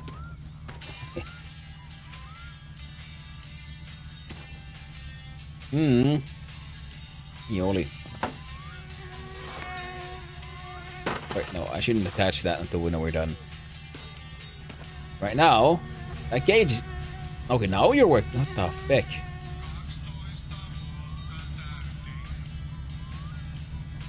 And now if we close choke a little bit, it dies.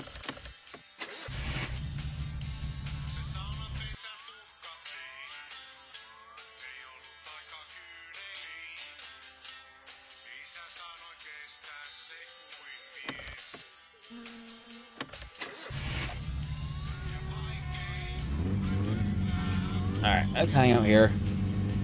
Warm it up a little bit. Why won't you stay on? Don't tell me I have like...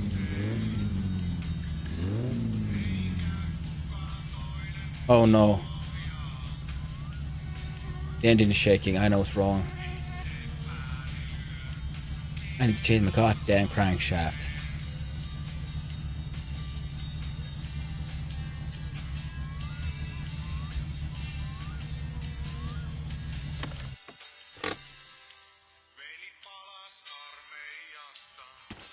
gonna suck so much ass.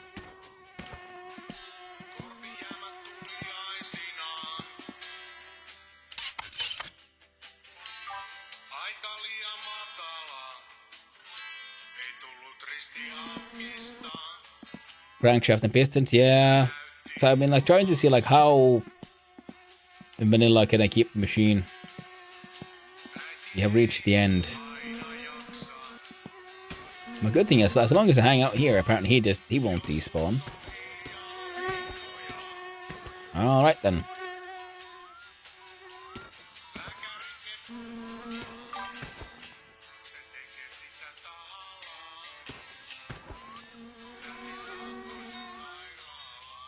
Gotta change crack feels bad, man. It does. Well, there's some chips around. I can almost swear with the stress, and there's a well over there for the thirst. Wait, no. There's a well somewhere here. Where the fuck's that well? There's a well over at the abandoned place. What does that guy have a well? Can't remember right now. Oh, well, we got beer.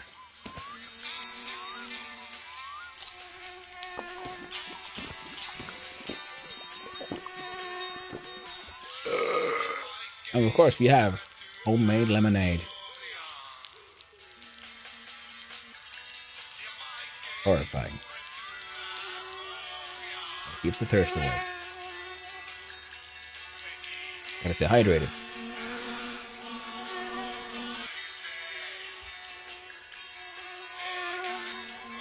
I think drinking your own piss should maximally also increase your dirtiness meter. This shit nasty, yo.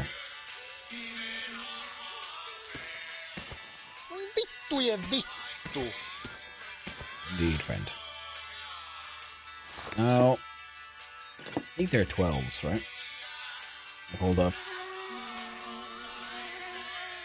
No.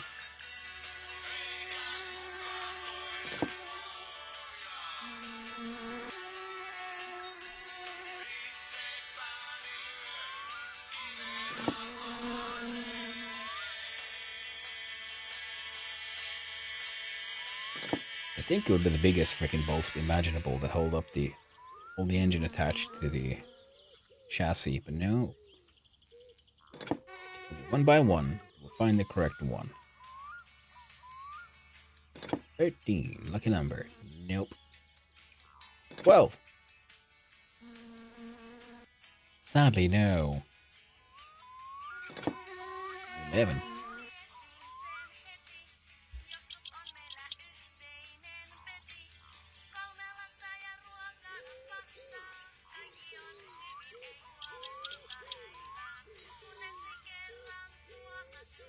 Alright, time for shit to explode.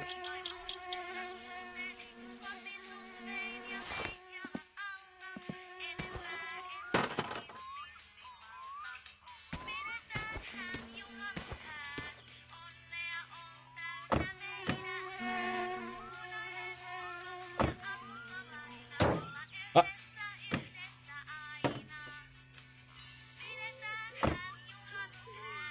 Then.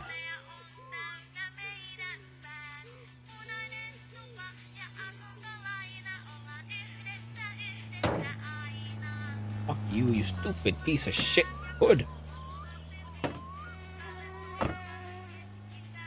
Oh, I gotta get me that carbon fiber hood.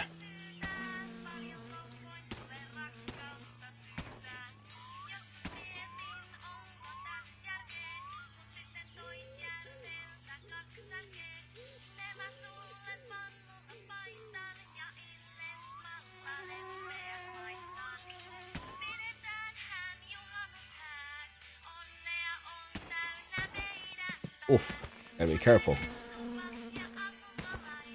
Didn't break anything. First time I took the entire engine out like that, I didn't know that the engine is a block of infinite power and destruction. So I picked it up and I turned and I smashed out my windshield.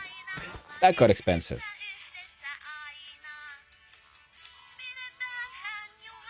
Alright, I'm gonna have to go into town then.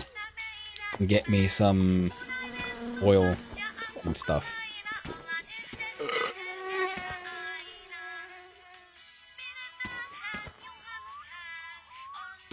Alright. Guessing the pistons are fucked. Everything's fucked. Hopefully we have enough money for this. Otherwise I'll be sad. Now what do I need to take off this entire part?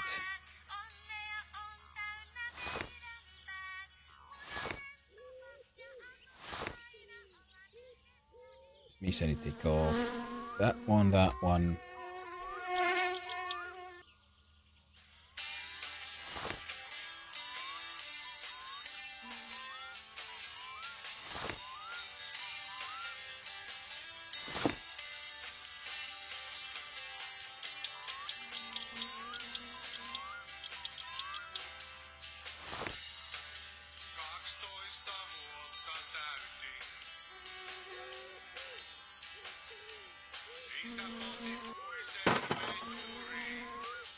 Belt? You're a 7. Was a 7.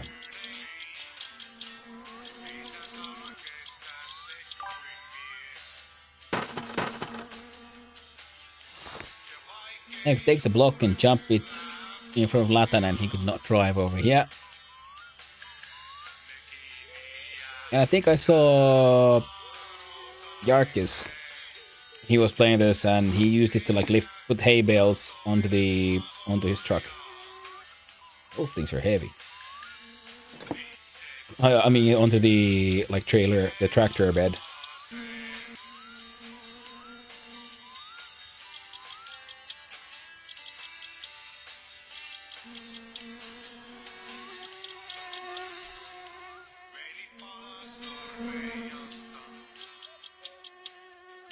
If it still works, do not try Mortal.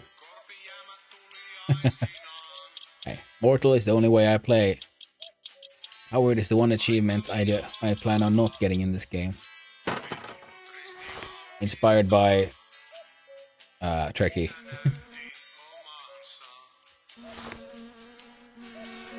I believe it's a 10.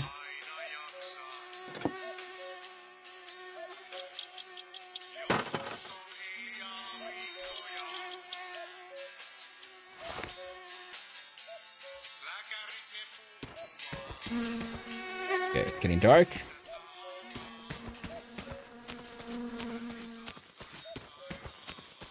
And I hope he doesn't despawn while I do this.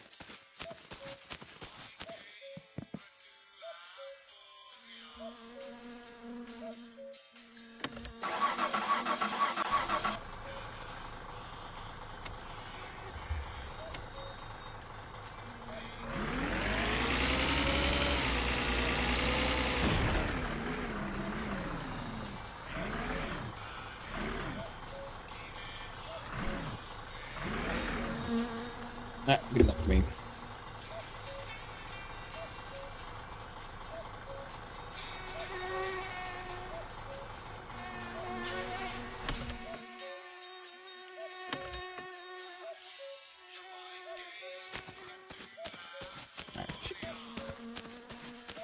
Random man can't get to him. Excellent. I can do work through the night. Now, next is these.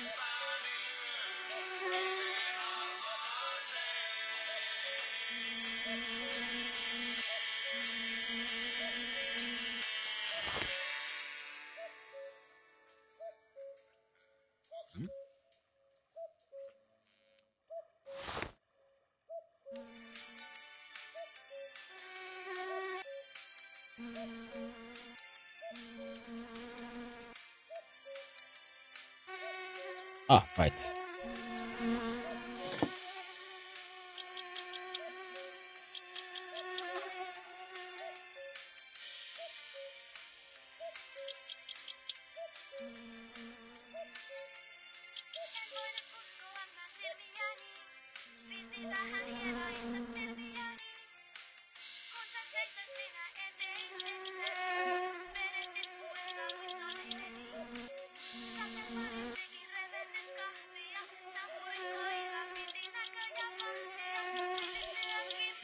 Alright.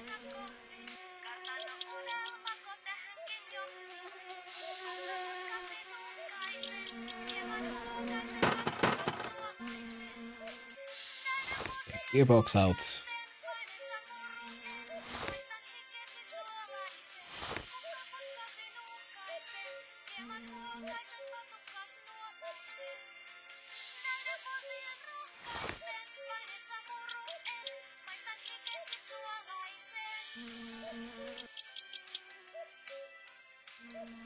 Zoom in, slightly slower.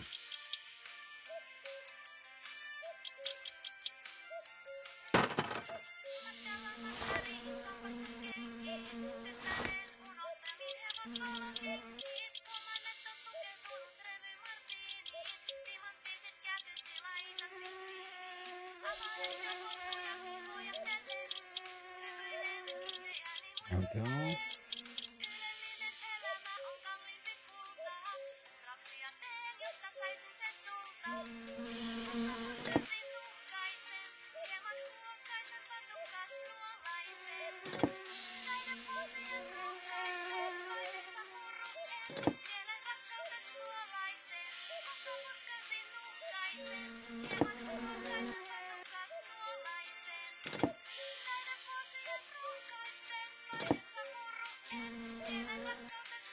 Some people, they know all the bolt sizes by heart. I don't know if I think I'm pretty happy that I don't.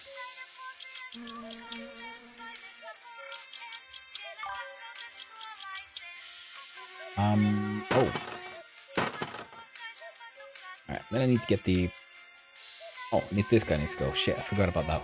Who is still holding you here? Uber. Is it the... stupid water pump.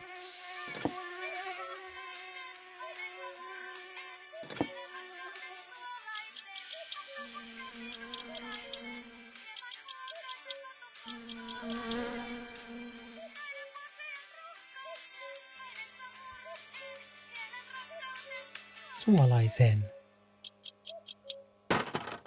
There we go.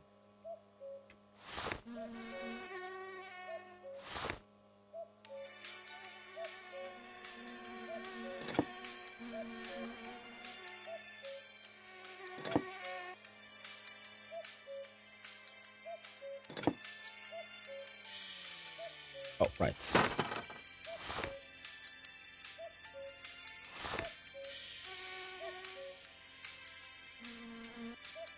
Oh, I don't think I need to remove that one.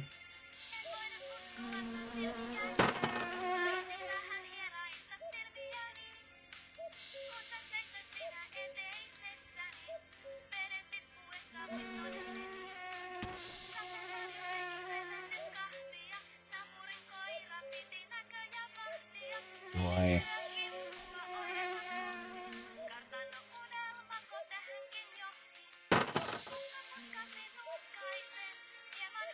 One piston down.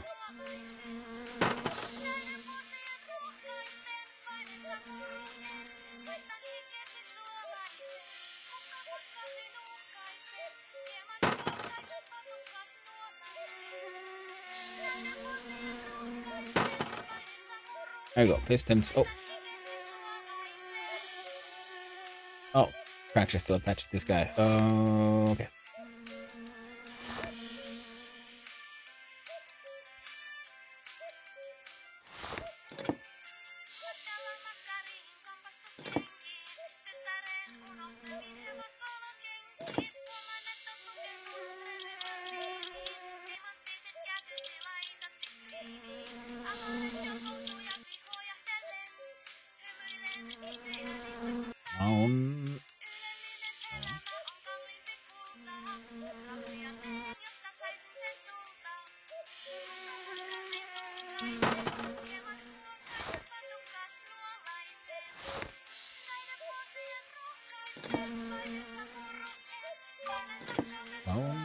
Yes. Same project, just buy all new parts. Yeah, well, at least he got him here to the service part, because the difficult part is getting the wheels done. Now, I was also, because I was like personally just trying to see if I get the thing inspected with like as like raw parts as possible. But it turns out, no, I didn't. I do not have the skills for that. There we go. Crankshaft out. My pistons always need to get changed after. That's 1, 2.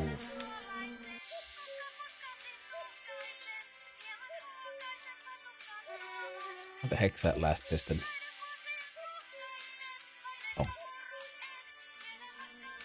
Well, the pistons weren't in that bad of condition yet. Alright, now we see the crankshaft.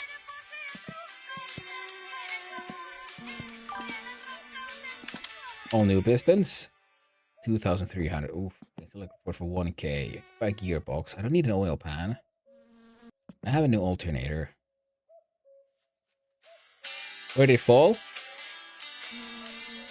Oh yeah, the piston. It was there just with the other. It was just hiding. I don't know. Might as well get a new water pump while we're at it. Then I'm left with 2,600. Leaves me with about 1K. Yeah.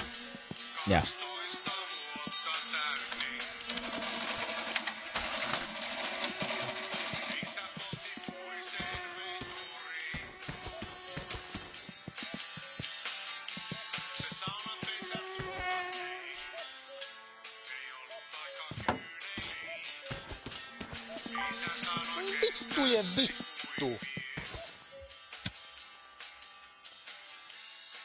Where did it fail? Oh, I didn't get that far. But the machines are already shaking, doesn't really want to turn on, and that also the exhaust was all messed up. Something, yeah, this won't pass. Because I think if you, in theory, I've heard it said that if you get your car assembled from the original parts, and you know what you're doing, and you get it tuned up and perfect, and you drive it straight there, it should kind of like pass inspection. And that's how, like, you know, some like the like speedrunners do it and shit. They know what they're doing. I don't, so I'm here doing my best.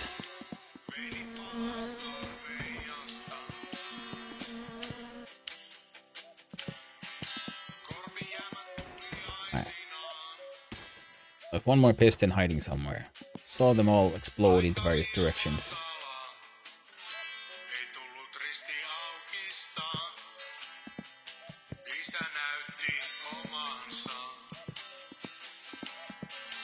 You're hiding one of my pistons, dude. Where is it? Yeah, I bought all 4.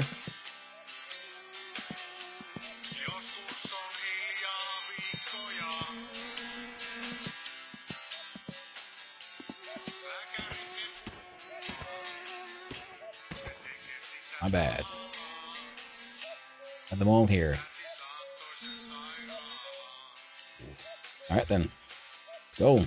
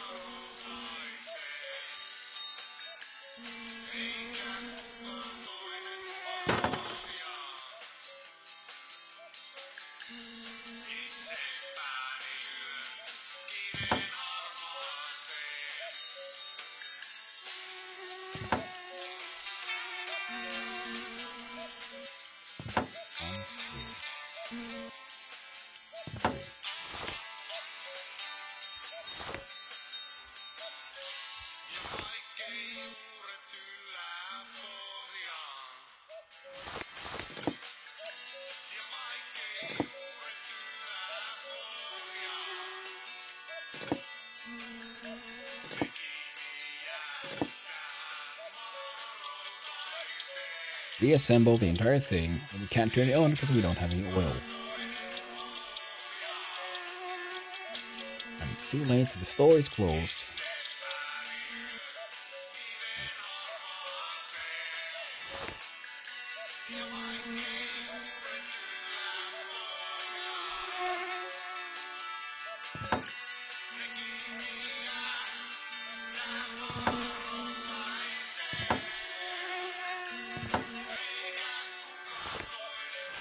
There is the piston.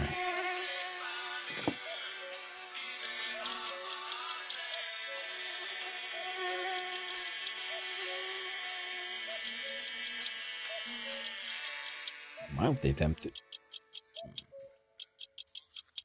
Now I could use this chance and just head over to a local drunk guy and sell him a whole bunch of Killu.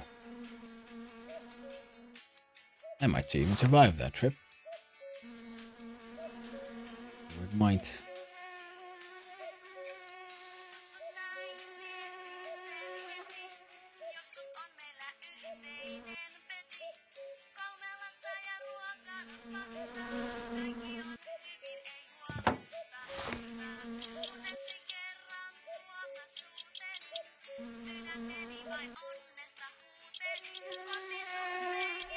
It's like the music here, because there's a lot of like this alliteration and hints on like, oh, it's gonna be more funny. Like, lasta, ruokana pasta, and then with the logical continuation, that in like Finnish wordplay would be something in paskaa, which is new and shit. This Finnish wordplay often does this sort of like alliteration thing of you say a word and then you do a sentence and the next one with something that sounds similar. It's either that or then you combine the endings, you switch over the endings of. No, you switch over the beginnings of words. Like pasikuikka, the wordplay, Finnish wordplay on kusipaikka. It is a company that sells bajameas, and I think it's hilarious. Bajameas are these porta potties. There's a porta potty company that has its company name be a sort of wordplay on, I know, this place. It doesn't translate well.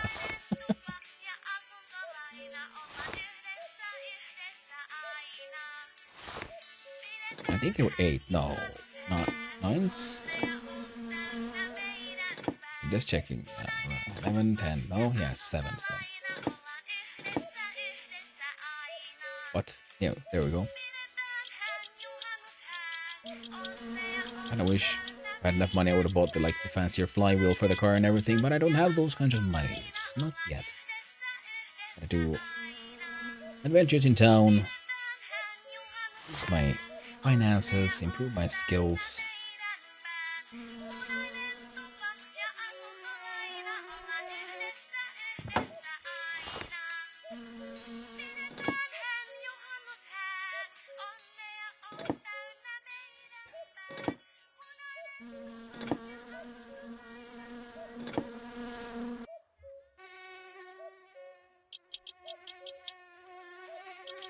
Go.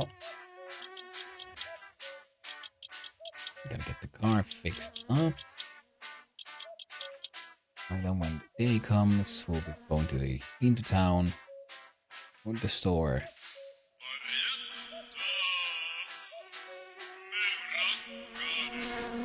Alright, starter is attached to that thing. Okay, this place is good. What the heck went on top of that? Oh, the entire gearbox goes on top of this thing. Duh!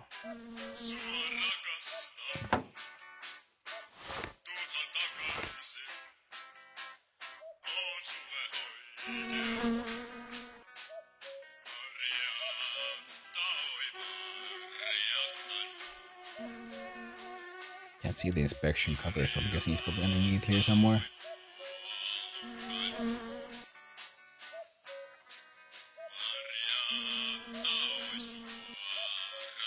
What's that?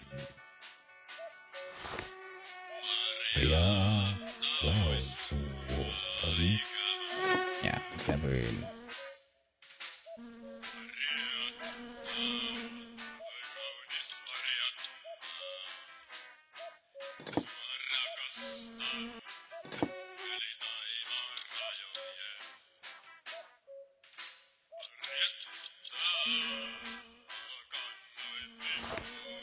Yeah, there it was.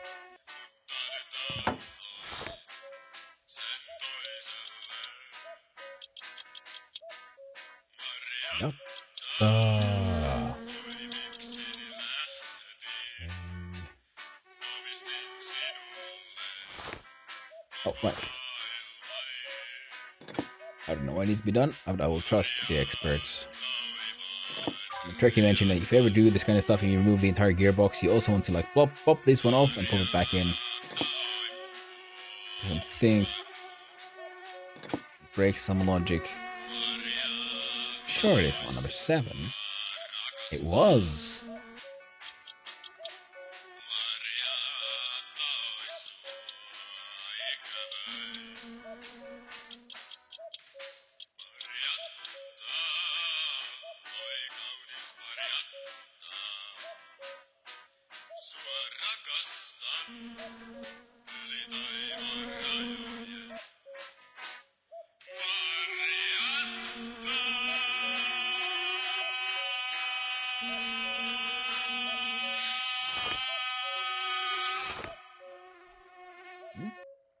Oh, that one.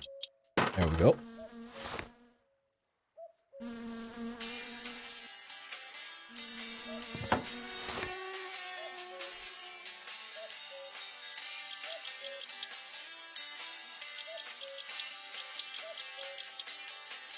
Two, three.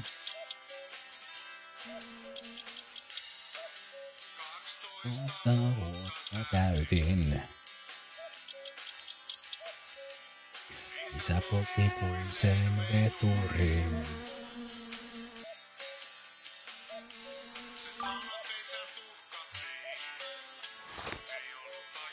Meni. Sano kestää sekunnin mies. Just remembered the half shaft.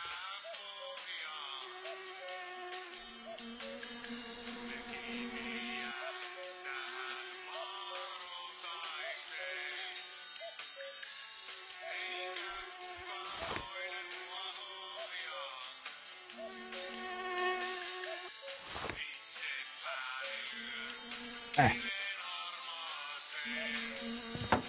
we go.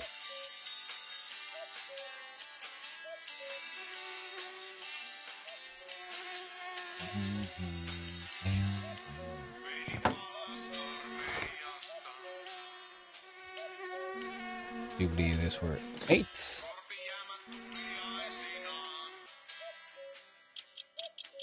No.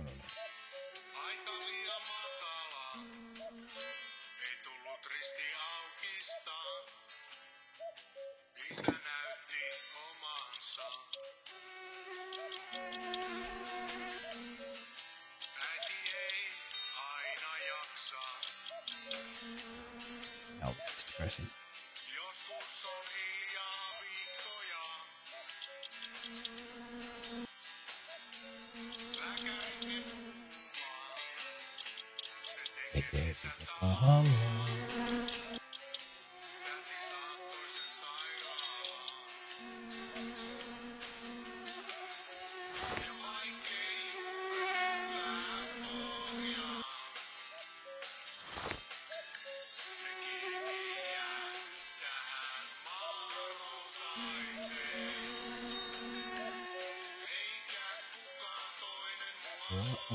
Yeah.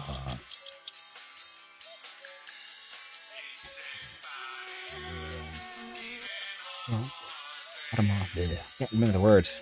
I'm also trying to focus on building this thing.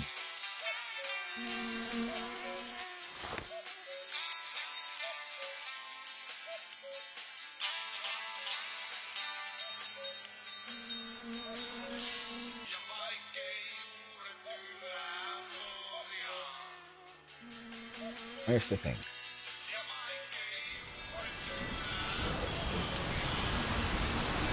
Screw you, nature. Haista vittu.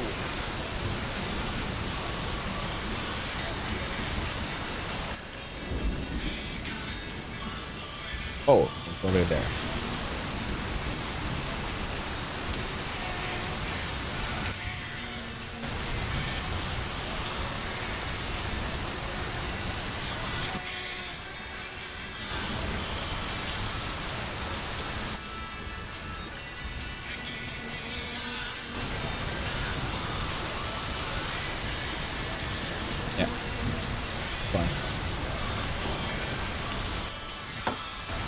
timing. And cutter.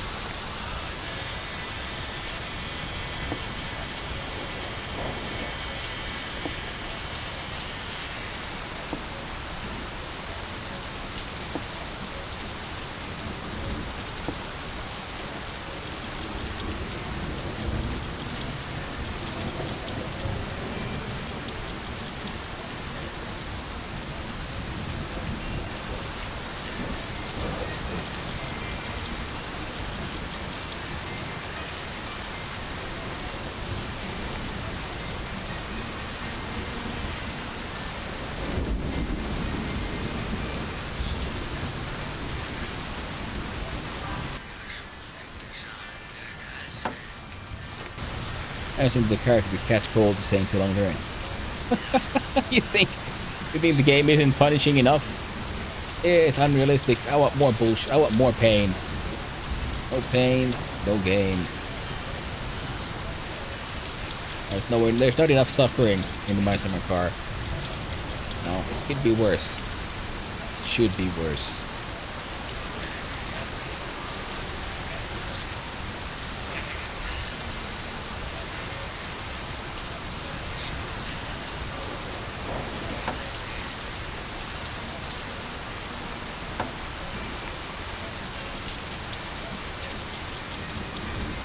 But I guess, yeah, that could be one way to make it worse. I mean, if anything, if game needs for you to suffer for getting too cold, that will most likely be my winter car.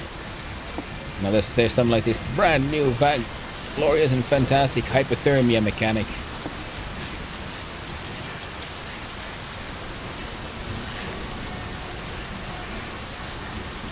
Just to make sure no one has too much fun, you know?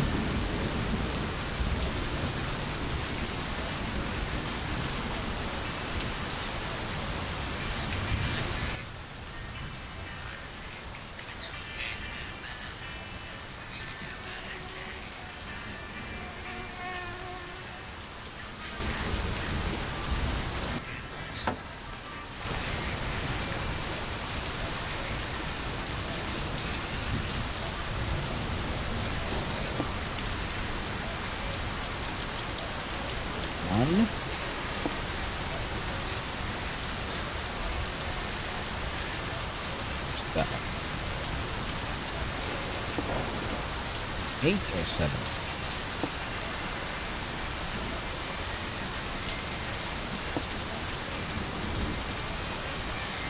No way.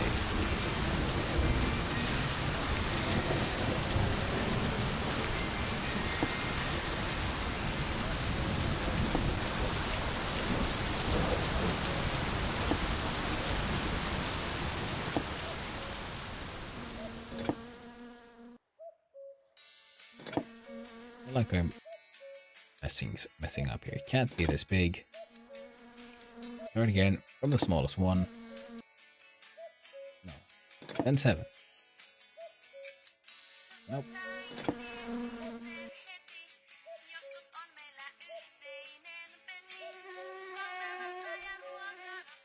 8. Looking at the goddamn wrong thing. That's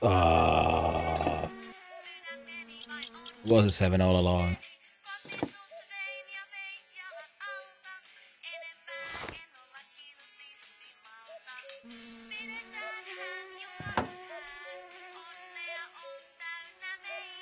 Fighting this thing.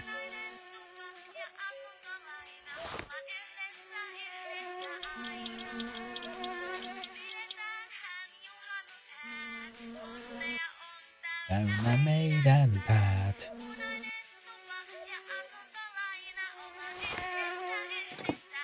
The 14s.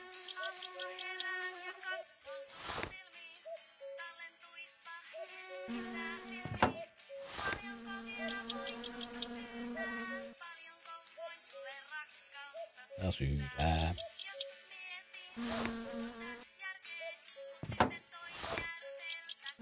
Särkee.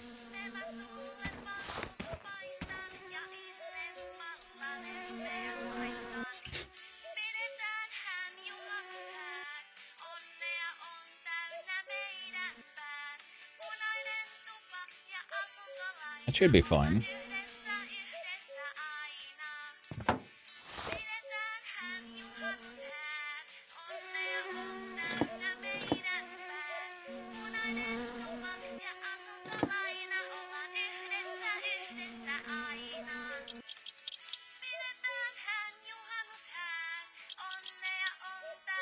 One, two.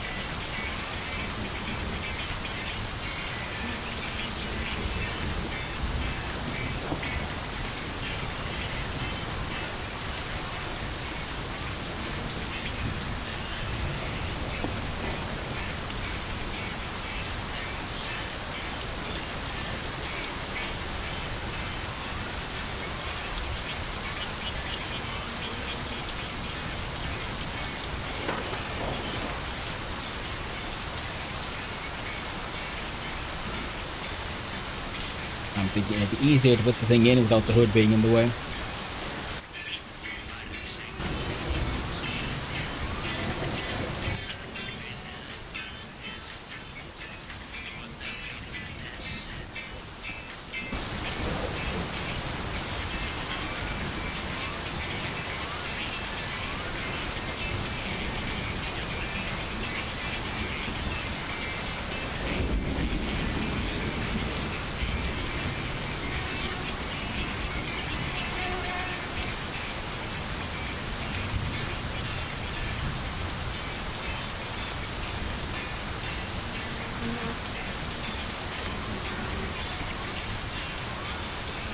Ah, second. There we go.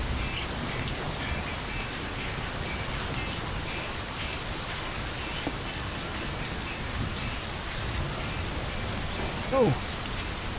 Oh, yes, it's there.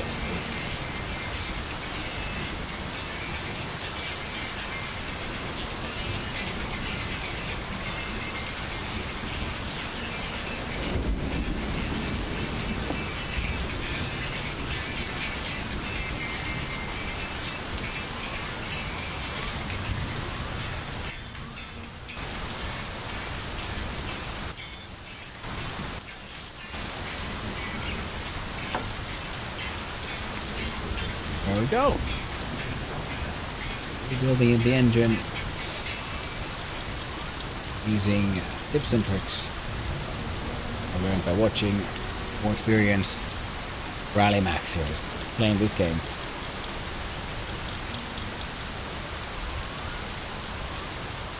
So, everything should work. We won't test it. Not yet.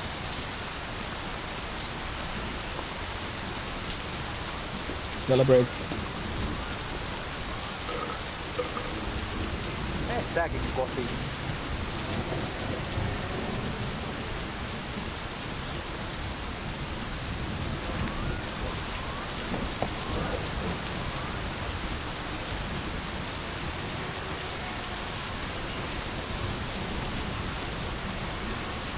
Let's keep this nice and safe. Oh, I'll be fine. Gear case. Got some hunger, got some thirst.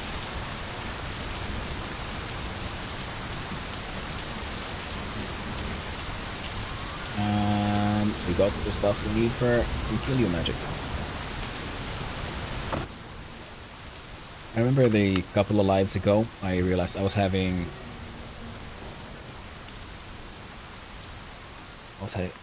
some bad habits when I was driving around these uncle's truck. Zoomed too much because I completely forgot that this thing has an infinite battery.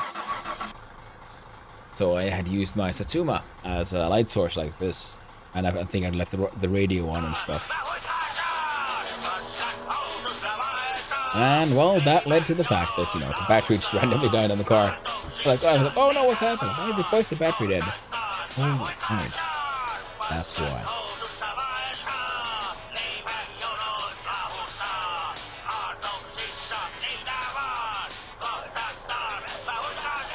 So, I'm gonna need oil, the car, and I need the sofa.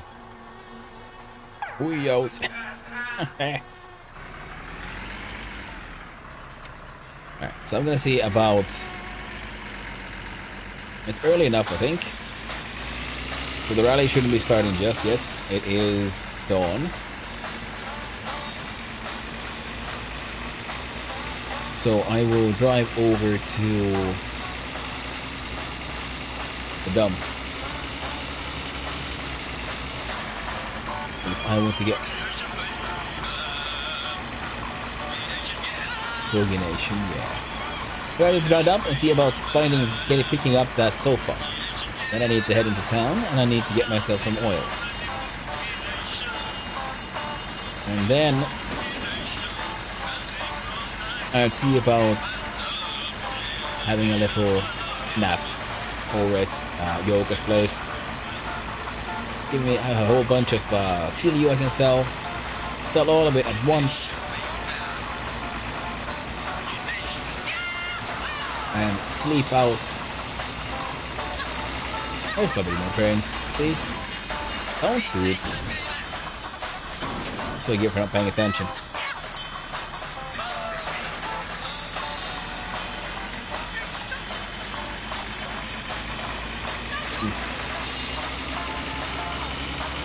And hopefully we'll get all that done before the road becomes too full of rally drivers.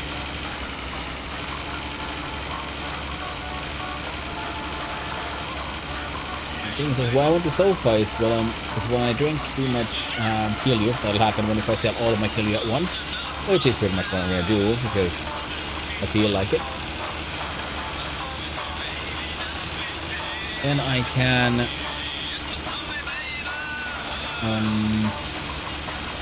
what's the word?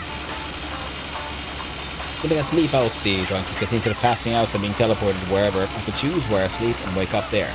And then go to sleep at Yoko's, wake up at Yoko's.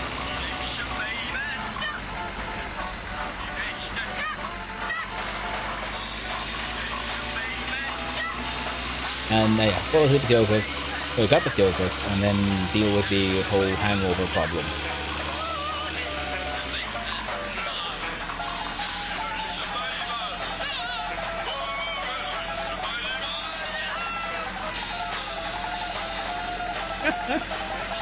This reminds me of the music of the era from this, where this is supposed to be playing, because remember there were bands in Finland as well, yeah, we mentioned before, who were playing songs and they couldn't actually speak English, they just knew some words, like this one, they know Boogie Nation and Baby, so that's all they're saying, Boogie Nation Baby.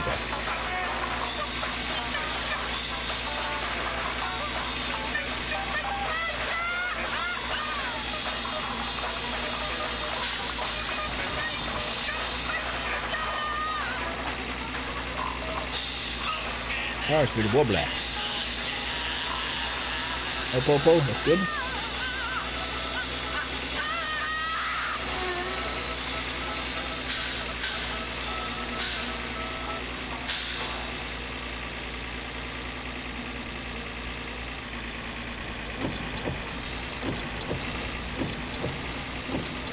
very rainy weather.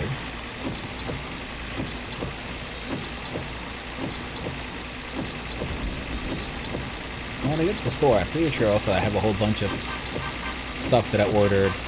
Should be delivered there as well. And pick that up. Oh, first need more money.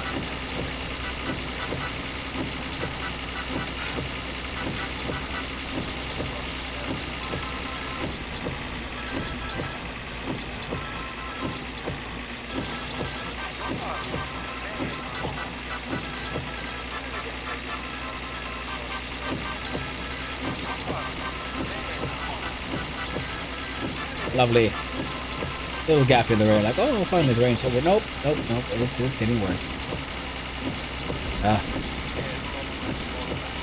Or finally realistic. Oh, the beer truck is in the bushes again. There's my exit.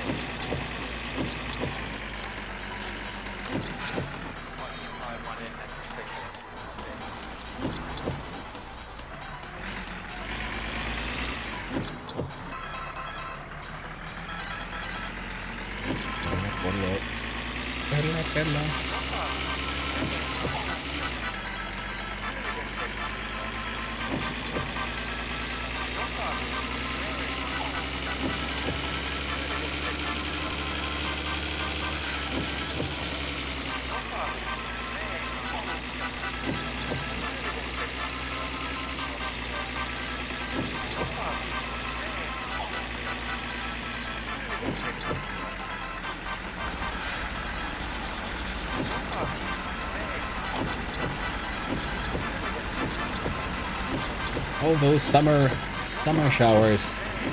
Oh. I'm looking forward to those. It's spring here now. Oh, it started. You can notice it in the air, color of the light. It is. There it is, inspiring me. Making me all happy and shit. Also, strangely enough, because, you know, seasonal affective disorder is an annoying thing, and it is weird sometimes how it works. Because, you know, when it gets dark in the winter times, you know, the depression kind of makes sense. It's a sort of physical,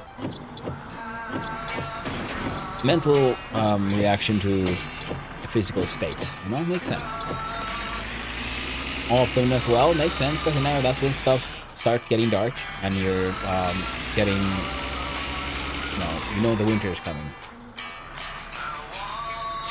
But spring also can launch that seasonal affective disorder, and that feels unfair. I did driving this car. Oh shit! There we go. Good thing is, it's an invulnerable car.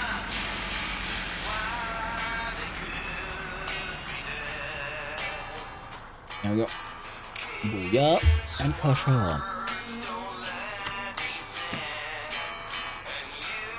Who cares about old fucking brakes? And then to the front. How come it's summer every Monday? Because it's 1995, a year of magic and mystery.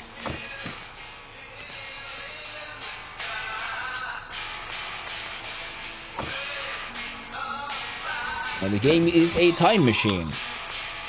The most magical one. Oh, wrong button.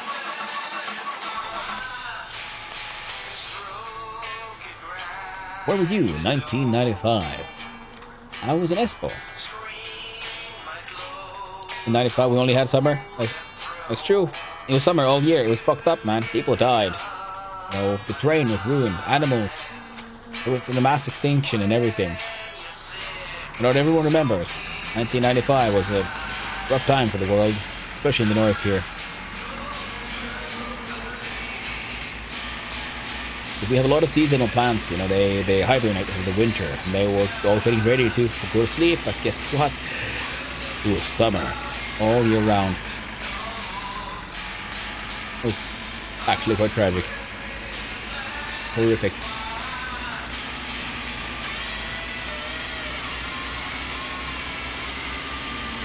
1995, I was, what, 7 years old. So I was at my parents' farm in the life. At 7, I was going to school. What was that? We started school at 6, so I've been on the 2nd grade.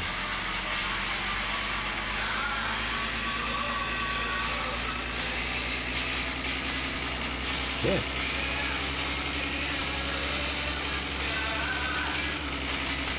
That means 1995 was one of the years that it helped give me the big sad.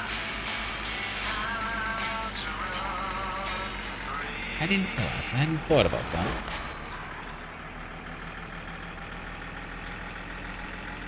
Wow. No, wait, 10. What do you think was the worst year in history? Well, that depends on who you ask, really.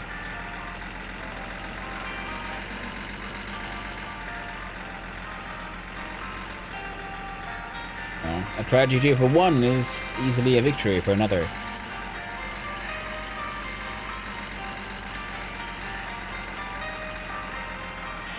But I can't remember the year, but if we think about like general global Black Plague, World War 1 or 2 and COVID, COVID wasn't that bad. COVID was very mild. I would think the big, I was about to say, because I can't remember the direct year, and I want to say it happened after or during World War 1 actually, and that was when the last influenza epidemic happened, and we had the Legionnaires' disease. In Finnish, we call it Espanjantauti. And that is the kind of stuff that where people are afraid of COVID. It's, you know, an influenza struck, and what was it, a fifth of the world died? It's one of those things where it's hilarious, but people say like, oh no, we don't need no COVID vaccines because we had like the Legionnaires' disease, and no, there was no vaccine against that one. You know, we all lived. Nothing bad happened. And like, no, everyone died. Everyone who's left is a survivor from that one. Like literally, like everyone who could develop immunity, only those lived. Everyone else just straight up fucking died. The bus is off the road again, and the driver's gone. He is a wild man. He keeps on doing crazy shit. I'm thought to have one facing eventual Black Plague sequel. Yeah, I mean exactly. The thing is, it's. I mean that's the thing also. Pandemics. Some people are saying like, oh, what are the chances of that happening? That will never happen, or something, or some smash. It's like, you do realize it's not a question of when. I mean, it's not a question of if. It's a question of when. Global horror shows happen in history all the time, and that will happen again. To think that suddenly we are magical. Everyone who's living now is absolutely magical creature, blessed by the heavens and god of fate, and we will not have, you know, earthquakes, volcanoes, asteroid impacts, or a massive pandemic. All of those are, yeah, when not if. Let me in. He's already in there, staring at me. And the machine needs the plagues in order to stay relevant. I just leave it there. Yeah. Plagues to be relevant.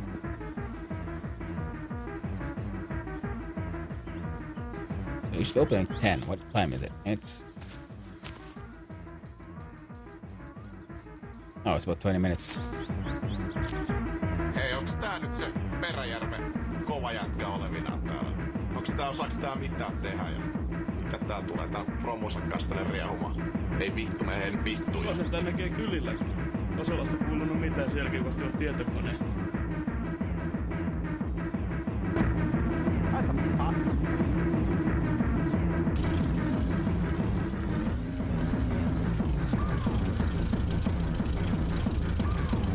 That guy's cool.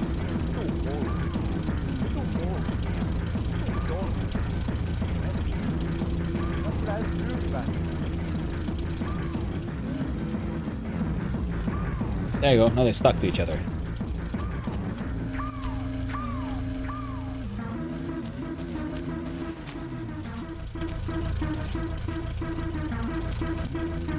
Uncle, you in here?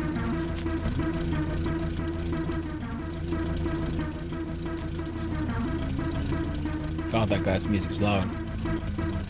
Oh, Uncle's not there. Last time I saw Uncle, he was lying on the ground there. Not sure if it's alive or dead. You know, hey, don't go hating on there, bro love.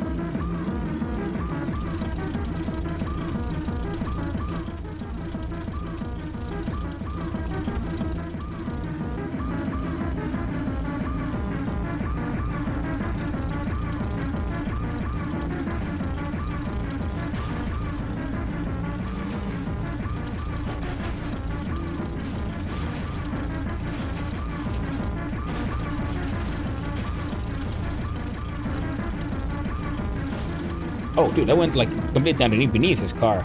Neat.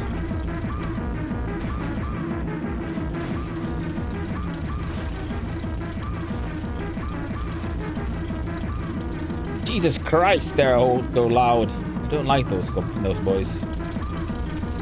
Fine, I release you from each other. Oh wait, whoa, whoa.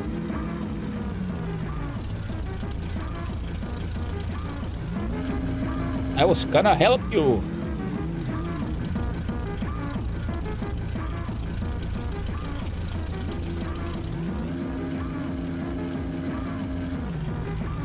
Did we succeed?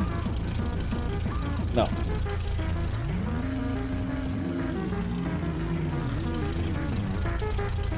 Onko se musiikkia vai mitä kun jumputtaa vaan? I know, right? Kohti mummo nousee. Kyllä yks kyrvän syy. No, ei jaksa kattoo sun naamaa.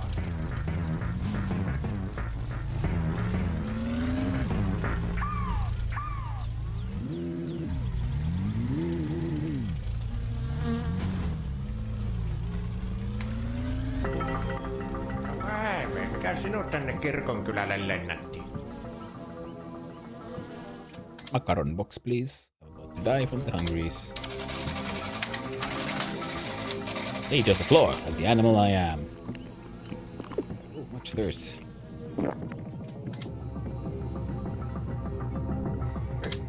Kyllä tää hirvittää vähän tää bensan hintakin, kun mitenkä se vaan nousee koko ajan. Minä muistan siinä 80-luvun loppupuolella, kun nousi 3 markkaa ylitä se bensan hinta, niin silloin moni lopetti aatolla ajamisen, kun ei oo varoa.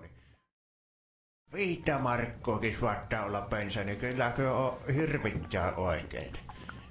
Mitenkä sinäkin oikein pystyt ajelemaan sillä omalla aatollas, kun on niin hirveä? Need one of those.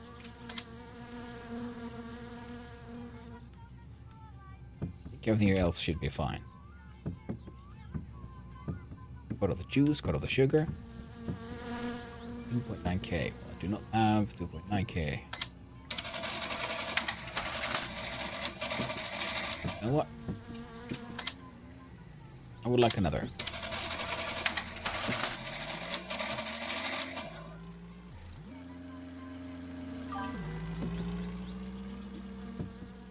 When I look at the car batteries, I thought you were going to crack one open and drink the... Yes! Kiitoksia, tervetuloa uudelleen. Now that would be wild. That'd be a fun sort of one-way trip. You try to like install your battery and then suddenly you accidentally drink it. Oh no! I accidentally the battery. It is dangerous. Well, yes, it's fatal.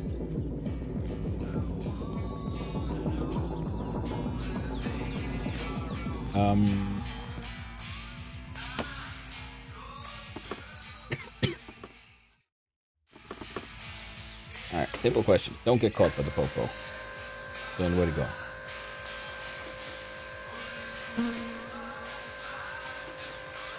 Se musiikkia vaan mitä kun jumputtavaa. Vaikeeta sanoa, mummo. Vaikeeta sanoa. Topäisiä paskoja kaikki. Jumalauta.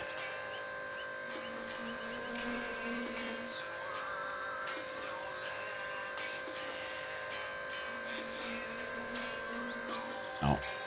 I believe my plan now is to go and sell the Helio, get a little bit more money. And then we can return to try to fix the car. Whilst horrifyingly hungover. Well, as one does.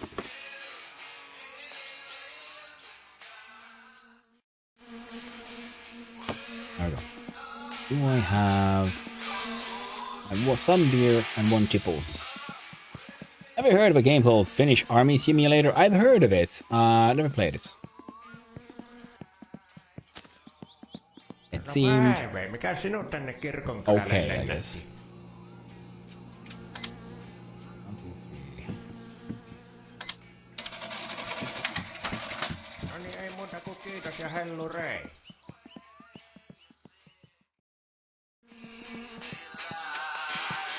Christ. I like that there's this random, because the Finnish cottage simulator, then there's the Finnish army simulator, and then there's the, well, my summer car. So there's various like Finnish life simulators. I didn't know Finnish life was that exciting. And people were desperate to experience it like through simulations. Guess I should be honored. Simulators are one of the best game genres in the industry right now. No, they are funny as hell. This is true, especially because people realize you can start like simulating all kinds of nonsense. No mitäpä laitetaan?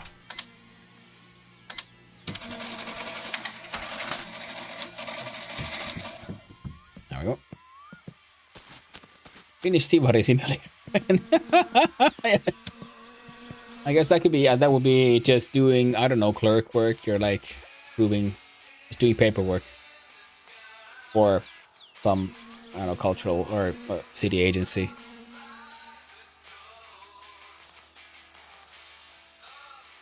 Not about being exciting, it's about being different.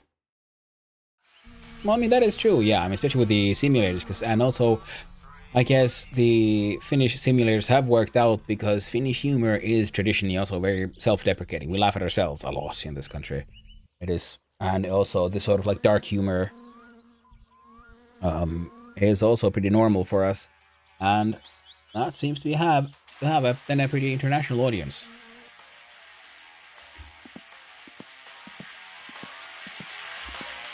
Yeah, let me in! Let me in! Perse! Vittu! Don't go in the car, not on the car. Perfectly fine to drive. All we need is to remember the seatbelts.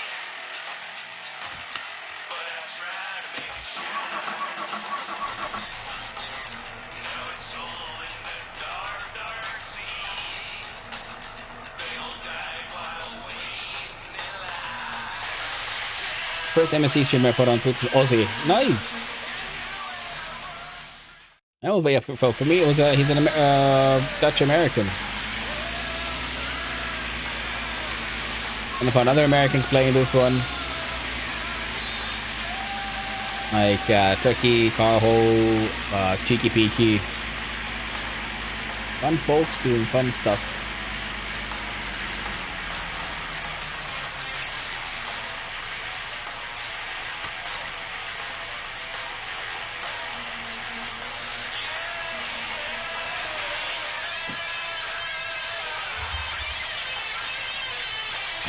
I mean, this is a very recent discovery, just a few months ago.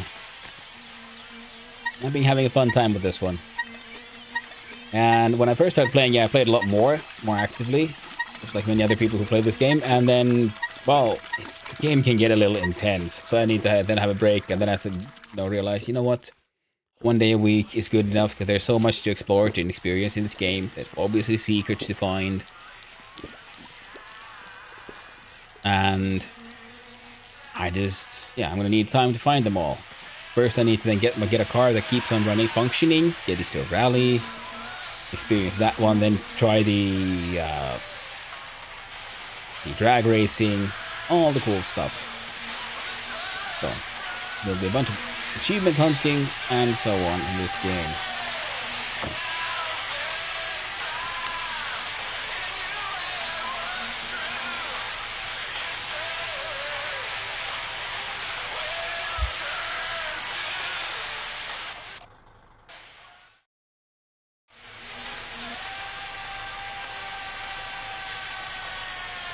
Alright. Oh, right.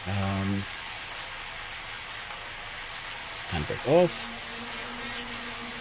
One magazine there.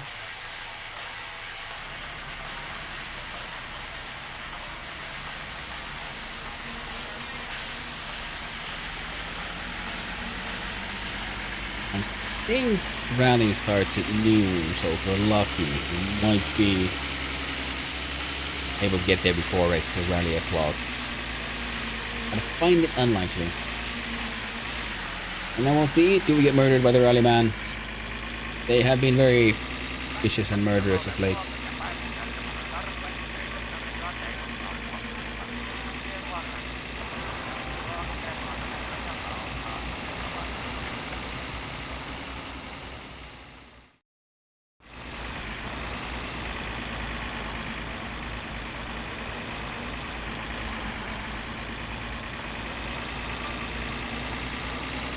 A little bit of stress, otherwise I'm doing good. Nothing too bad. A little bit of fatigue doesn't own. A little sleepiness never hurt anyone, right? Right?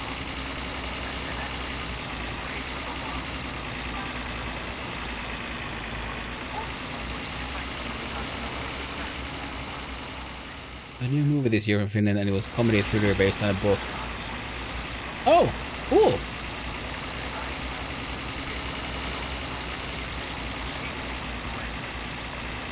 Hey there, Reaper. How you doing? How you doing, my man? I haven't seen you around for a bit. I've been stuck in Schedule 1 for a while now, so now it's time to get back on my own schedule. So, nice on my car today and tomorrow, some Inter Story. Actually, I might VS do some off-stream virtual Inter Story later today. But how you doing, Reaper? Doing alright? How has stuff been keeping busy? Yeah, I heard. I saw on Discord, you know, my condolences, and I hope... No. I hope you're holding it together okay.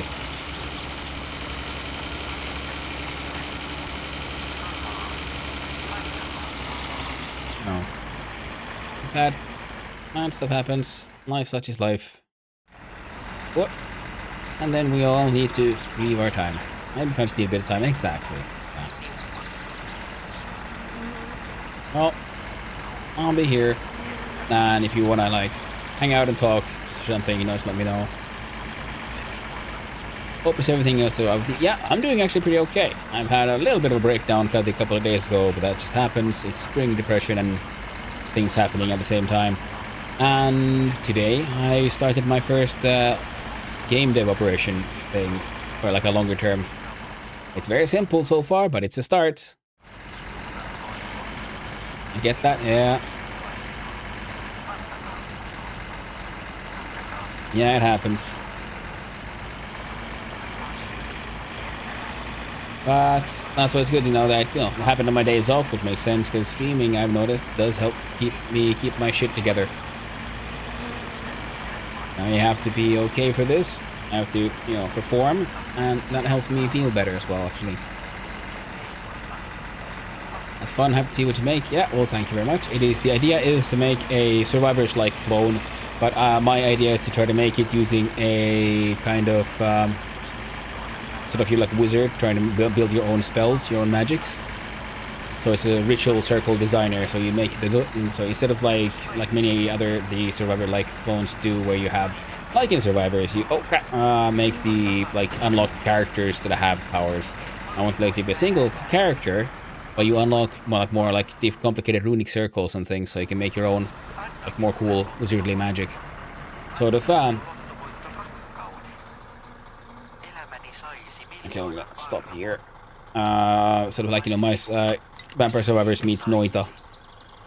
A little bit. That's the idea. Movie called Pikkusiperi, and it's about the priest who struggles with faith after a meteor crashes his town and there's chaos and criminal intentions. Oh!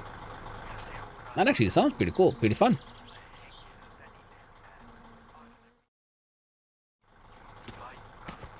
Where did I put?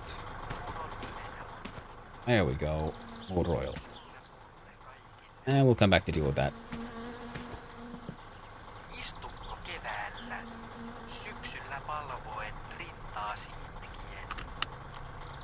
Oh shit. Rallyman's coming. Säkeistön, laulun säkeistön, ruvon säkeen. Ah. Mä kylvän. Dealing drugs that game yesterday pretty fun. It is. It's a super fun game, and it's in early access, so I'm really excited to see where they go with it. I feel like I am approaching to like end game. I've got the cocaine unlocked and stuff, and it's like, well, I mean, it's an early access game, so it's not finished, but I'm reaching the point where it's sort of like grind for the grind's sake. Like I'm seeing about going for the achievements, making a lot of money, but you know, then what? Why am I collecting all this money? What, harder drugs? Yeah. I just say harder drugs and like more stuff to do with your money. Really. Like the police seem to very obviously not give a shit about the guns. Like I've been like body search and they saw the gun and they did not care. And then there's and it would be fun if you could, you know, if you instead of all the like places you buy are just places for production, if you could buy an actual like nice flat and you could like decorate it, you know, like I've been comparing it to say other like automation farming for like farming games like Stardew Valley and stuff, because that's kind of what the game is, you know, similar to, you know, there's the farming, there's some automation, a la Factorio. I would like the automation is cool, but it does need a little bit more fleshing out.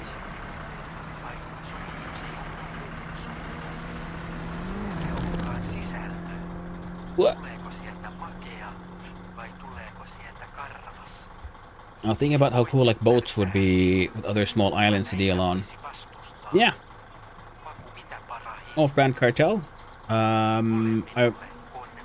I don't know, is Cartel like a game or you're like comparing something else? I'm not sure I get the comparison there. I'm just one, I'm sorry. I'm not quite as well versed in the world of games. There's too many games out there, man. And yeah. Yeah, like yeah, but I think also Reaper though that they're planning already like the map expansions, which would make sense because so far the cars don't make that much sense in that game. I mean, other than the van, I guess, for like just hauling shit back and forth. Oh shit, Trekkie! Hey there, Trekkie, how you doing, man? How is your drug empire? Are you getting close to 1 million yet? Cartel's a criminal organization, mostly Middle and South America. One way to do with those. Oh, in that way. Okay, I'm one. Okay, yes. Like you were to get an actual cartel. Yeah, I thought you were like comparing the game to like some other game out there called Cartel. Yeah. Anyway, hey Trekker, how you doing? Thanks for Reaper. Thanks for lurk. Feel free to hang around. So, how was it going, Trekkie? Hey, if anyone doesn't know Trekkie, you probably should. He streams a lot of cool games, and he streams, you know, enormously long hours, crazy stuff. He plays the Beep game, also known as Astronauts. Very cool adventures in space. He plays a lot of My Summer Car. Any and all skills and tips and tricks that I have in these games are tips and tricks I've learned by, you know, either asking him directly or watching him play. And then he also plays, of course, Schedule 1 lately, and he's just blasted off all into the end game already, automating his cocaine production to make the best drugs ever, selling purely bricks, all the good stuff. He's a fun dude. You should give him a follow. And to the raiders from Trekkie, in case you didn't know me, hello, I'm Hannu, son of Hannu, variety streamer extraordinaire. I do all kinds of stuff, like I play My Summer Car on Mondays. I used to play Valheim on Wednesdays, but that went on a pause because I need a break for that game. I play Vintage Story a lot lately, and also got into Schedule 1. And on Sundays, I regularly do a 3-hour game jam called Try Jam. So 3 hours you have to make a game. And it's every week, and it has been a fun challenge, and I've learned a lot, enough to that today I started and will now keep doing. I'll be starting out my streams with a little bit of game dev of my own on a slightly larger project. I'm trying to make a Vampire Survivors like a Survivors clone with where the advancement and modification comes from designing your weapon rather than unlocking characters. I've been doing it all in Godot, and yeah, hope you all like it. I hope it turns out great. That's a surprisingly large amount of it done already today, and I only did it for like a little over 3 hours. Which does show that those 3-hour game jams have been actually very, very educational. I'm learning a lot. Oh, you want to? Okay, I'll have to make a GitHub link there eventually.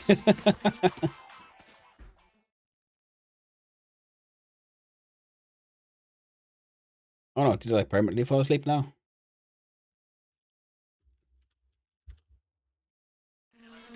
No, good. Maybe it's easier to do it this way.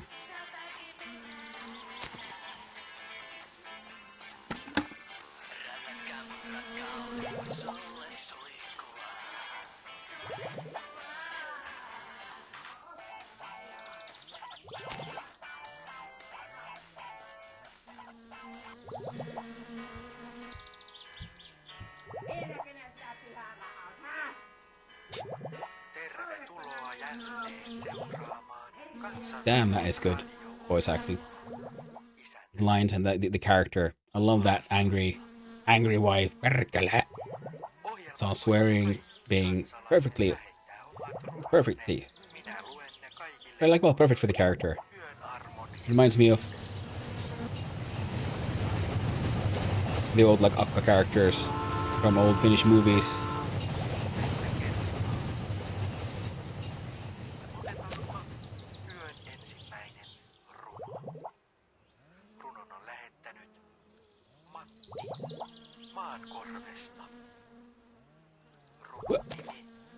Yeah, I'll have to set up my GitHub and because it is not in the best condition.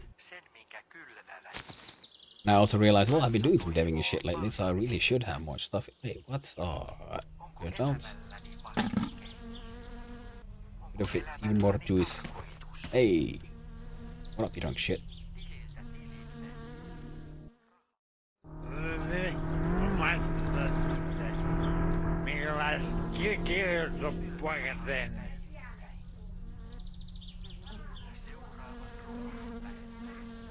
Aivan helvetin hyvä kiljoa, hei.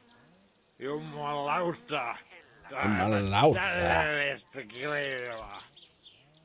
Jos se mennä mulle enemmän myydä, niin ota tosta vaan. Ota tosta vaan.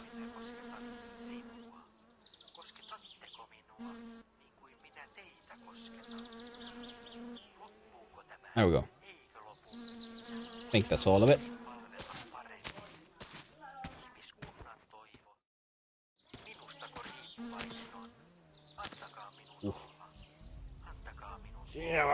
Let's see how this works.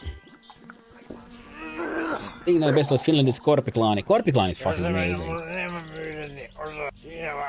I very much enjoy folk metal in general, and yeah, Korpiklaani is hilarious because I mean they do make serious music, and of course they make more fun music, like vodka.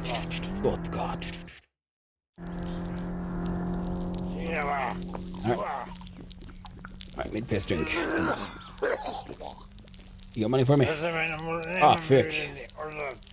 I sprung a leak. I'm sorry. I'm terribly sorry, friend. Oh, no. Oh, how did all this piss happen? Oh, no. I better have a drink. Oh, and pissing all over the place whilst drinking. Give me the money. Give me. Got the money. Before I pass out.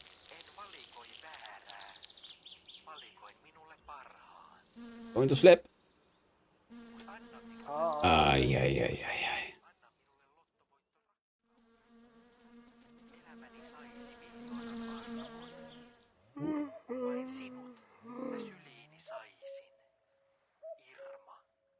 Fake.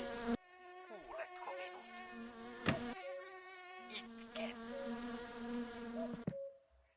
Ja seuraava runo tulee henkilöltä nimeltä Arvi. Kotipaikka Pohjanpolska. Runon nimenä on Sulle mulle kaikille muille. Hair the dog.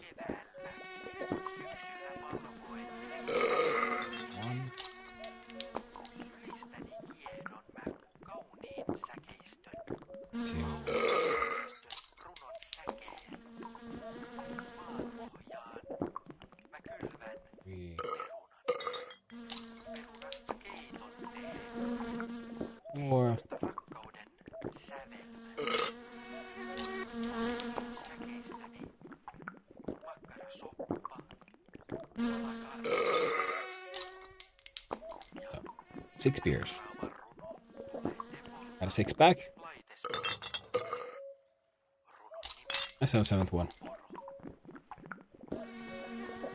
Matkaamme kauas toiselle puolelle maailmaa. 8 beers. Elämää näin. Elämää koen. Kuinka sinua tarvitsen? Kuinka minua tarvitsen? That'll be like a bit nicer. Just behind the thing. Carrying a hangover with more alcohol? Absolutely. Hair of the dog. Never heard about that?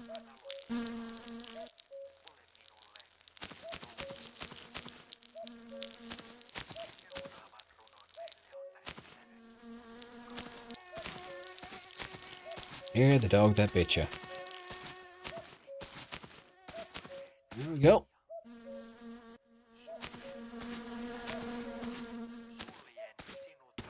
I think I can just... I'll leave this. You can take care of that for me, right? Thanks, dude. Niin kuin se sopii minun suuhuni. Vai sopiiko se jonkun muun suuhun? Tuleeko sieltä makea vai tuleeko sieltä karvaa? Voi ymmärtää. Kuka näitä voisi vastustaa? Yeah, stomach will take care of it. Exactly. Oh, what she hit? Oh, shit. Oh. Good thing he doesn't drink beer. He only likes Kilio.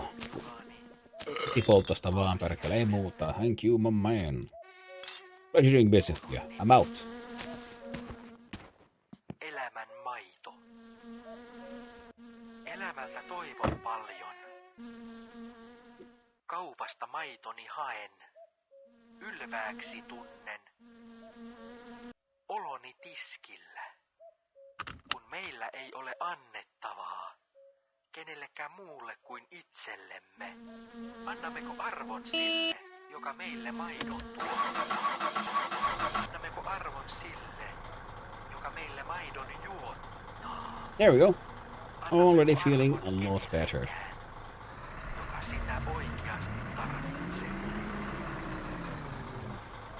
Anna meille arvo, ole minulle arvo.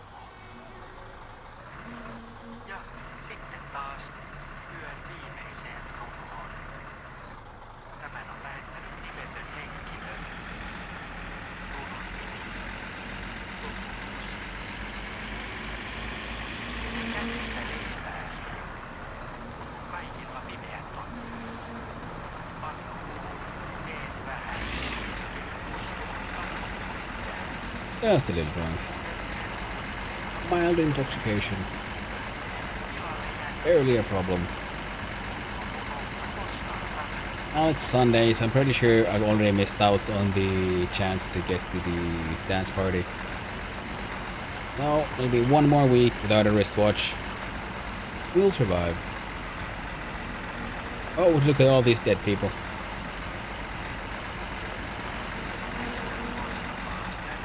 Watching rally is an extreme sport. Not everyone survives.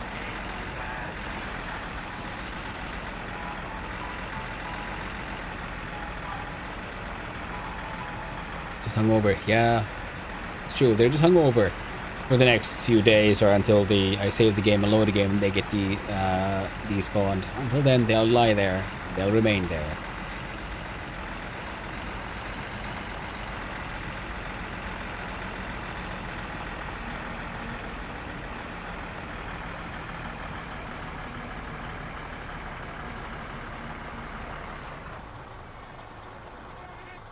There we go. Car back on neutral.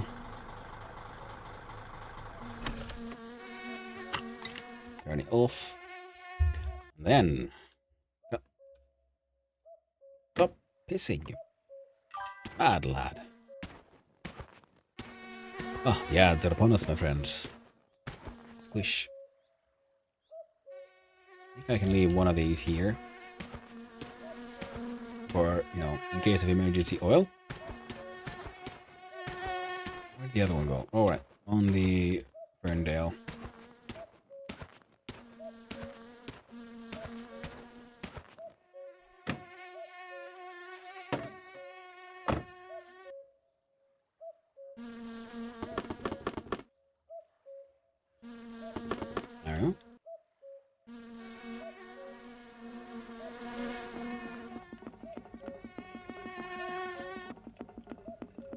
And then we wait for the cardigan to fill up.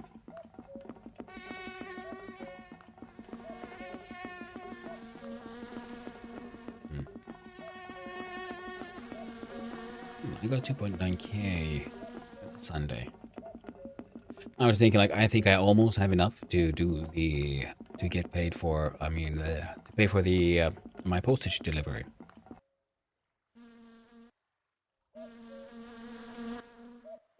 Oh, I see. There's still some oil left there.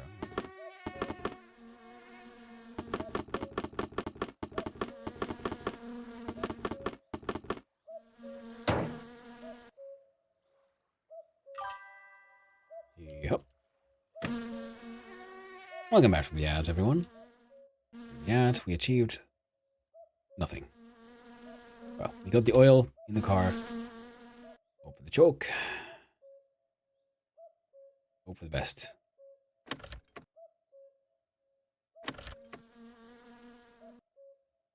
Grand total of fuck all happened.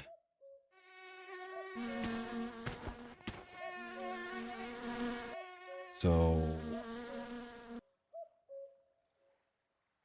Oh, right. There's something that is... Leave. We have no negative.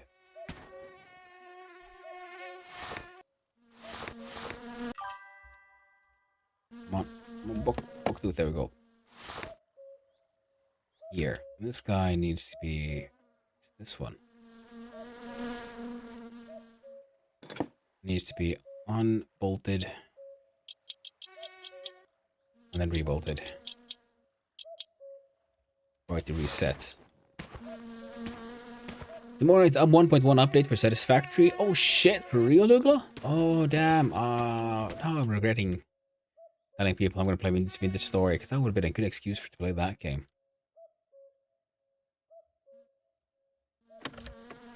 Alright.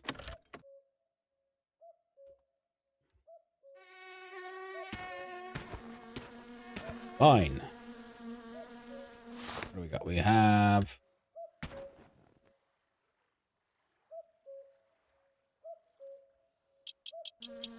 I'll unplug you.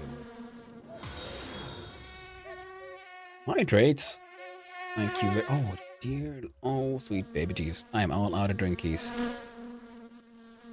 Give me a quick sec. I'll just...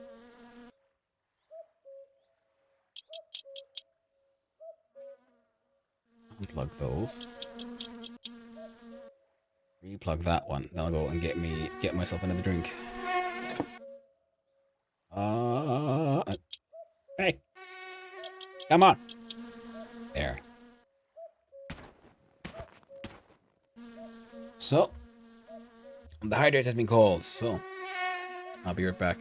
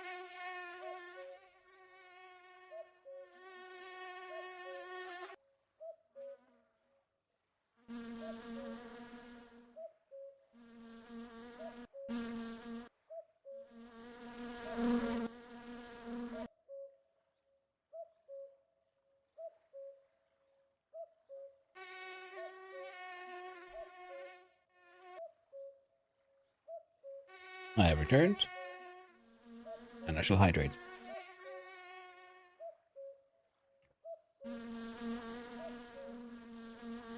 Thank you very much. Little Bunny Fufu, hello. I hope you're doing okay, and I hope you've had some decent rest lately. And let's see here. that game still gets played. Oh, you mean Satisfactory? Absolutely. The 1.0 came out not too long ago. I mean, because back when it was popular was when it entered early access. It's now left early access. And 1.0 was super fun. I very much enjoyed it.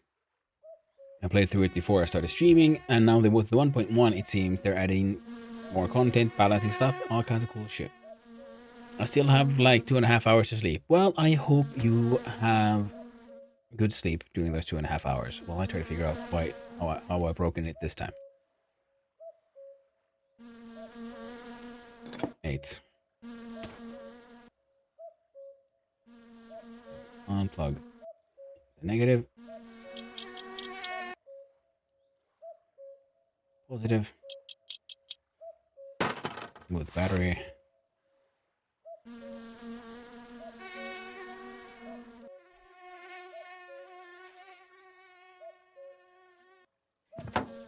Place the battery.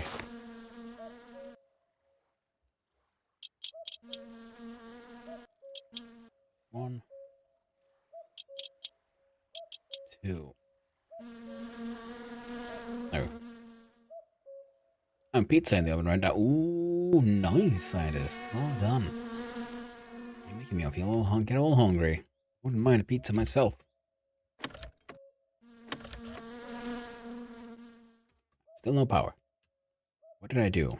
Broken this time. So that's attached.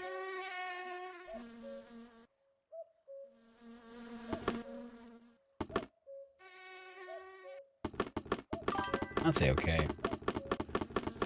Battery dead.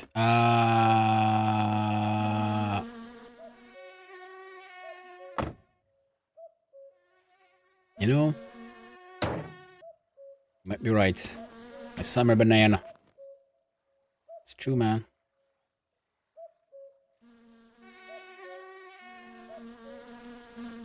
There you go. There's my summer banana.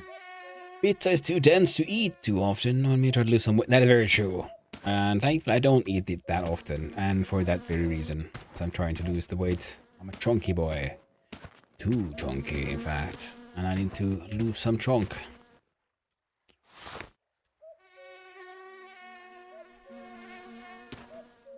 Could eat it all the time though. That is very true. It is tasty. It is delicious. And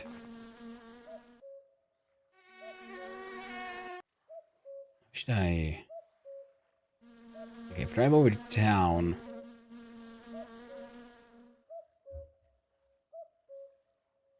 No, store is closed. So what do I do? Wait. I might have been smart. I might have been smart and bought a backup battery. You know?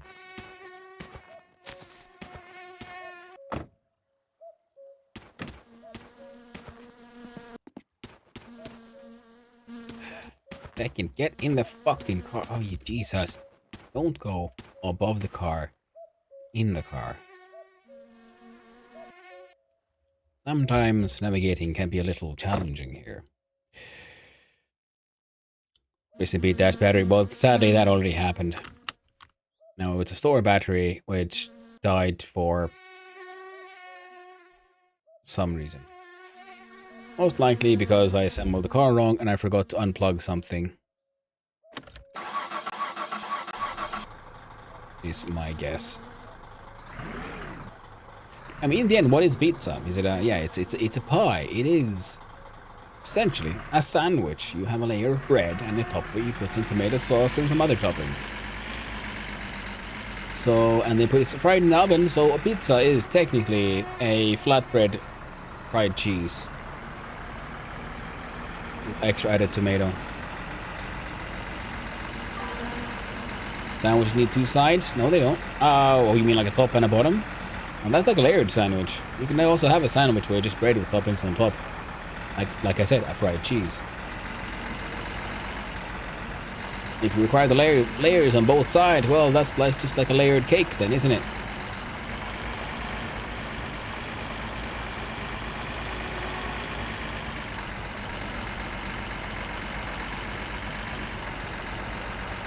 an open-topped sandwich.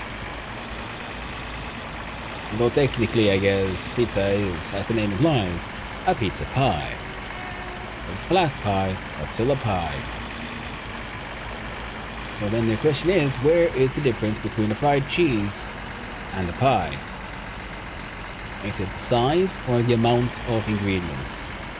So if you put tomato sauce and some, I don't know, bits of ham, some mushrooms, and then we'll put that on, and then some cheese, and then a cheese layer. We'll put all of that on a piece of bread, stick it in the oven, fry it up. Is it now a fried cheese sandwich or a pizza pie?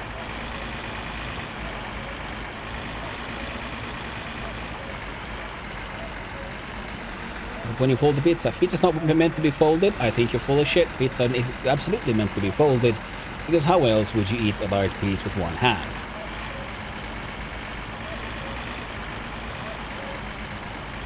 Okay. Yeah. Oh, fuck nuggets. I was not paying attention. There we go. Back on track. I can be in control. Let's go. Hey.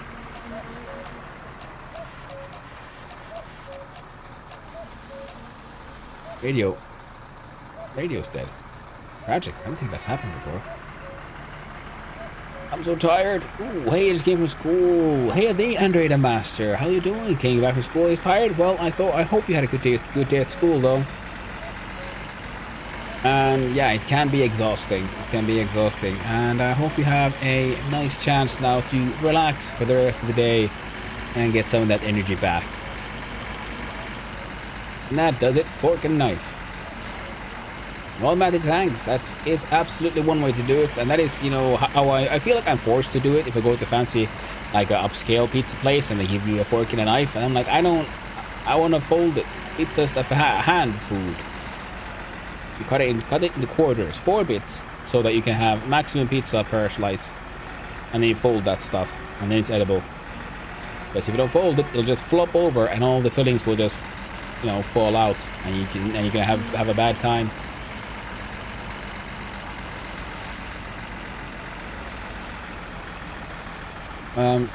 Here's your pizza slice in the air with your mouth under it, and then lower it into your mouth.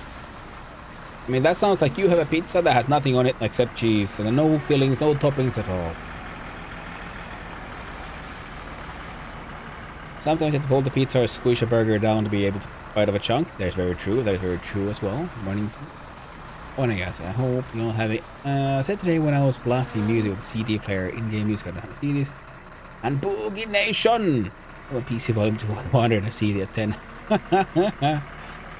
Boogie Nation, yeah! Better than cheese. Cheese is good.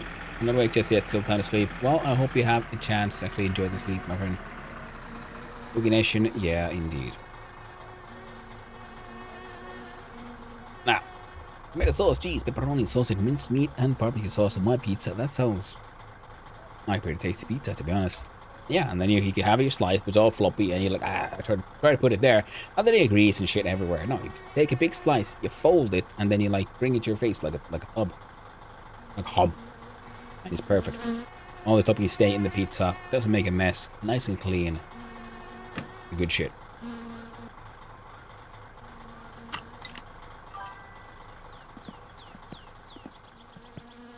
The barbecue pizza. They say I was smart. Oh no! I was thinking I should probably have like a backup battery here. See, I got backup 2-stroke fuel, but no. And I'm like, oh yeah, these. Oh, they can live there. Fuck. And it's Sunday, so I can't get myself anything from the store.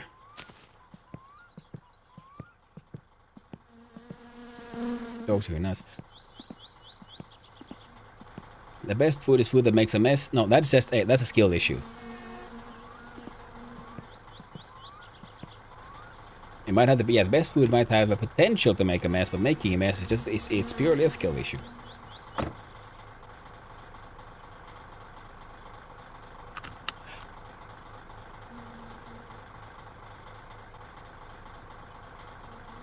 Pizza, pepperoni, yeah. Did you die or start over? No, I'm still continuing the last one, but the car still hasn't, but I did start over like a while back after we had the accident with cousin. And now I'm just trying to get my car fixed, and I got the new wheels on it, and then I thought, well, while I'm there, I'll change the head gaskets. And then I had a tragic incident where the battery is no longer working, so I need a new battery, but it's Sunday. Bus driver is now dead at a separate point. I don't know what's going on. I can just keep on finding the bus abandoned in places. It's tragic. Very tragic. You can eat a triple burger with no mess. If you got the skills to it, yeah. I mean, if nothing else, I mean, then you apply good old... You're boring and you apply knife and fork to it, you know? Rally died to a light pole. Face first. Oof.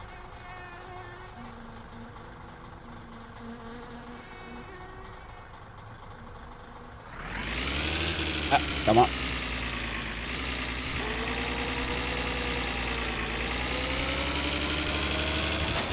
What the?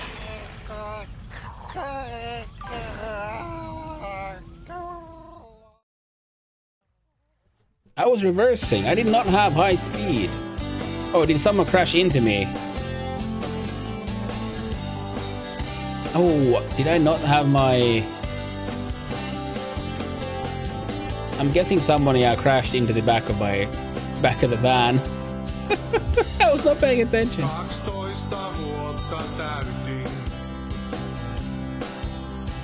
You saw that coming? Oh, I was not paying attention. Nice. Oh, hilarious. I was like, oh, what the heck happened? Why did I die? Because I was reversing. Starting over, yeah. Young male died dead in a traffic accident. Yes. Burger restaurant near my house. If you go there and eat one of them with a knife and fork, you'll get side eye from everyone. Hey man, if people want to judge you for eating them, fuck them. I don't care about people's side eye. I'm here to fucking eat. And also, there's another way, which is how you eat a burger, which is you just wrap the fucking burger, you know?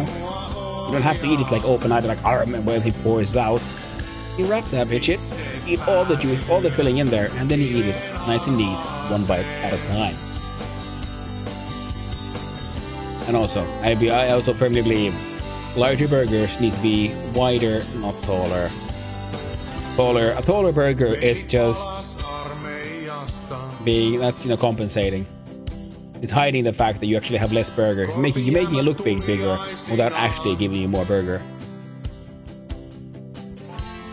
A burger wrap, you know, like you buy a burger at, like, you know, McDonald's or some shit, and it's wrapped in like this, the wrapper, and you only open up the side and you eat it, because you can do a wrapper but just using like paper, household paper and that kind of stuff. Or the trick that I learned from my mom when I was a kid was, you know, use like coffee machine filters. To open that up, you stick a burger there. What? Clean hands, and you can eat the burger. Coffee filter keeps the mess inside. Tricks. Tall burgers, how fast food chains rip you off. Exactly. Old school fast food always give you wide burgers. I totally agree with you, Amaris.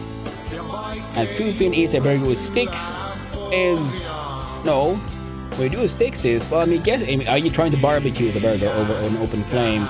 Then perhaps. But that's what sticks are for, you know. Barbecue over fire. So how'd it go this time around? 12 days live, 21 cigarettes, 17.5 liters of beer, 3.35 per mil, strongest drunk, multimeter 16,000, 76 minutes in a sauna, 89 logs chopped, 213 swear words said, 18 liters of gas fuel, earned 13k, spent 4.9k in the store. Oh shit, for real, thanks, little bunny. Alright, I'm gonna alt tab out for this one. Waiting.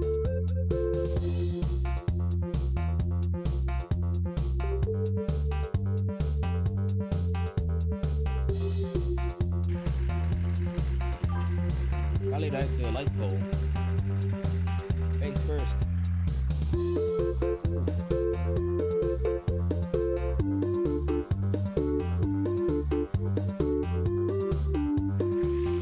Look at the big screen. Thank you.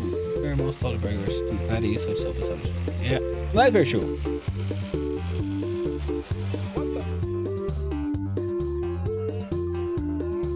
Oh. Oh, I'm so confused.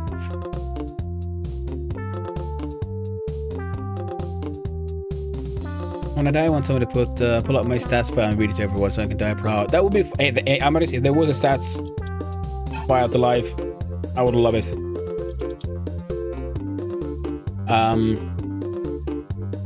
And most of us are 2 patties so to be open. Yeah, that is cheap in the cart. I do agree with that one. That is true. You can also, have open burgers by dividing a burger in half. Now let's see. What's our new last name?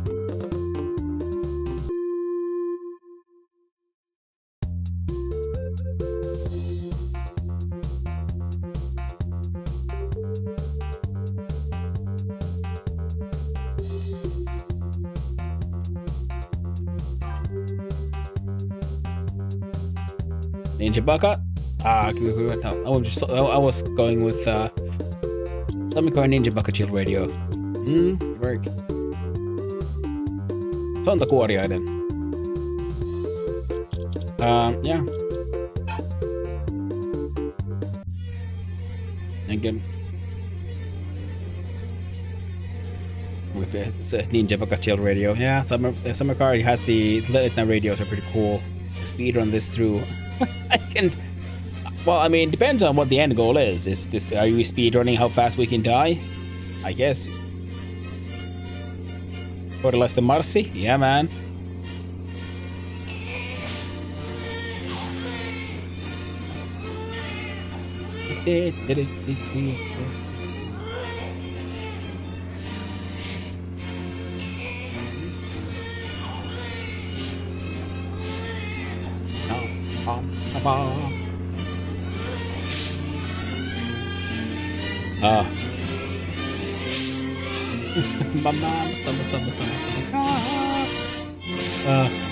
Urho Kalsarkänni. Okay, that would have been a good name.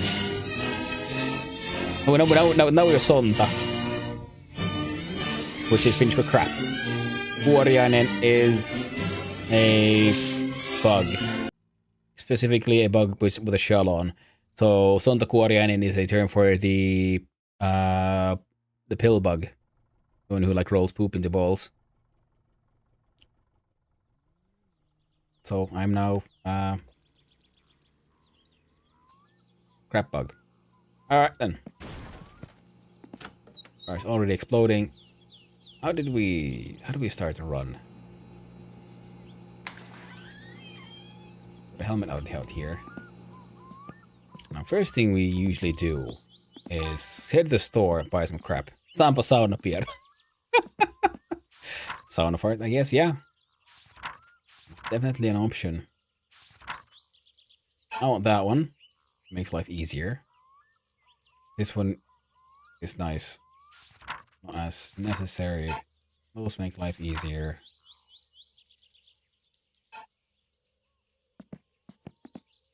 Good old.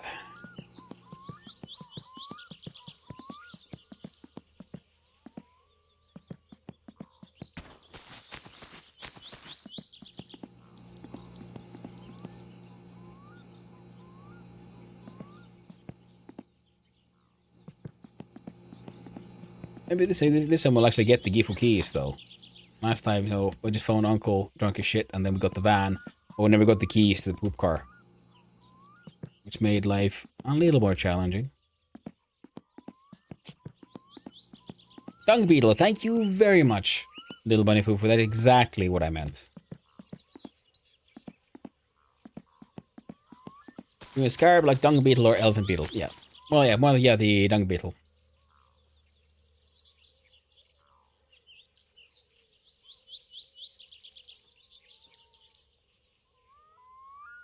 I mean, the scarab is technically a dung beetle. It just, has better PR.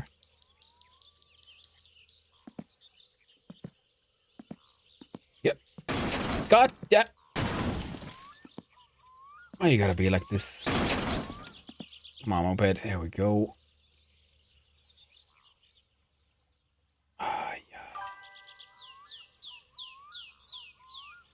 If I sneak just a little bit. Yes.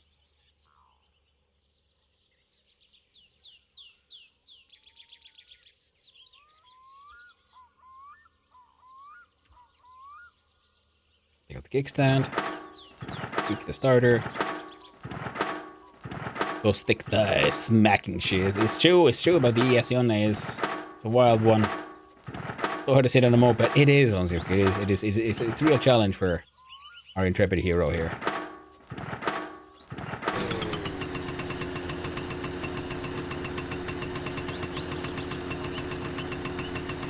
Oh, I forgot to go pick up the uncle's money. Oh well.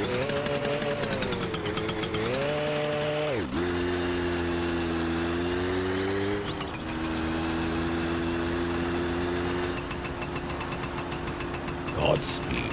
Yeah. Thank you. Wonderful food. Thank you indeed. I just realized I should have. I can do it later.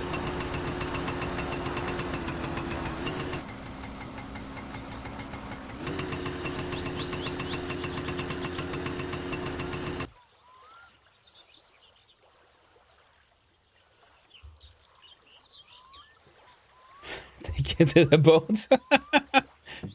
Yeah, I'm not driving that thing like around. It's expensive. Get in the frick. There we go. I think I probably should have checked for like car engine parts. Oh well.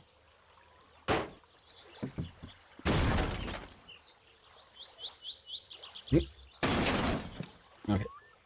Try again.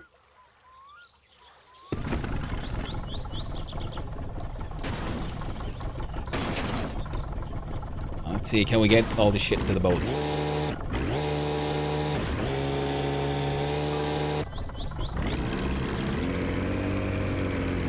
That's very true. We need the fish, among other things.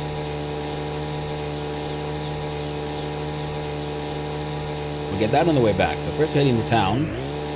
We do some shopping. And then on the way back, we jump by the island. And by that time, I'm pretty sure it's too late to go to Flayataris anyway. So that's something we can do at a later point in time. So then start, we'll go to the store, get the stuff from the island, and then we'll focus on building the core of the car, pretty much.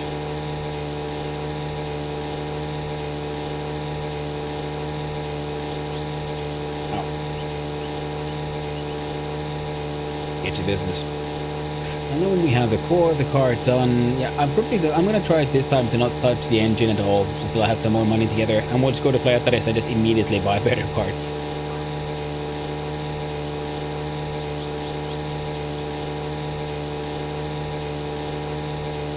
Although I will try to keep the battery alive. We're tricky.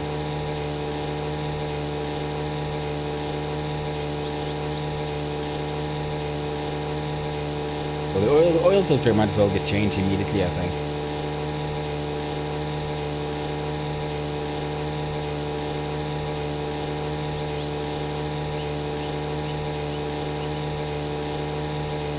And this time I'll try to... I'll have to get the moped back, I guess, as well. Usually I just dump it at the house. Okay, no, there's no rush, actually. I'll do that later in the week. Because one of the things I want to do is finally have a chance to go get that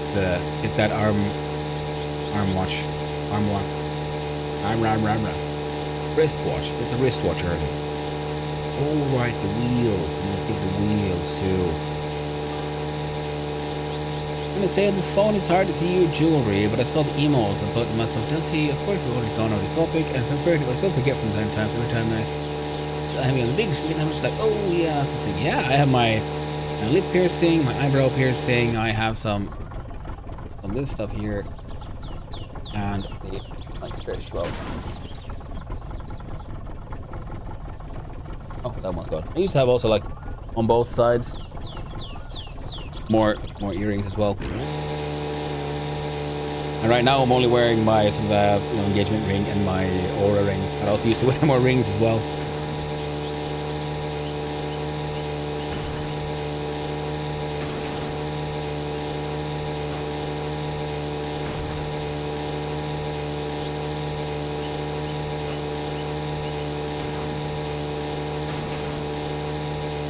I feel like the moped is slowing us down. I think it's doing it intentionally. It's being difficult.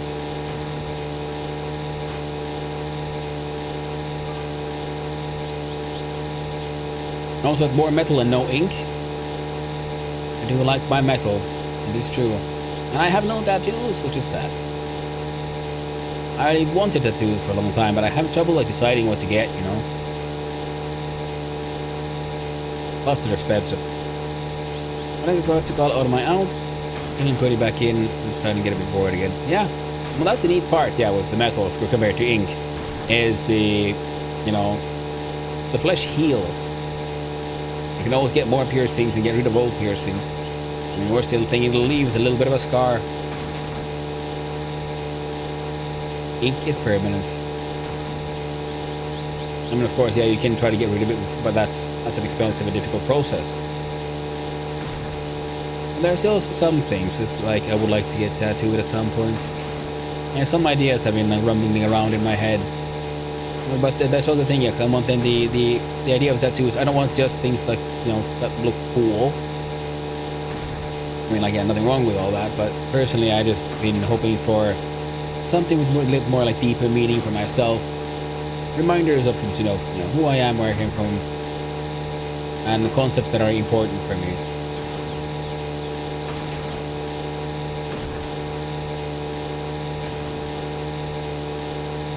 I was considering like getting stuff on my like forearms and things so that I can see it myself, and things to just help me remind me about what's actually important in life.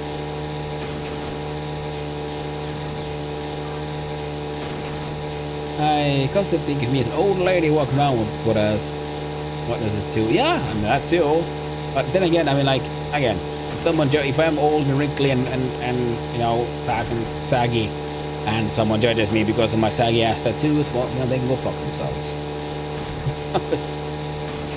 That's the thing. What I'm gonna do, I will do for myself, not for others, not for their entertainment, not for their viewing pleasure. I do it for me, for my own viewing pleasure and my own entertainment and my own, internal narrative.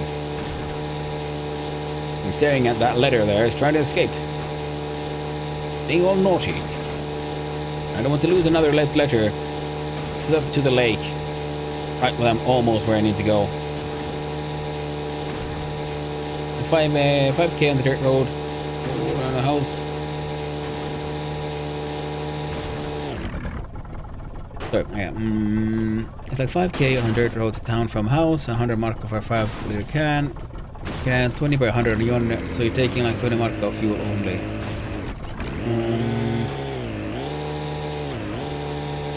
But at the same time, it's like I would look at my own tattoos if I had one and I was wrinkly. That's very true. The fuel prices vary. Also, okay. Well, that's true, except for I think the 2-stroke, which is what the boat and the Honest uses. But the boats can fit a lot more shit. Yes, I can absolutely go on adventures with the Honest, but I can only carry two. I can only have two things: one in my hand and one on the back of the back of the moped. Whereas the boats will be filled with crap. Plus, and also I need stuff from the island.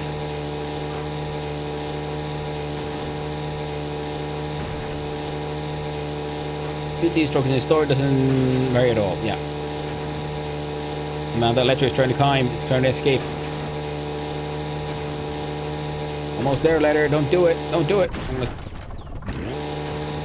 Why? Okay, physics is break. No, God. No, no. Did it fall? I think it fell. Why can't? There we go. Stupid moped. Breaking physics in all kinds of directions.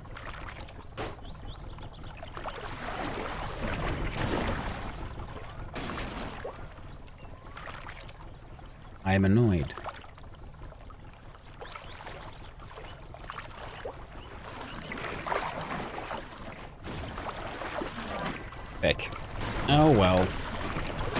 fuck that then. Tried. And of course, you know, when you're in a rush and you press enter, then it won't do it.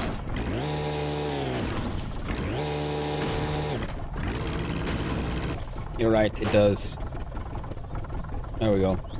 I should have done this from the beginning, just carried it in my hand, and I would not have had these troubles. But I am an idiot. A fool.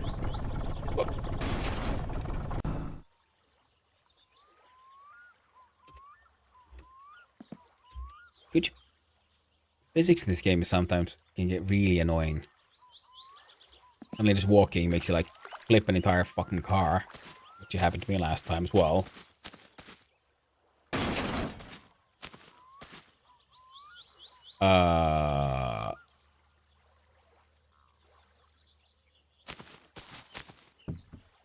And all you have to do is jump outside the boat, crouch, and grab it very quickly. Sure, let's try it.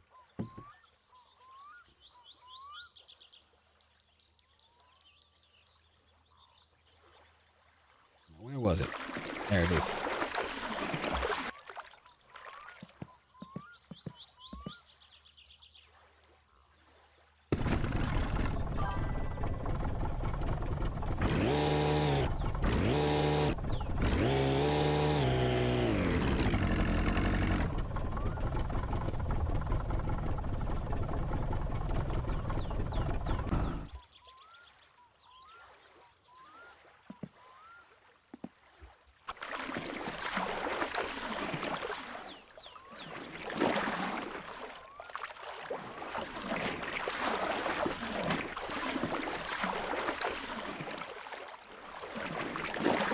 I'm gonna find it again.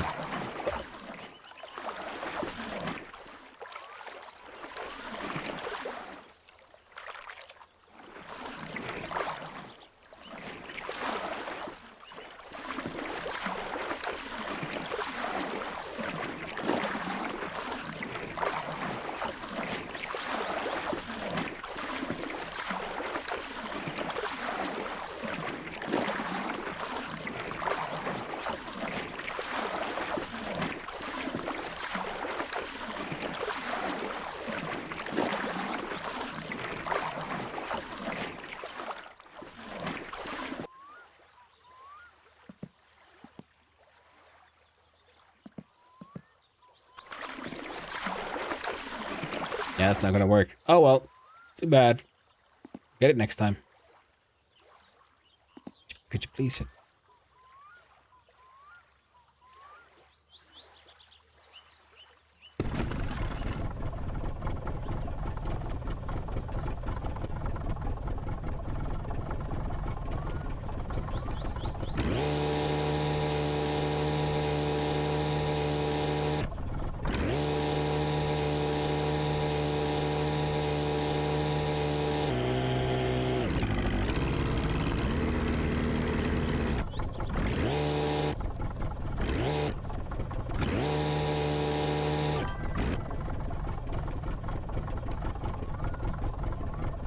Oh yeah. If I just make another order, I'll get a new letter. Yeah, that's not a problem. It's just a mild annoyance. I would have wanted to get it like sent out today in game time, so it'll be another day, which means it'll take a couple of days. But if I come here later in the week in game, it'll be fine.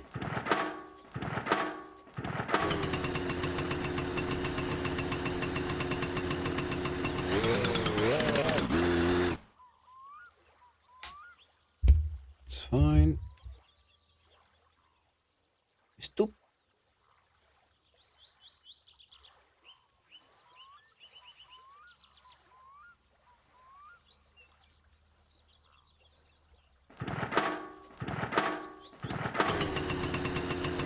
There we go.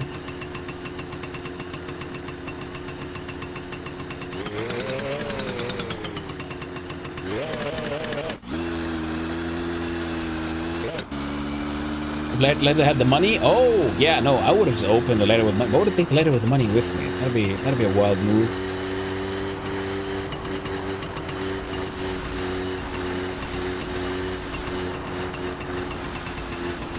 Who cares? Uncle's money. It's only a few hundreds. I mean, it's a random. I got 1,000 from it once. Oh, 1,200 I think I got. Because the letter says random gift money, and it truly is random.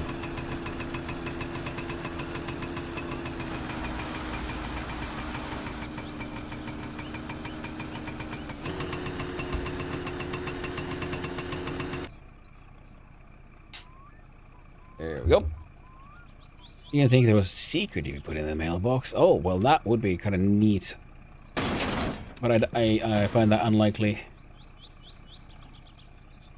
No, I was just trying to I just wanted to get the like better tools as early as possible. Plus the air AFR. It's based on World Seed, so you'd get the same if you scummed rather than restarted. Yeah, as far as I know, yeah, that is exactly how it works. Ship the carts.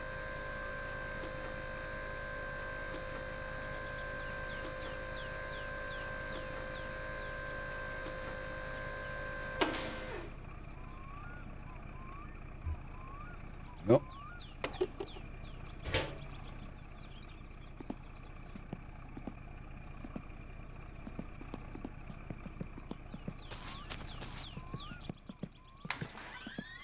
Tervetuloa te...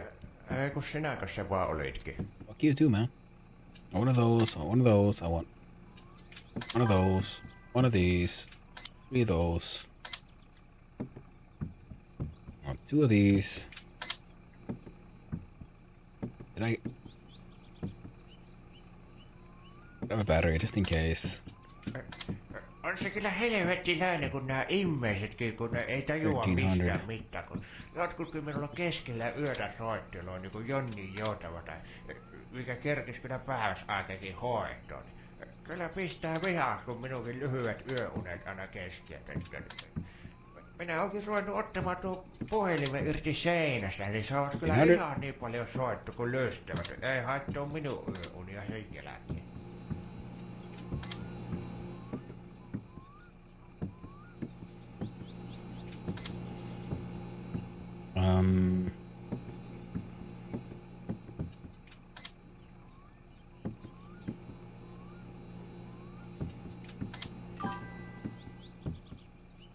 Kauppa tyhjäksi feels amazing, man. Exactly. No. Couple of those.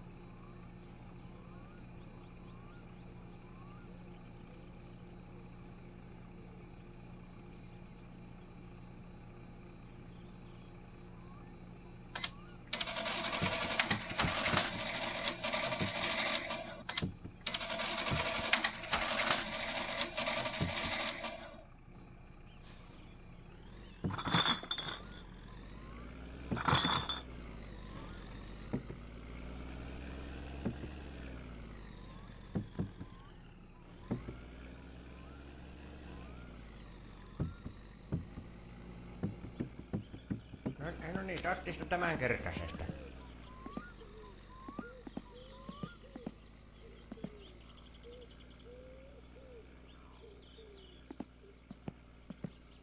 Don't explode the car. Moped, come on, you can do this. Hey. What the fucker?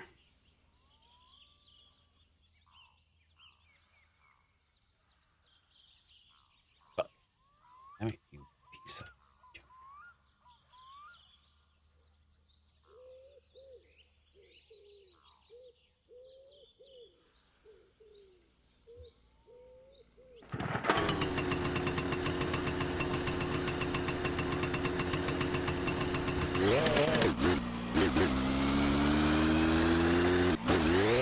Stupid.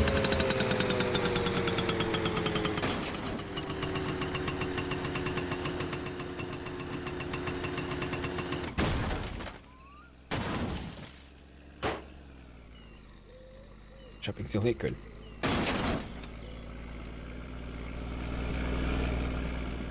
Come on, moped. You can do this.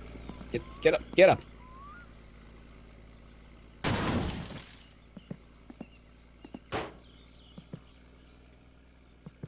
Come on. Oh, there we go.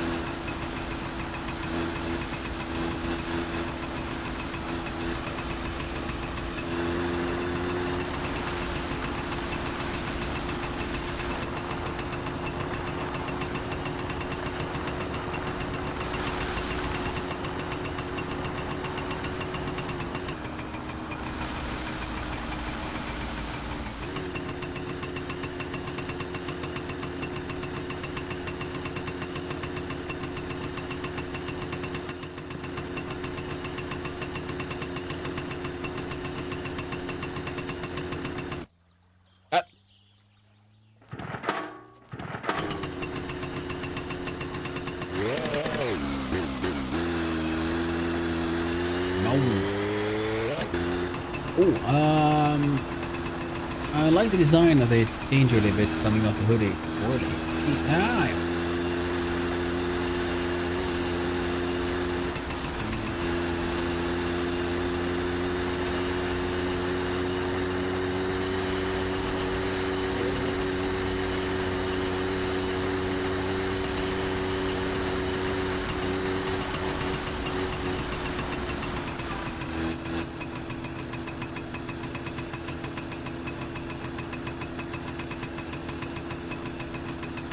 dangly. Will ties.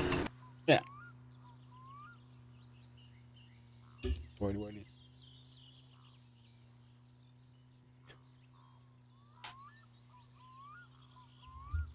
Alright,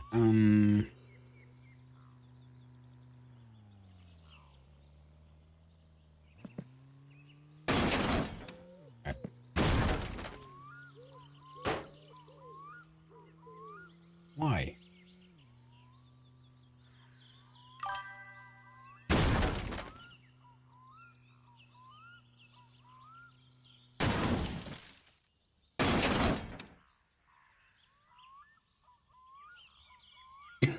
It is swirly. It's true. This is true, my friend. What?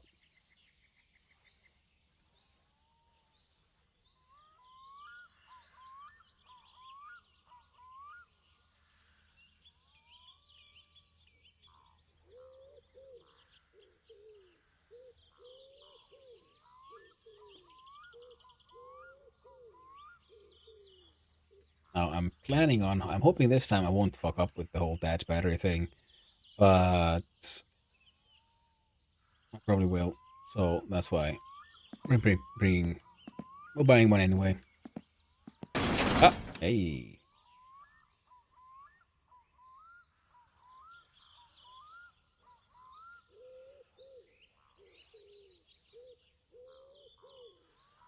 Alright, that should be stuck now.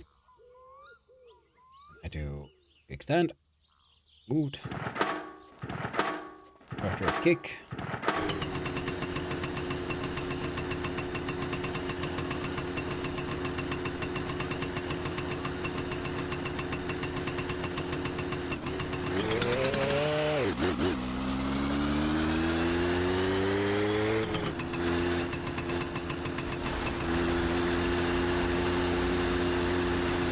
It reminds me of braids? Yeah. I'm good that vibe to it.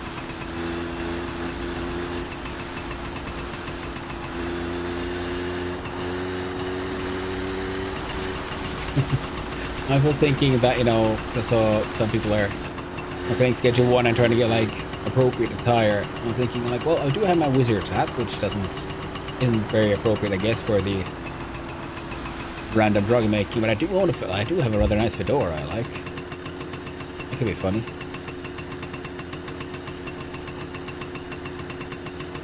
But again,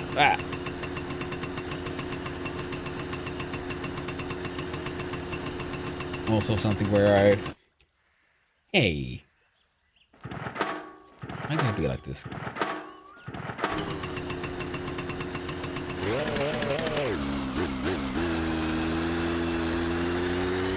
Yeah, but I'm not sure how I can make that thing fit with my my headset though. I don't think MSC would ever told me you're playing Schedule 1. I've yet to see it, so it's bittersweet. You know, one of those fake glasses, classic nose mustache. Yeah, it's like that meme about from like some Spanish speaking like telenovela where someone's like, takes off his like disguise and he takes off his like fake mustache to reveal his real mustache underneath.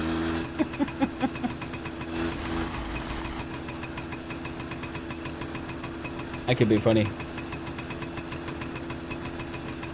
Or like, yeah, get a fake mustache to hide my totally authentic normal mustache. It's real, trust me, bro.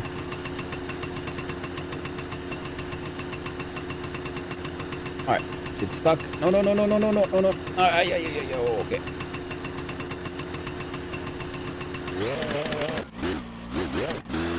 Nice. Yeah, you're playing MSC. Told me that you were playing Schedule 1 and I have yet to see it, so it's bittersweet. Okay. Oh, you want to see me playing Schedule 1? Little Bunny Foo Foo? I mean, I'll probably be playing it soon. Yeah, the idea was that I have not seen you play Schedule 1 yet, but I like him and nobody's playing it anymore. Yeah. I mean, the thing is, yeah, because most people who start playing it have pretty much reached the end of the content already. I feel like I'm kind of there, but I could, you know, if you want to, I could happily do like a Schedule 1 Wednesday stream or something. I'm gonna play Vintage Story tomorrow because I haven't played that in a while, and I would like to continue that run.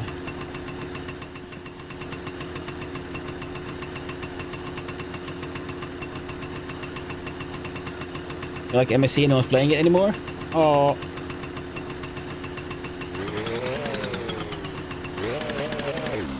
Well, I do on Mondays. Mondays is my summer car, and for me, I am in Monday. You like Vintage Story? Vintage Story is for Tuesday, yeah. So tomorrow I'll be playing Vintage Story, and then on the day after that, I could play some Schedule 1. I'm open for suggestions.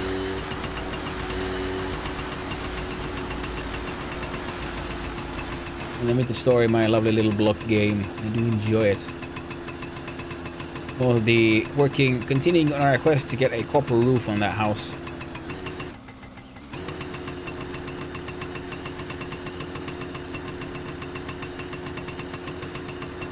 I think I can do it like this. Hey, okay. And the sink, I like my sink needs to be, yeah, that is true. I need to make a better sink. I have one, it works. I should make a better one.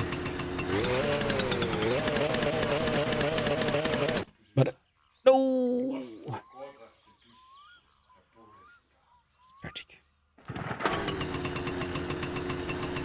I need to, it worked.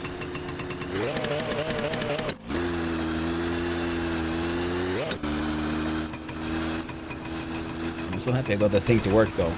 It does make using the kitchen a lot easier.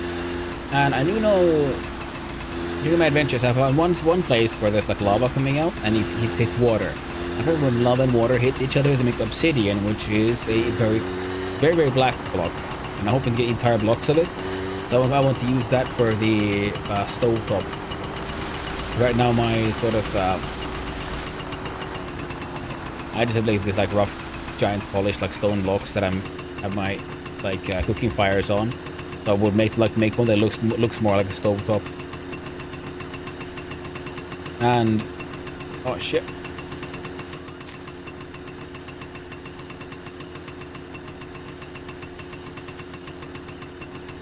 You know what? I'm done. I don't yaksa.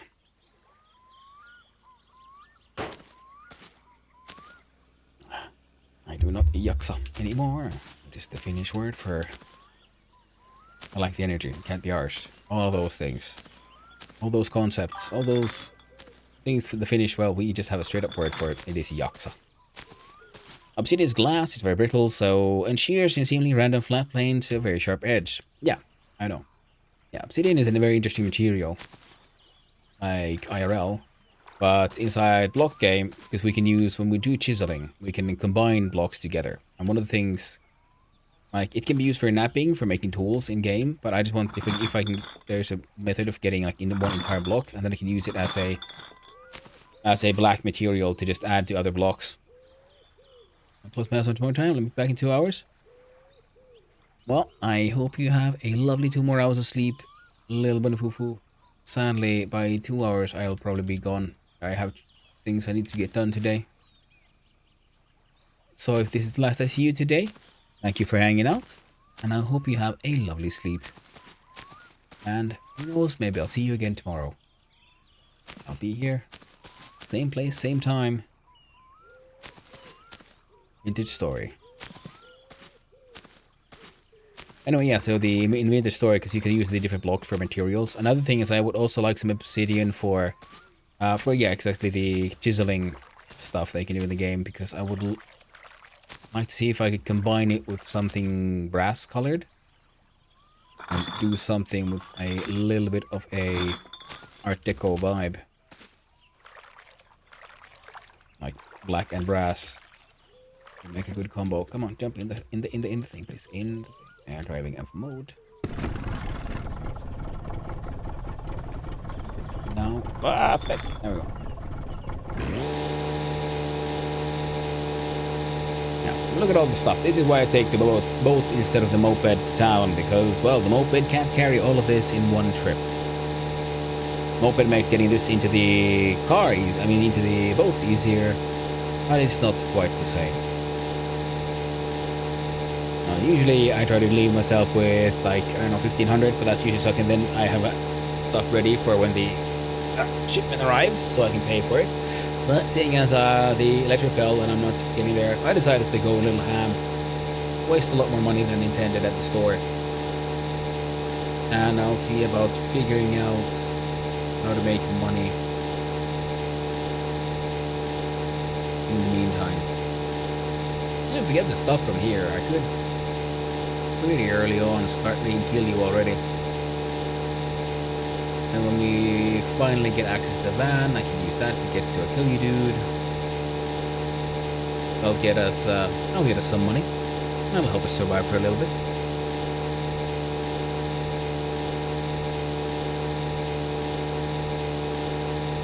And what else are we doing here? I think indeed, yes, the first order of business will be getting the chassis of the car built. Now then we can... Yeah, the boat is way OP for starting the game, yes. It is most definitely the best way to get things from the store home before you get access to an actual car and the van. I mean, technically, yes, you can carry even more things in the tractor, but it is slow.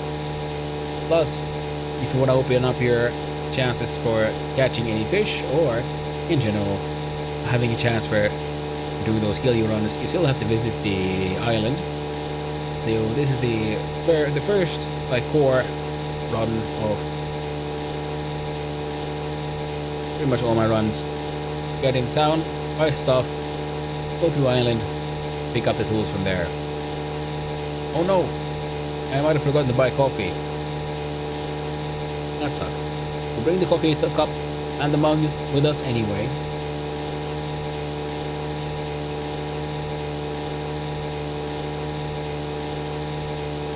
And figure it out next time.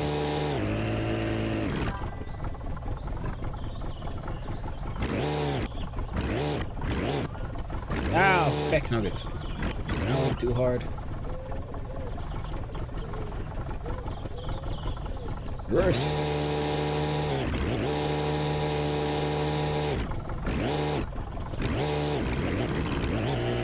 Yeah, come on. Oh, there we go. Oh, look at me. I'm full of thirst. Well, it's a good thing I came here. There's a well here. I'm pumping the sweet nectar of the earth itself. Water will help us survive. Delicious. Refreshing. I too shall hydrate.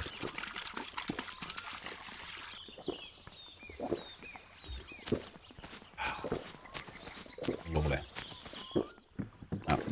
Ah, about damn new door.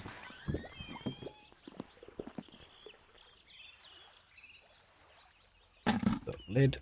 Bucket. Like, I really wish we could like transport stuff in the bucket. That's something that is the very first thing when I saw this thing. Like, oh cool, I'm gonna put all my like small little things inside the bucket. And then as soon as I tried to lift it, things just fell through, and I was left saddened. I want this one. Welcome back from the ash, everyone. I hope they weren't too annoying and too horrifying, but it is the price we pay in order to keep Twitch, as we know, running. Ad revenue keeps those servers serving, Twitch is twitching, and the streamers streaming. Oh, coffee cup. Coffee time, motherfucker.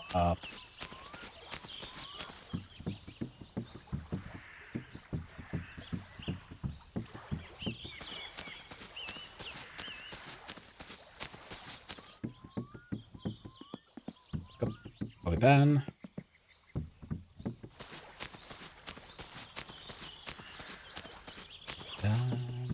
Pan. Oh. Perfect. Still need the lantern.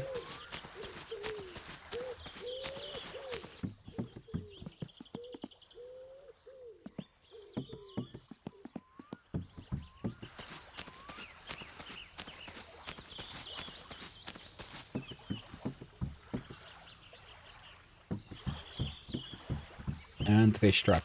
Good old katiska. These are quite illegal. I don't think they were illegal in 1995, but they are very illegal nowadays. It is an inhumane way of trapping fish.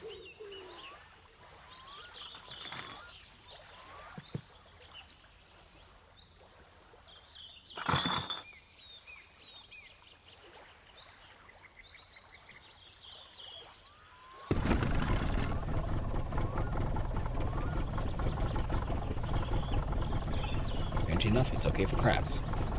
Crabs don't have feelings. I like all the stuff on the boat is like flowing into the right. Even though there's something weird going on with the physics again. I mean, hanging onto the fish trap to make sure it doesn't also do the slide and to jump into the middle of the lake. Don't do it, Lantern. God fucking dying. Hello there, it's Jeppy. You're doing okay.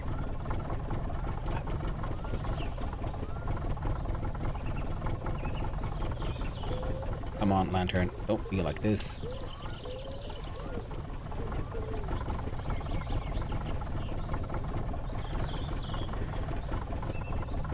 Back on track. Dodge it back. You with food this time. Ooh. Food is good. Keeps us all energized and going on. The dude's hunger is increasing, and you know what? So is mine. Oh, I'll be going on for a little while more.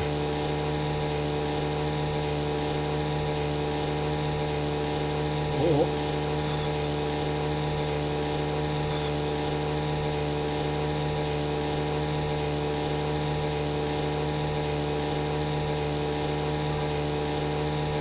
I've been using Godot.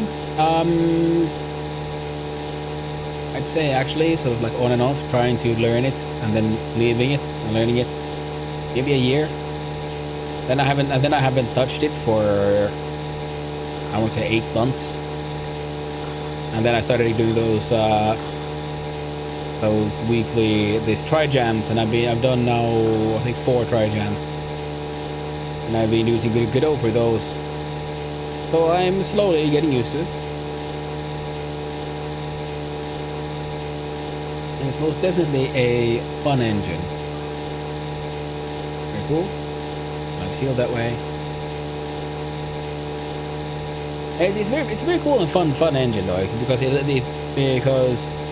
mean I will also admit it is the first engine that I'm proper engine that I'm using. Because previously small games I did was also done in C, like straight code from beginning to end, and I wasn't using like pre-existing engines for stuff. Now I'm using pre-existing engines, and they are quite fantastic.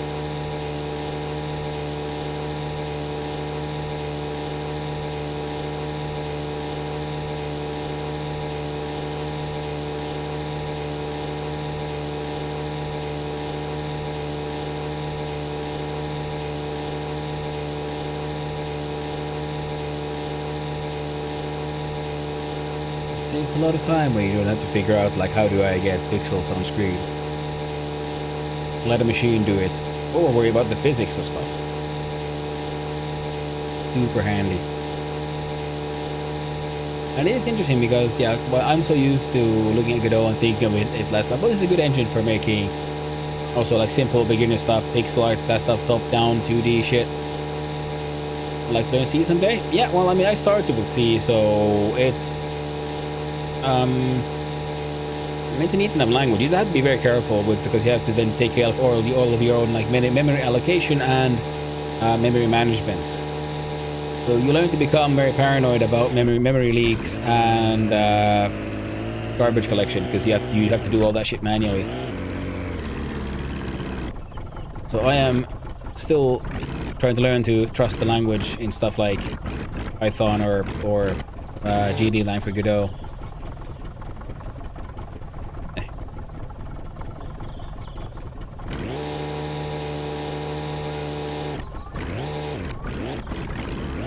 But it's one of those. But it's just a thing. I mean, like also because need physics, Unity.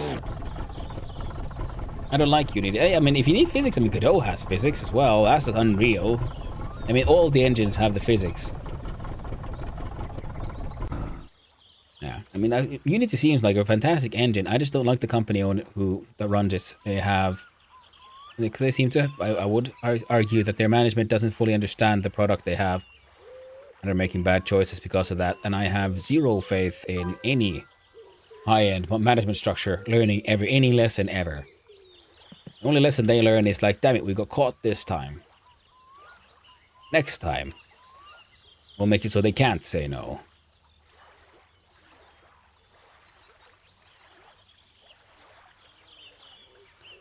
Memory management sounds like a useful thing to understand. I mean, to understand, absolutely, yes. I would agree with that one, because some games, every now and then, because if you trust the language too much, and then you're using a library someone made and so on, and then suddenly you have a memory leak and you're not used to trying to figure out how to deal with a memory leak, that can be a rough situation.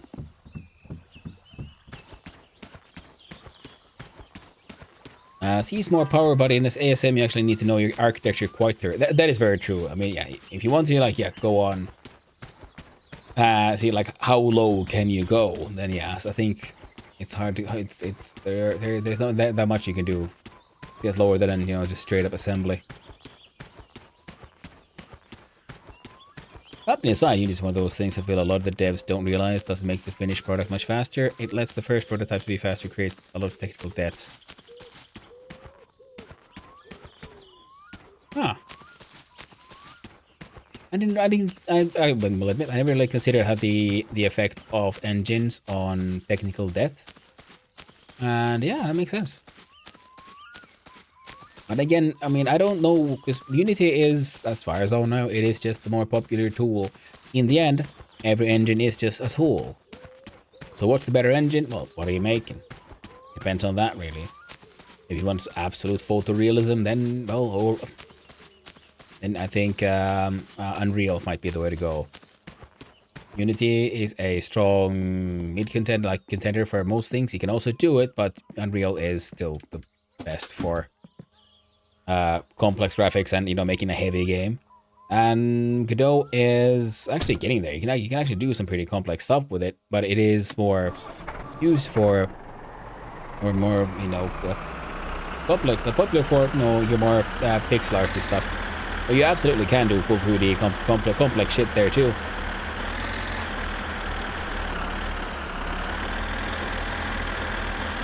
In the end, what are you making? And if you only want to learn and you want to do like really complex shit, well, I mean, you can always make your own engine. It is a challenge, and depending on what you're making, you might have to.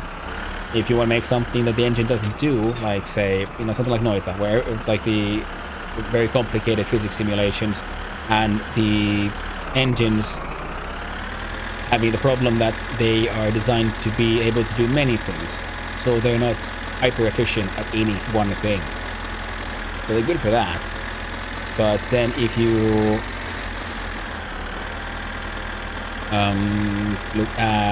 but then if you want to make something hyper efficient, hyper specialized, then it might be a good idea to consider trying to make your own engine.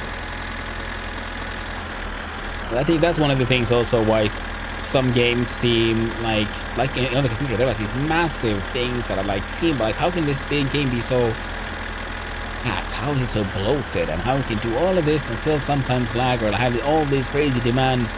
And then you realize, well, it's made by people who just use pre-existing engines and they're very good at their job, but no one really considered, like, is this really the best tool for the job, this engine?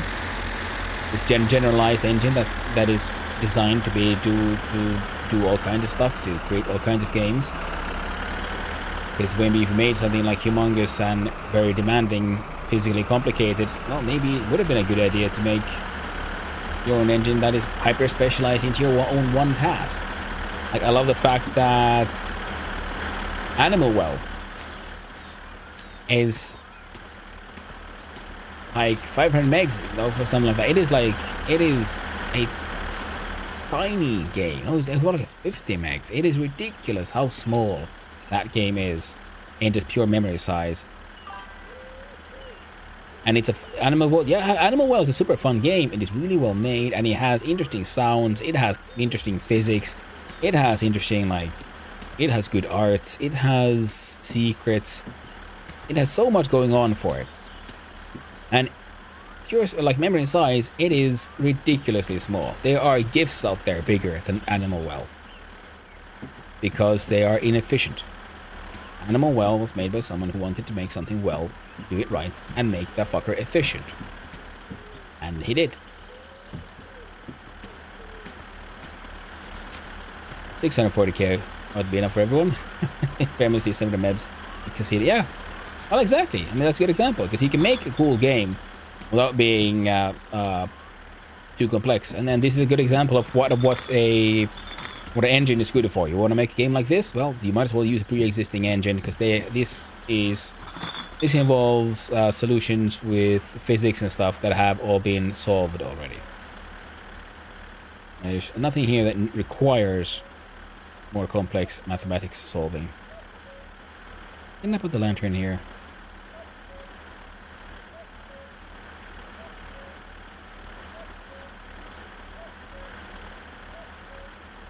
Maybe I did, maybe I didn't.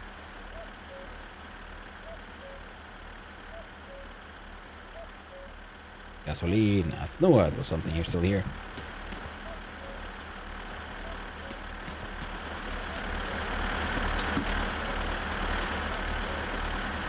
Get these inside the tractor. Come on now.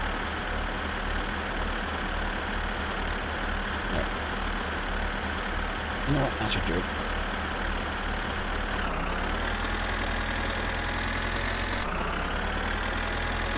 Yeah, 700 mebs. And thing, yeah, because games don't have to be massive, because that's every time you see a new game comes out and it has all this like art, all these things going on, and then it's built, the size is like hundreds of gigs. All I can think of, like, what exactly is all that memory used for? Is it really necessary? Have they really made like the best game, or is it just filled with, as Sheep Card says, is it just filled with technical debts? You know, something that it works, it's technically correct, but is it a good solution? You know, no, it might not be a good solution, but it is a solution. Oh, right, turn off the control, there we go. That's the problem with, like, good enough thinking, where I personally like it when games and designers make stuff that is not just good enough, but it is just good. Better than the option. Good thing the tractor better can't go fly. I know, right? I do love it. It is very useful.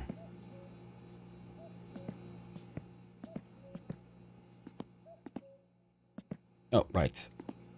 I don't know if he'll call me the first night, just in case.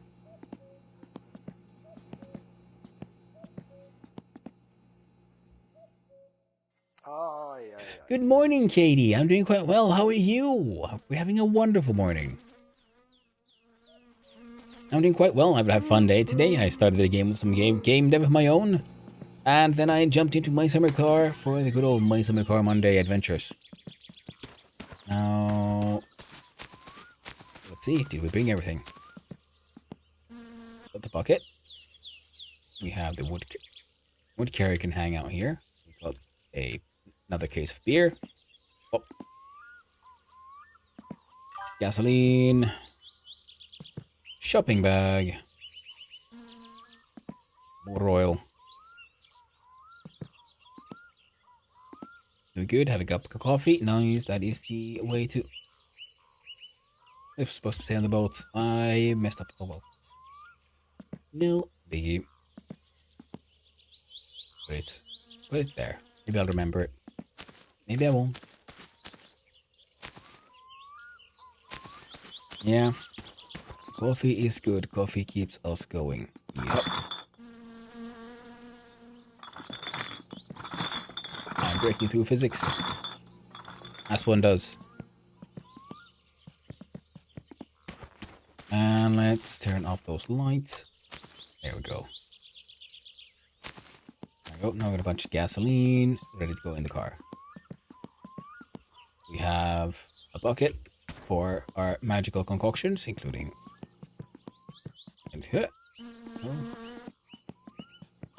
I like the fact that this game just allows you to just clip through walls. And things like that, because, I mean, of course, it tries to stop you, like all games, you know, do.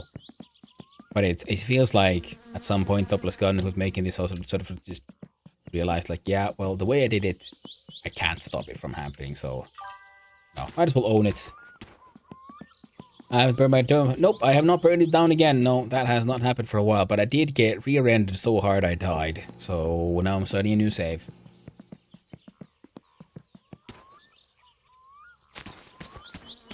That was a little unfortunate. Doing so well, too. We got what? Yeah?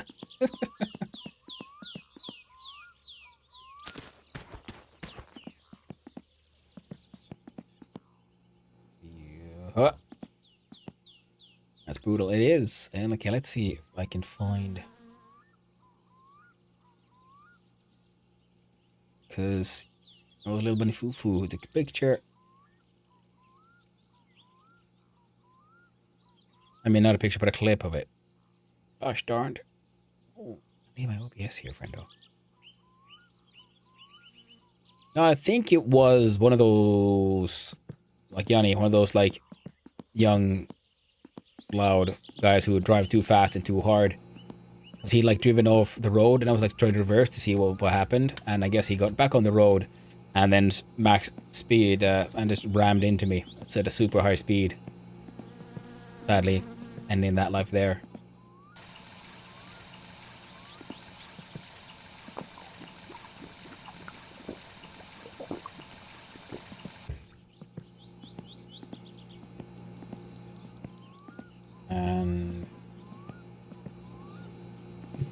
And hello there, Final Slice. Hope you're having a lovely day. Let's...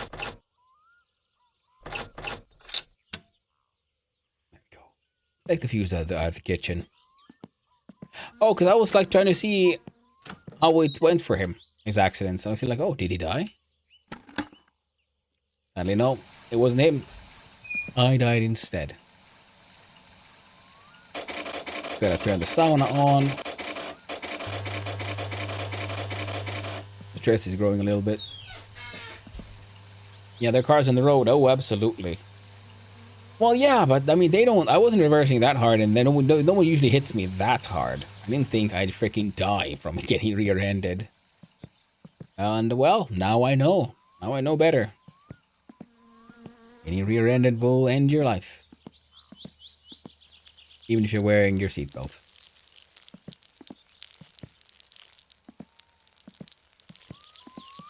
It was at this moment you fucked up. It is true. It was at that moment I knew. Like, I shouldn't have done that.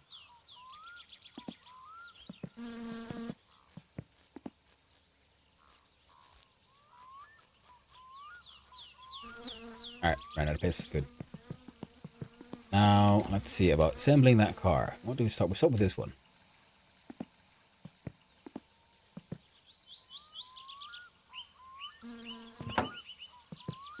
And we find our tools. To be fair, it was a van death, so it's not the safest. That is okay. That is true. But at the same time, I've crashed into like boulders on the side of the road very fast, and I've been safe in the van. The van has been good to me. But the first time I died in the van, actually, all my deaths are from other things.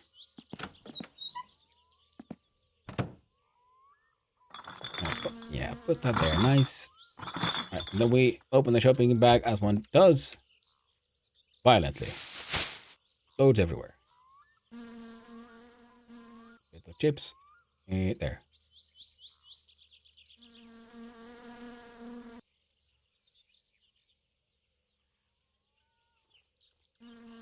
Every life my organization here gets slightly more chaotic. Spark plugs.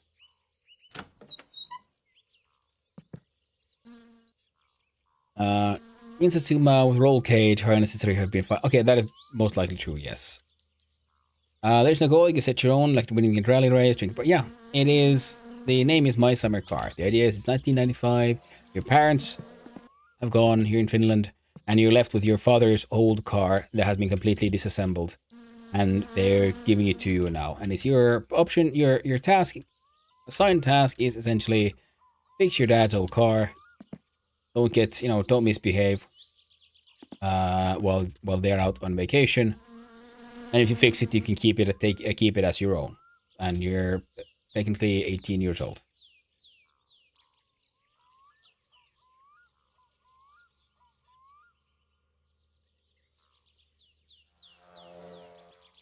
There's storyline, but it's not forced. Yeah. There's story. There's story events. How you interact with them is up to you.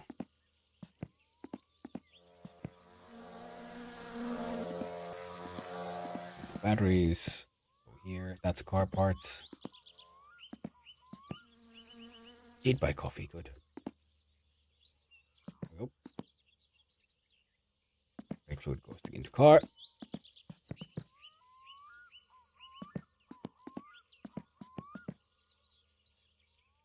Oh.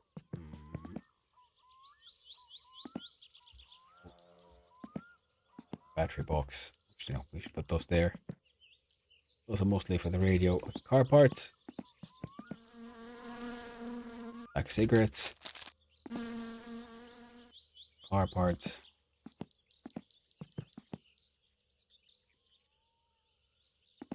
Cigarettes.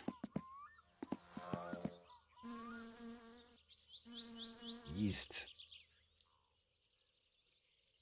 Mosquito spray. Mosquitoes are annoying. But yeah, it is one of those like simulation type games. You live your life, you do what you want, and you can have an immortal or a mortal run. In an immortal run, if you die, you respawn at the church in town. In a mortal run, you know what? This is bad life for mosquito spray. Also, I shouldn't leave the door open. The insects will get in. Yeah, and you can, like they said, it's a simulator game. It's a simulator game, so you can do a little bit what you want, and like how Yuki said, it's there's a storyline, but it's not in force. So you can try to win the rallies, try to make more money, do all kinds of stuff.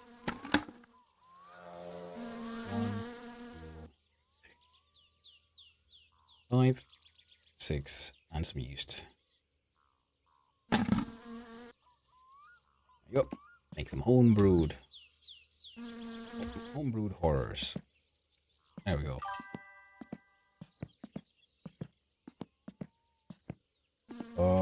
Yeah. It's done, and I'm pretty sure sauna is ready by now.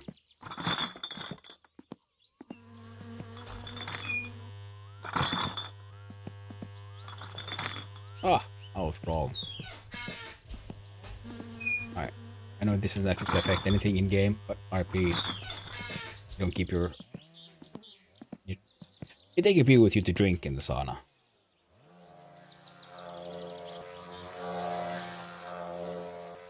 Got some juice. Almost hit me in the face.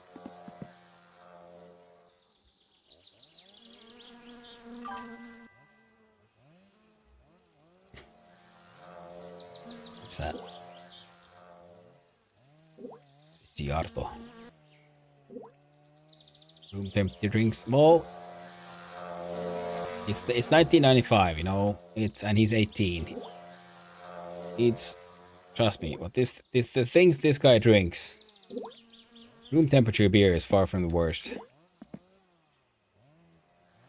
He taught Bear Grylls everything he knows about the magic of drinking piss. These are it's labeled as juice. But that is false. This is not juice. This is juice concentrate. 1.5 liters of juice concentrate per thing, and he just chugs it in one go. This is why your thirst actually goes a little up, because it is very horrifying, and his hunger goes down most likely on account of the sheer caloric density of the nonsense. It's weird nostalgic 1995. It's really on an ode to the decade prior. Yeah. Well, it is 1995 as we lived it, of course, because, yeah, a lot of this is, like I said, an ode to the 80s and 70s, because that's when a lot of these things were built, these buildings. In the 70s, there was a lot of construction, a lot of expansion in Finland, in many towns, which is why there's so much like 70s and 80s sort of vibe to these places, even though the game started to be like in 1995, because, well, no one lived in a new house in goddamn 1995. Unless you were like, I don't know, rich and shit. I got a piss. Right in the drain. Our stress is hitting the red. Good thing we can swear. With the magic of foul language, we can feel a little better. Voi vittu.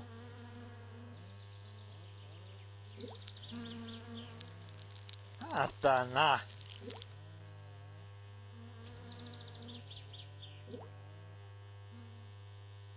I like how some of those swears have the choice for the inflection. Like it sounds so like disappointed. Like, oh. It's not like all swearing is just aggressive. Some swearing is disappointed. Some swearing is sad. Some swearing is straight up just confused. You're like, fucking what? There we go.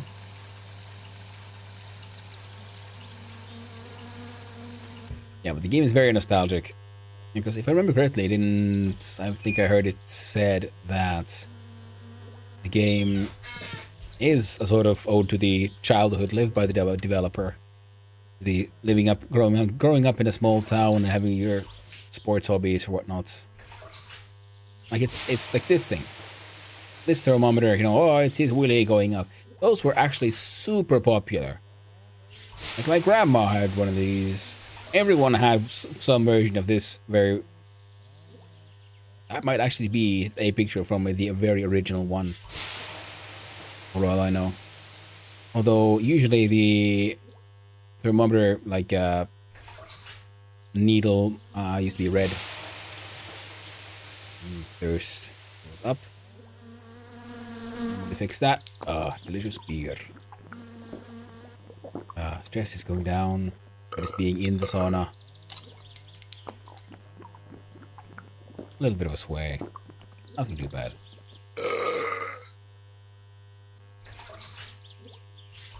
Now come on, hit the thing. There we go. Löyly. No mitä helvettiä? Vittujen vittu. Voi vittujen kevät. Perkele. Jumalauta. Voi vittu.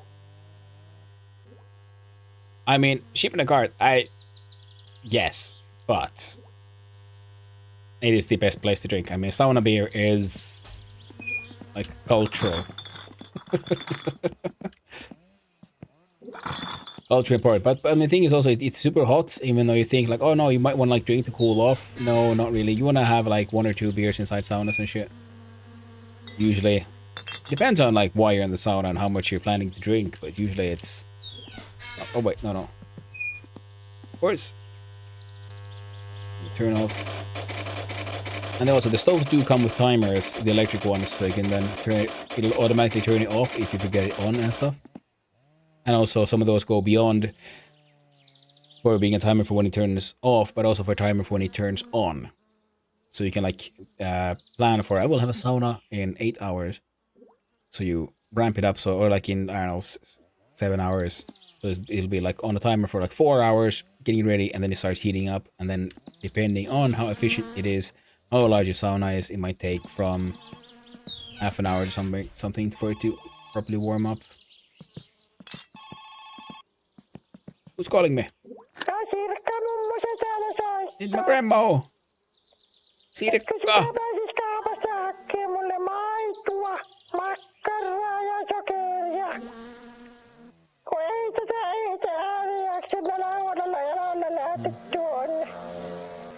For the fire one? Se kiva, jos onnistuu. En mä muuta. Oh, so it took a very long time to be ready. Was it a savo sauna, like the smoky ones, with they had like completely black walls inside and so on? Because those take a super long time to get ready, but then they're super nice when they're ready. And I'd imagine it might take less wood doing a savo sauna.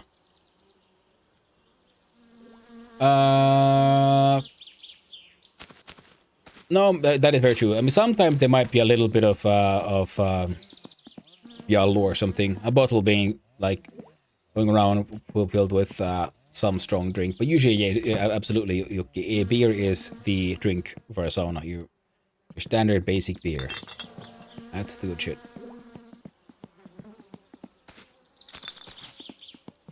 The best stuff. Now, I believe so. Thirst is up. Stress is down. I've cleaned up after myself. Good. Stuck for a little bit.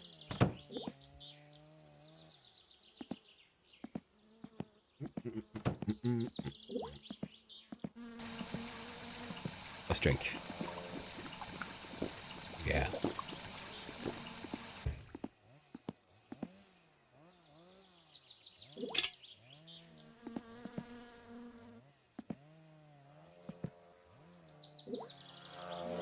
Coffee in the pan.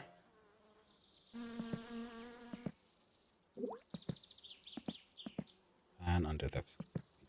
Get the...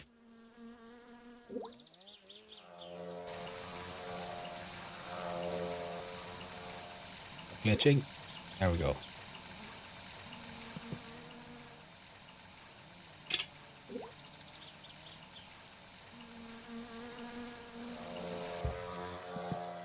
So, us prepping. I don't think the car's gonna. I don't think the house is gonna burn down while we're outside. No, surely not. Oh, that's why there's bugs everywhere. I forgot the door open again.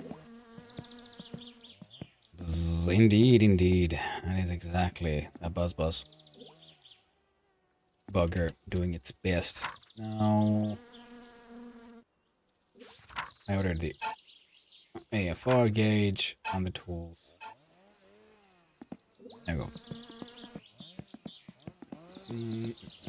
Actually, we'll wait for the stuff to get. Oh, I forgot to have a shower. I had a sauna with 0 showers. Oh, nasty. Ew. Well, in the meantime, let's have a check at the grab at our uncle's lovely little present. It is random gift money. Hey, about $1,000. Nice, thank you, uncle. And your Kennikalian viina. So Kennikalan viina. A drunk fish Kennikala. Drunk fish boozery. Don't get you messed up. So it'll go on the utility shelf. For later use. There.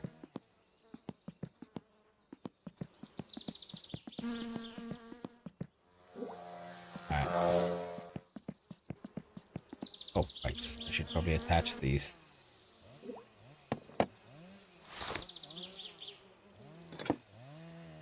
How attached.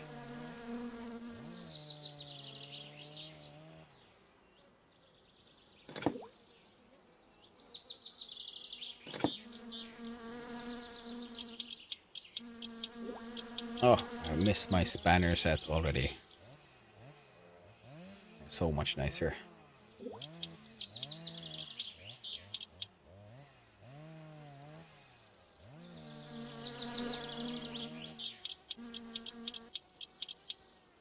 Here we have the, what is the eponymous? My summer car.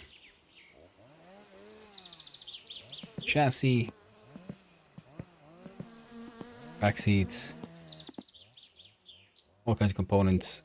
The plates and the exhaust pipe stuff. All that shit. Steering column.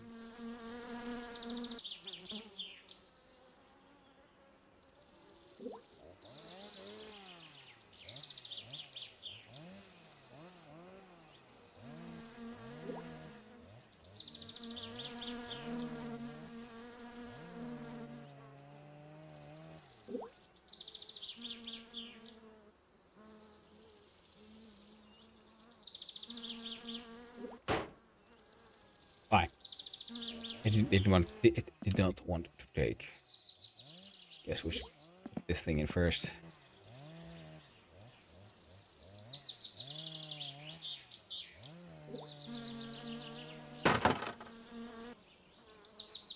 Well.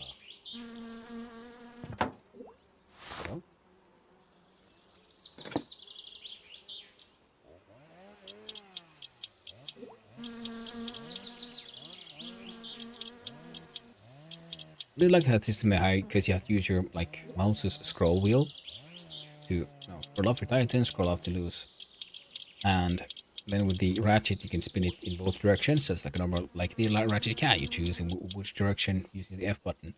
Whereas here when you're using the spanner, you kind of have to do your best with these.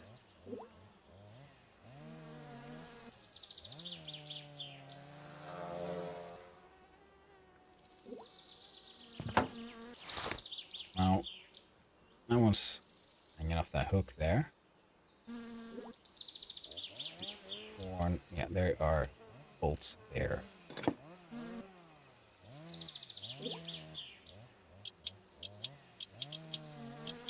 I'm taking a lucky guesses and I'm getting them right. I am feeling happy about this. There we go. We got the one, we got the two. And oh right, I was supposed to go get the wheels and shit. Ah, they'll wait. Well, how about you then? Oh. You know what? I forgot. I took the fuse box. Fuse for the kitchen out. Alright. Don't have to worry about that then. Then we'll have another look-see here. I do believe next we'll want these.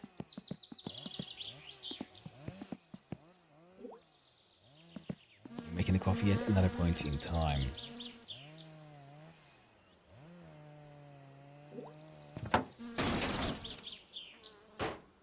Big bunk.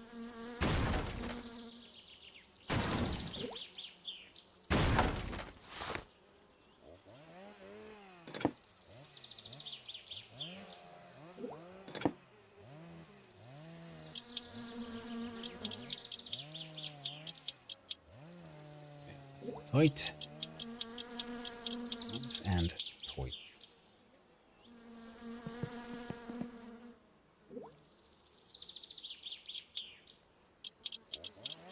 Nice and tighten in, and then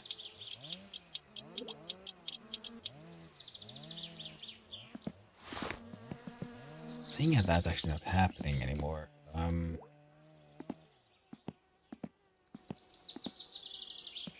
I'm sort of considering whether or not I should actually go and fetch those wheels. This breaks off the back.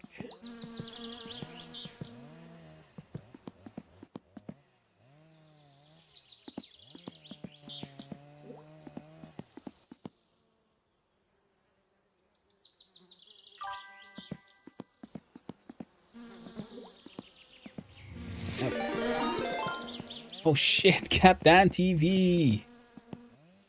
Well, hello there! Hope you are all doing good. Thank you for the raid, and thank you for the follow, third shift worker. What's no third shift worker? Thank you very much, and I hope you're having a wonderful day.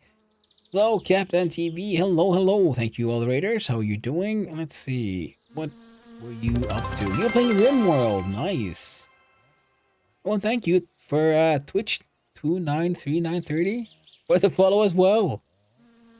Thank you very much. I hope you're all having a wonderful day. Let's see what the heck was doing. So, how did your how was your raid going? Oh, hello, so many raiders. There's some from Trade Raiders, Atlas, Ushihon. I hope you're having a wonderful day. It's the real Twitch. It's actual Twitch, which amazing. I'm honored.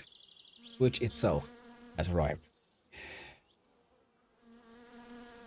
So, how are y'all doing? How did your stream go? I hope you're all having a good time as you were playing RimWorld. Oh, and for those who don't know, hello, I am Hannu, son of Hannu. I am a variety streamer. I do various things. Yeah, gotta be careful. Extra careful. What's twitchy here? All their eyes on us. The day is glorious. I'm still alive. That is always a good state to be in. Sucks if you find yourself in a state where you are, in fact, no longer alive.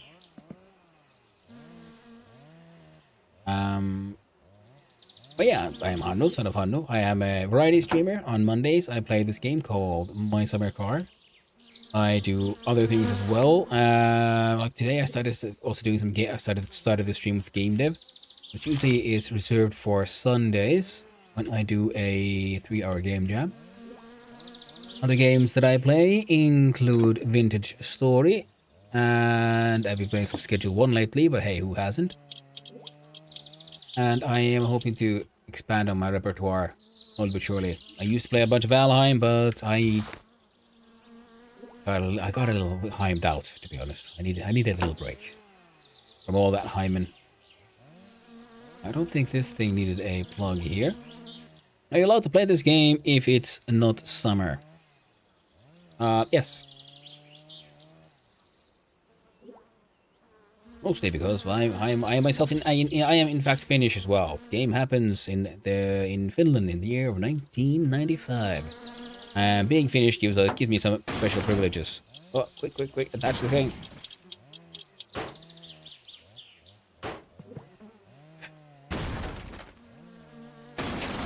You like the yes? Glad to feel that way. Oh, I was just about to I need to go out with my dogs and stuff, and then I get raided, and I'm like, oh no, what do I do? Doggos have needs, and the raiders are here. What can we do? Okay, one thing I can do is actually put the strut on the other side before this thing rips itself apart. Physics in this game is interesting, uncompromising.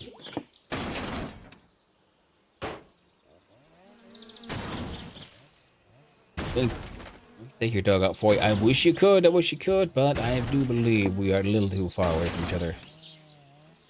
So I'll do my best to keep working. Wrong direction. Oh, but damn it, you bolts. I know you're there. Can't be this big, can? Oh, it can.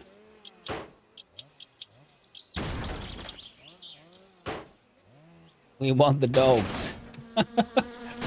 Oh, they're not that happy about being on the lap. They're very much those who like to think to be happening on their terms, especially Zelda. Right. And then there we go. Got firmed up a little bit. Got those bolts attached to each other. What Atlas Ushihon, thank you very much for the follow. I appreciate it very much, and I hope you have a lovely day. Well, the dog's like a joke. Japan shares a border with Finland, right? Sadly, no. Wish it would. Oh, who's calling me? I double-clicked, so I just hung up immediately. Well, I hope they didn't have anything very too important to say. Hey, no, it happens. It happens sometimes. No. Nope. You can't be this small. Nope.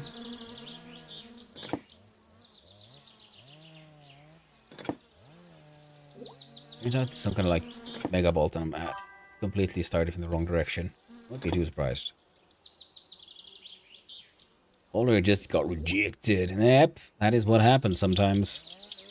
That is what happens, my friends. Especially if it's that telephone salesman who calls. He immediately gets hung up on. Just fuck that guy. Have the phone down. They don't know I'm working on my car. 1995. I'm too busy to be answering phones.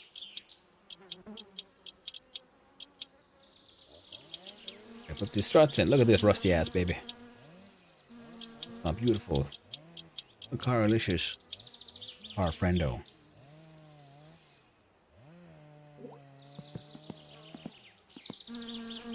believe I have now... And is that bolt? That has that one big bolt. Yeah. And from here we have... These are for the rear.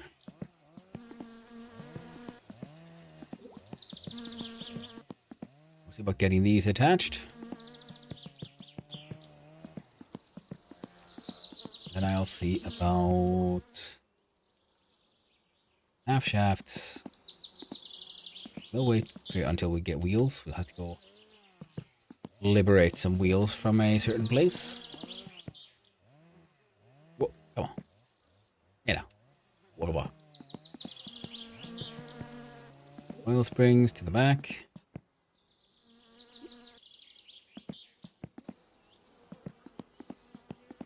Oh.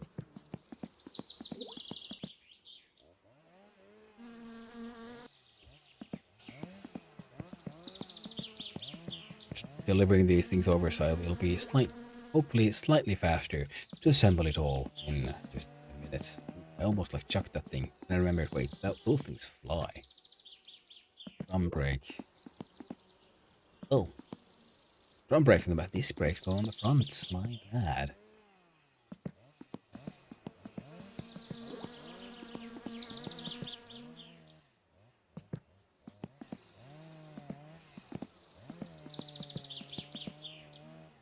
Yep, right.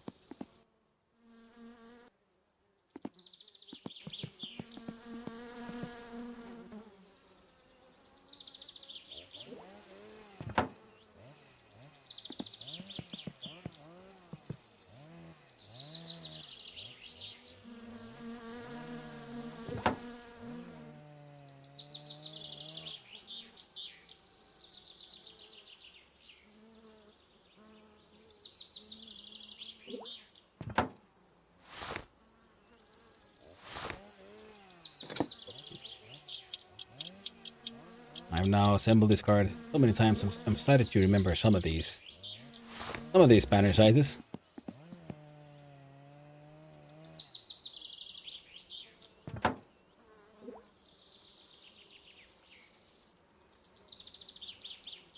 Right, go this way. Yep.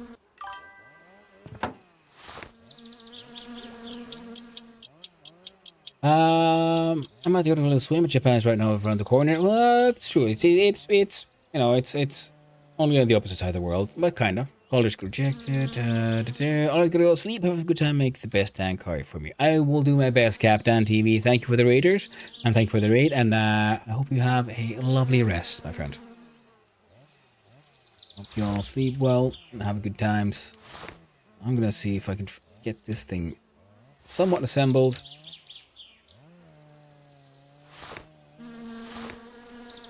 Let's see. We'll see how far we can keep going. Because I do need to go though. Soon. You like actually a small bolt? It's possible.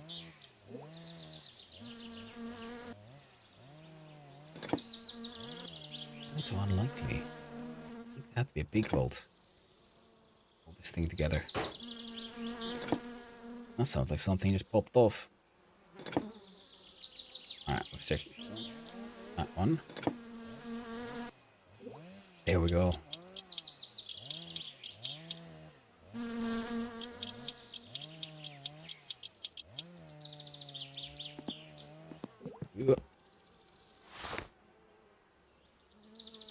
What the? Oh, that's brake line. Whoa. Like how you can like clip into the car to see better. Doesn't allow for that to happen. Doing our best. Whoop, whoop, whoop, whoop, whoop. Gosh, forward shit. Oh, there we go. And we apply shock absorber. Wait, no. First, we need to put in the coil spring.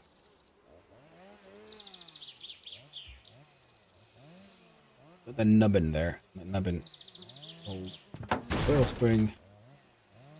Or I did a mild explosion sound.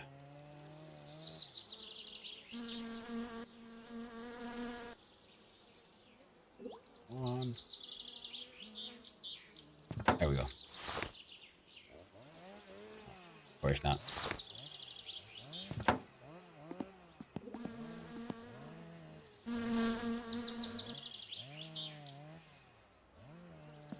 I realized I should probably attach these parts first before I go. Oh. I'm too wild. Oh, the other one was a 13. Is this a 13 as well? 14. 14 there. Which holds the component that will hold the wheels itself. We look at, I don't know, 10? Tenner? Are you a tenner? Not a tenner. Niner. 8. 7. Oh, way too small. Oh, one of these down here. And on the upside. Oh, right. 2 of these down here. The thing I remember just in time. It's been embarrassing to have a shock absorber come loose. 10. No. 9. Oh. I think you're actually a big one. 12. 13. Surely not 14. Definitely not 15. 8. Who that? Who calling me? Antero, mulla on uusi peli. Sä et oo Antero, haista vittu. Oh, fuck. Haista vittu. That's what you get. It's totally an adult game. Serious game for serious gamers. Oh, chip. Physics went a little angry there. Come on. 11. No. Shit. It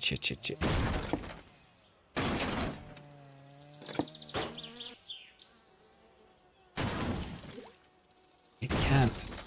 Wait, have I been able to go? There we go. Was it 12? Now you got to be slightly fast-ish.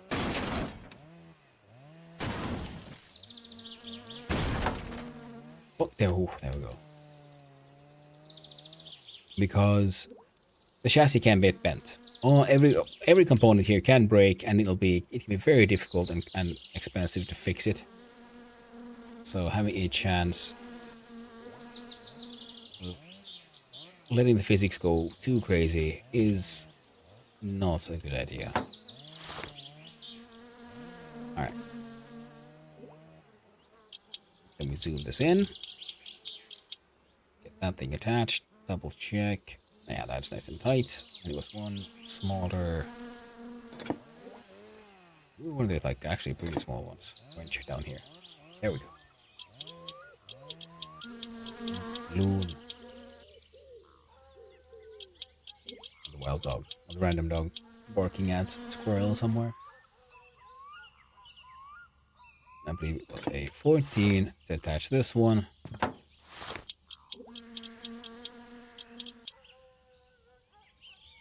And there we go. I believe we have all the like core chassis parts applied.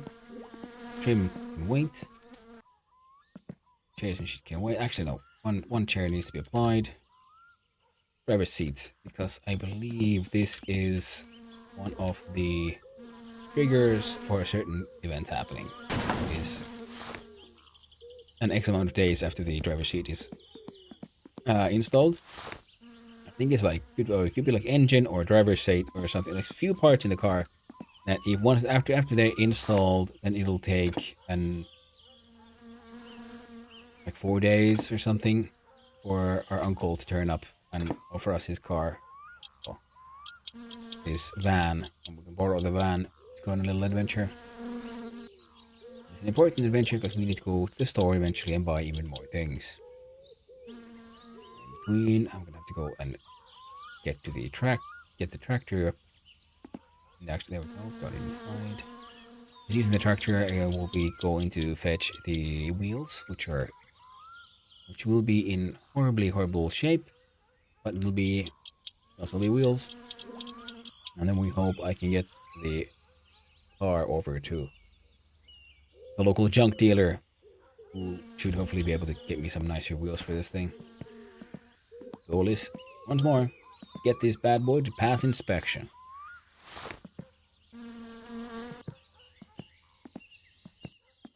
See how that goes. And this, once I get the wheels on, then I got other things I could attach. Because slowly but surely I should start assembling the engine. The rocker shaft looks sort of okay. This one looks... pistons are all kind of crappy, but none of them look especially bad. But replacing them would be a good idea. Get a new crankshaft immediately because I hate having to replace my crankshaft. Get a new starter because broken starter is crap. Starter, alternator, crankshaft, pistons. These are pieces that I will most definitely want to replace. I guess I could put in the brake lining, do some wiring. But that will have to be next time, because I really do have to go and take care of my dogs. I was just about to end the stream, then I got a raid, so we did a little bit of extra. I'm gonna watch this dude piss in the toilet. So thank you all for hanging out. It has been super awesome, and I will soon find you some other cool person's raid too. I'll be here again tomorrow, same time, different game. Tomorrow I'll be playing Vintage Story, though again I will be starting the day with a few hours of game dev on a silly little project, which will hopefully turn into a proper game eventually. I'm working on Godot with a survival-like game. Wrong button. Click on the toilets. The toilets are where you save in this game. So this bug sound can get pretty annoying. Yeah, well, thank you for hanging out, Donzuki. I appreciate it. It has been super fun, and once we get saved, in the wonderful menu music of On My Summer Car, we'll find you all someone cool to raid. So let's see who's on.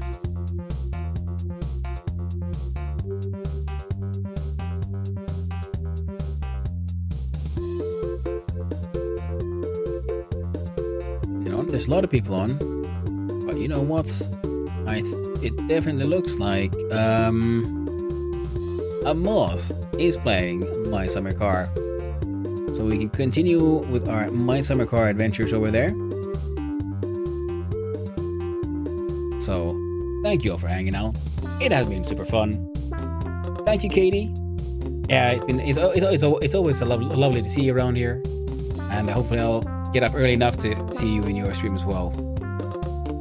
So, hey, thanks everyone. It is, as usual, an honor, a privilege to hang out here with you all. It is amazing that you guys let me do this, and you turn up to watch me play games and you know, play games poorly and with questionable commentary. Hey, it's been awesome, and then hopefully I'll see a bunch of you again tomorrow. So until then, hope you all have a wonderful day. Ta-ta.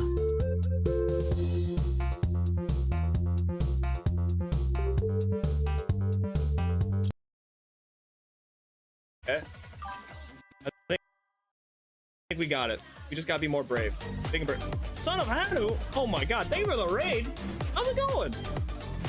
How are you doing? How was your stream? Ooh, were you winning? Hopefully you live. That's my biggest question for My Summer Car, is living. And hopefully it went good. Thank you for the raid, guys. Guys, if you're not following Son of Hanu, please do. They've been playing a lot of My Summer Car recently. Whoa. Go check them out. Boom. Cool. Yeah, how was stream? Hopefully it went good. We are currently doing some speed runs, all right? DTFI, which stands... Let me drink real quick. I was told. Which stands for Drive to First Intersection, okay? So basically, we want to build the car just to drive to the little sign, okay? Oh, that was it. That's the whole purpose of this game for me right now. And we're working towards it, right? Had fun. I died. Oh, rip. Building the car again. Don't worry, it happens. It happens. Honestly, Hanu, I I've been playing this game for like over 1,000 hours, and I still have yet to win rally. All right. I've yet to win rally. I think I finished rally like maybe 5 or 6 times. I die so much. It's all right. It happens, right? It happens. So this week's or next rally's the rally. Okay, I believe myself. It is great, fun. Yeah, honestly, that's what keeps me coming. You know. Also, like, I don't want the game to beat me. That's another thing I don't want. Oh my God, cousin's here. Okay, we can take that. Okay, we can do that. We can do that. Let's do that.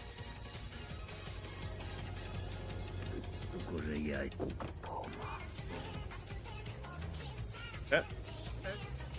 All right, so this isn't perfect, cousin, but I'll take it. It's damn near close. All right, we just gotta be careful. Yep. It is a really fun game. Okay, caution. Go. Go, cousin, go. Cousin, go. Yeah. I got it. All right, you have a good one. Thank you for the raid. I hope you have a good rest of the day. Go walk them dogs. Yep.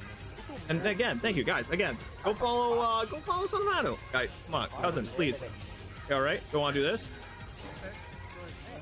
There we go. Oh, I should have. Okay, if I have a lurk command, what would it say? What would be a good lurk command? 'Cause I'll be honest, I have no clue.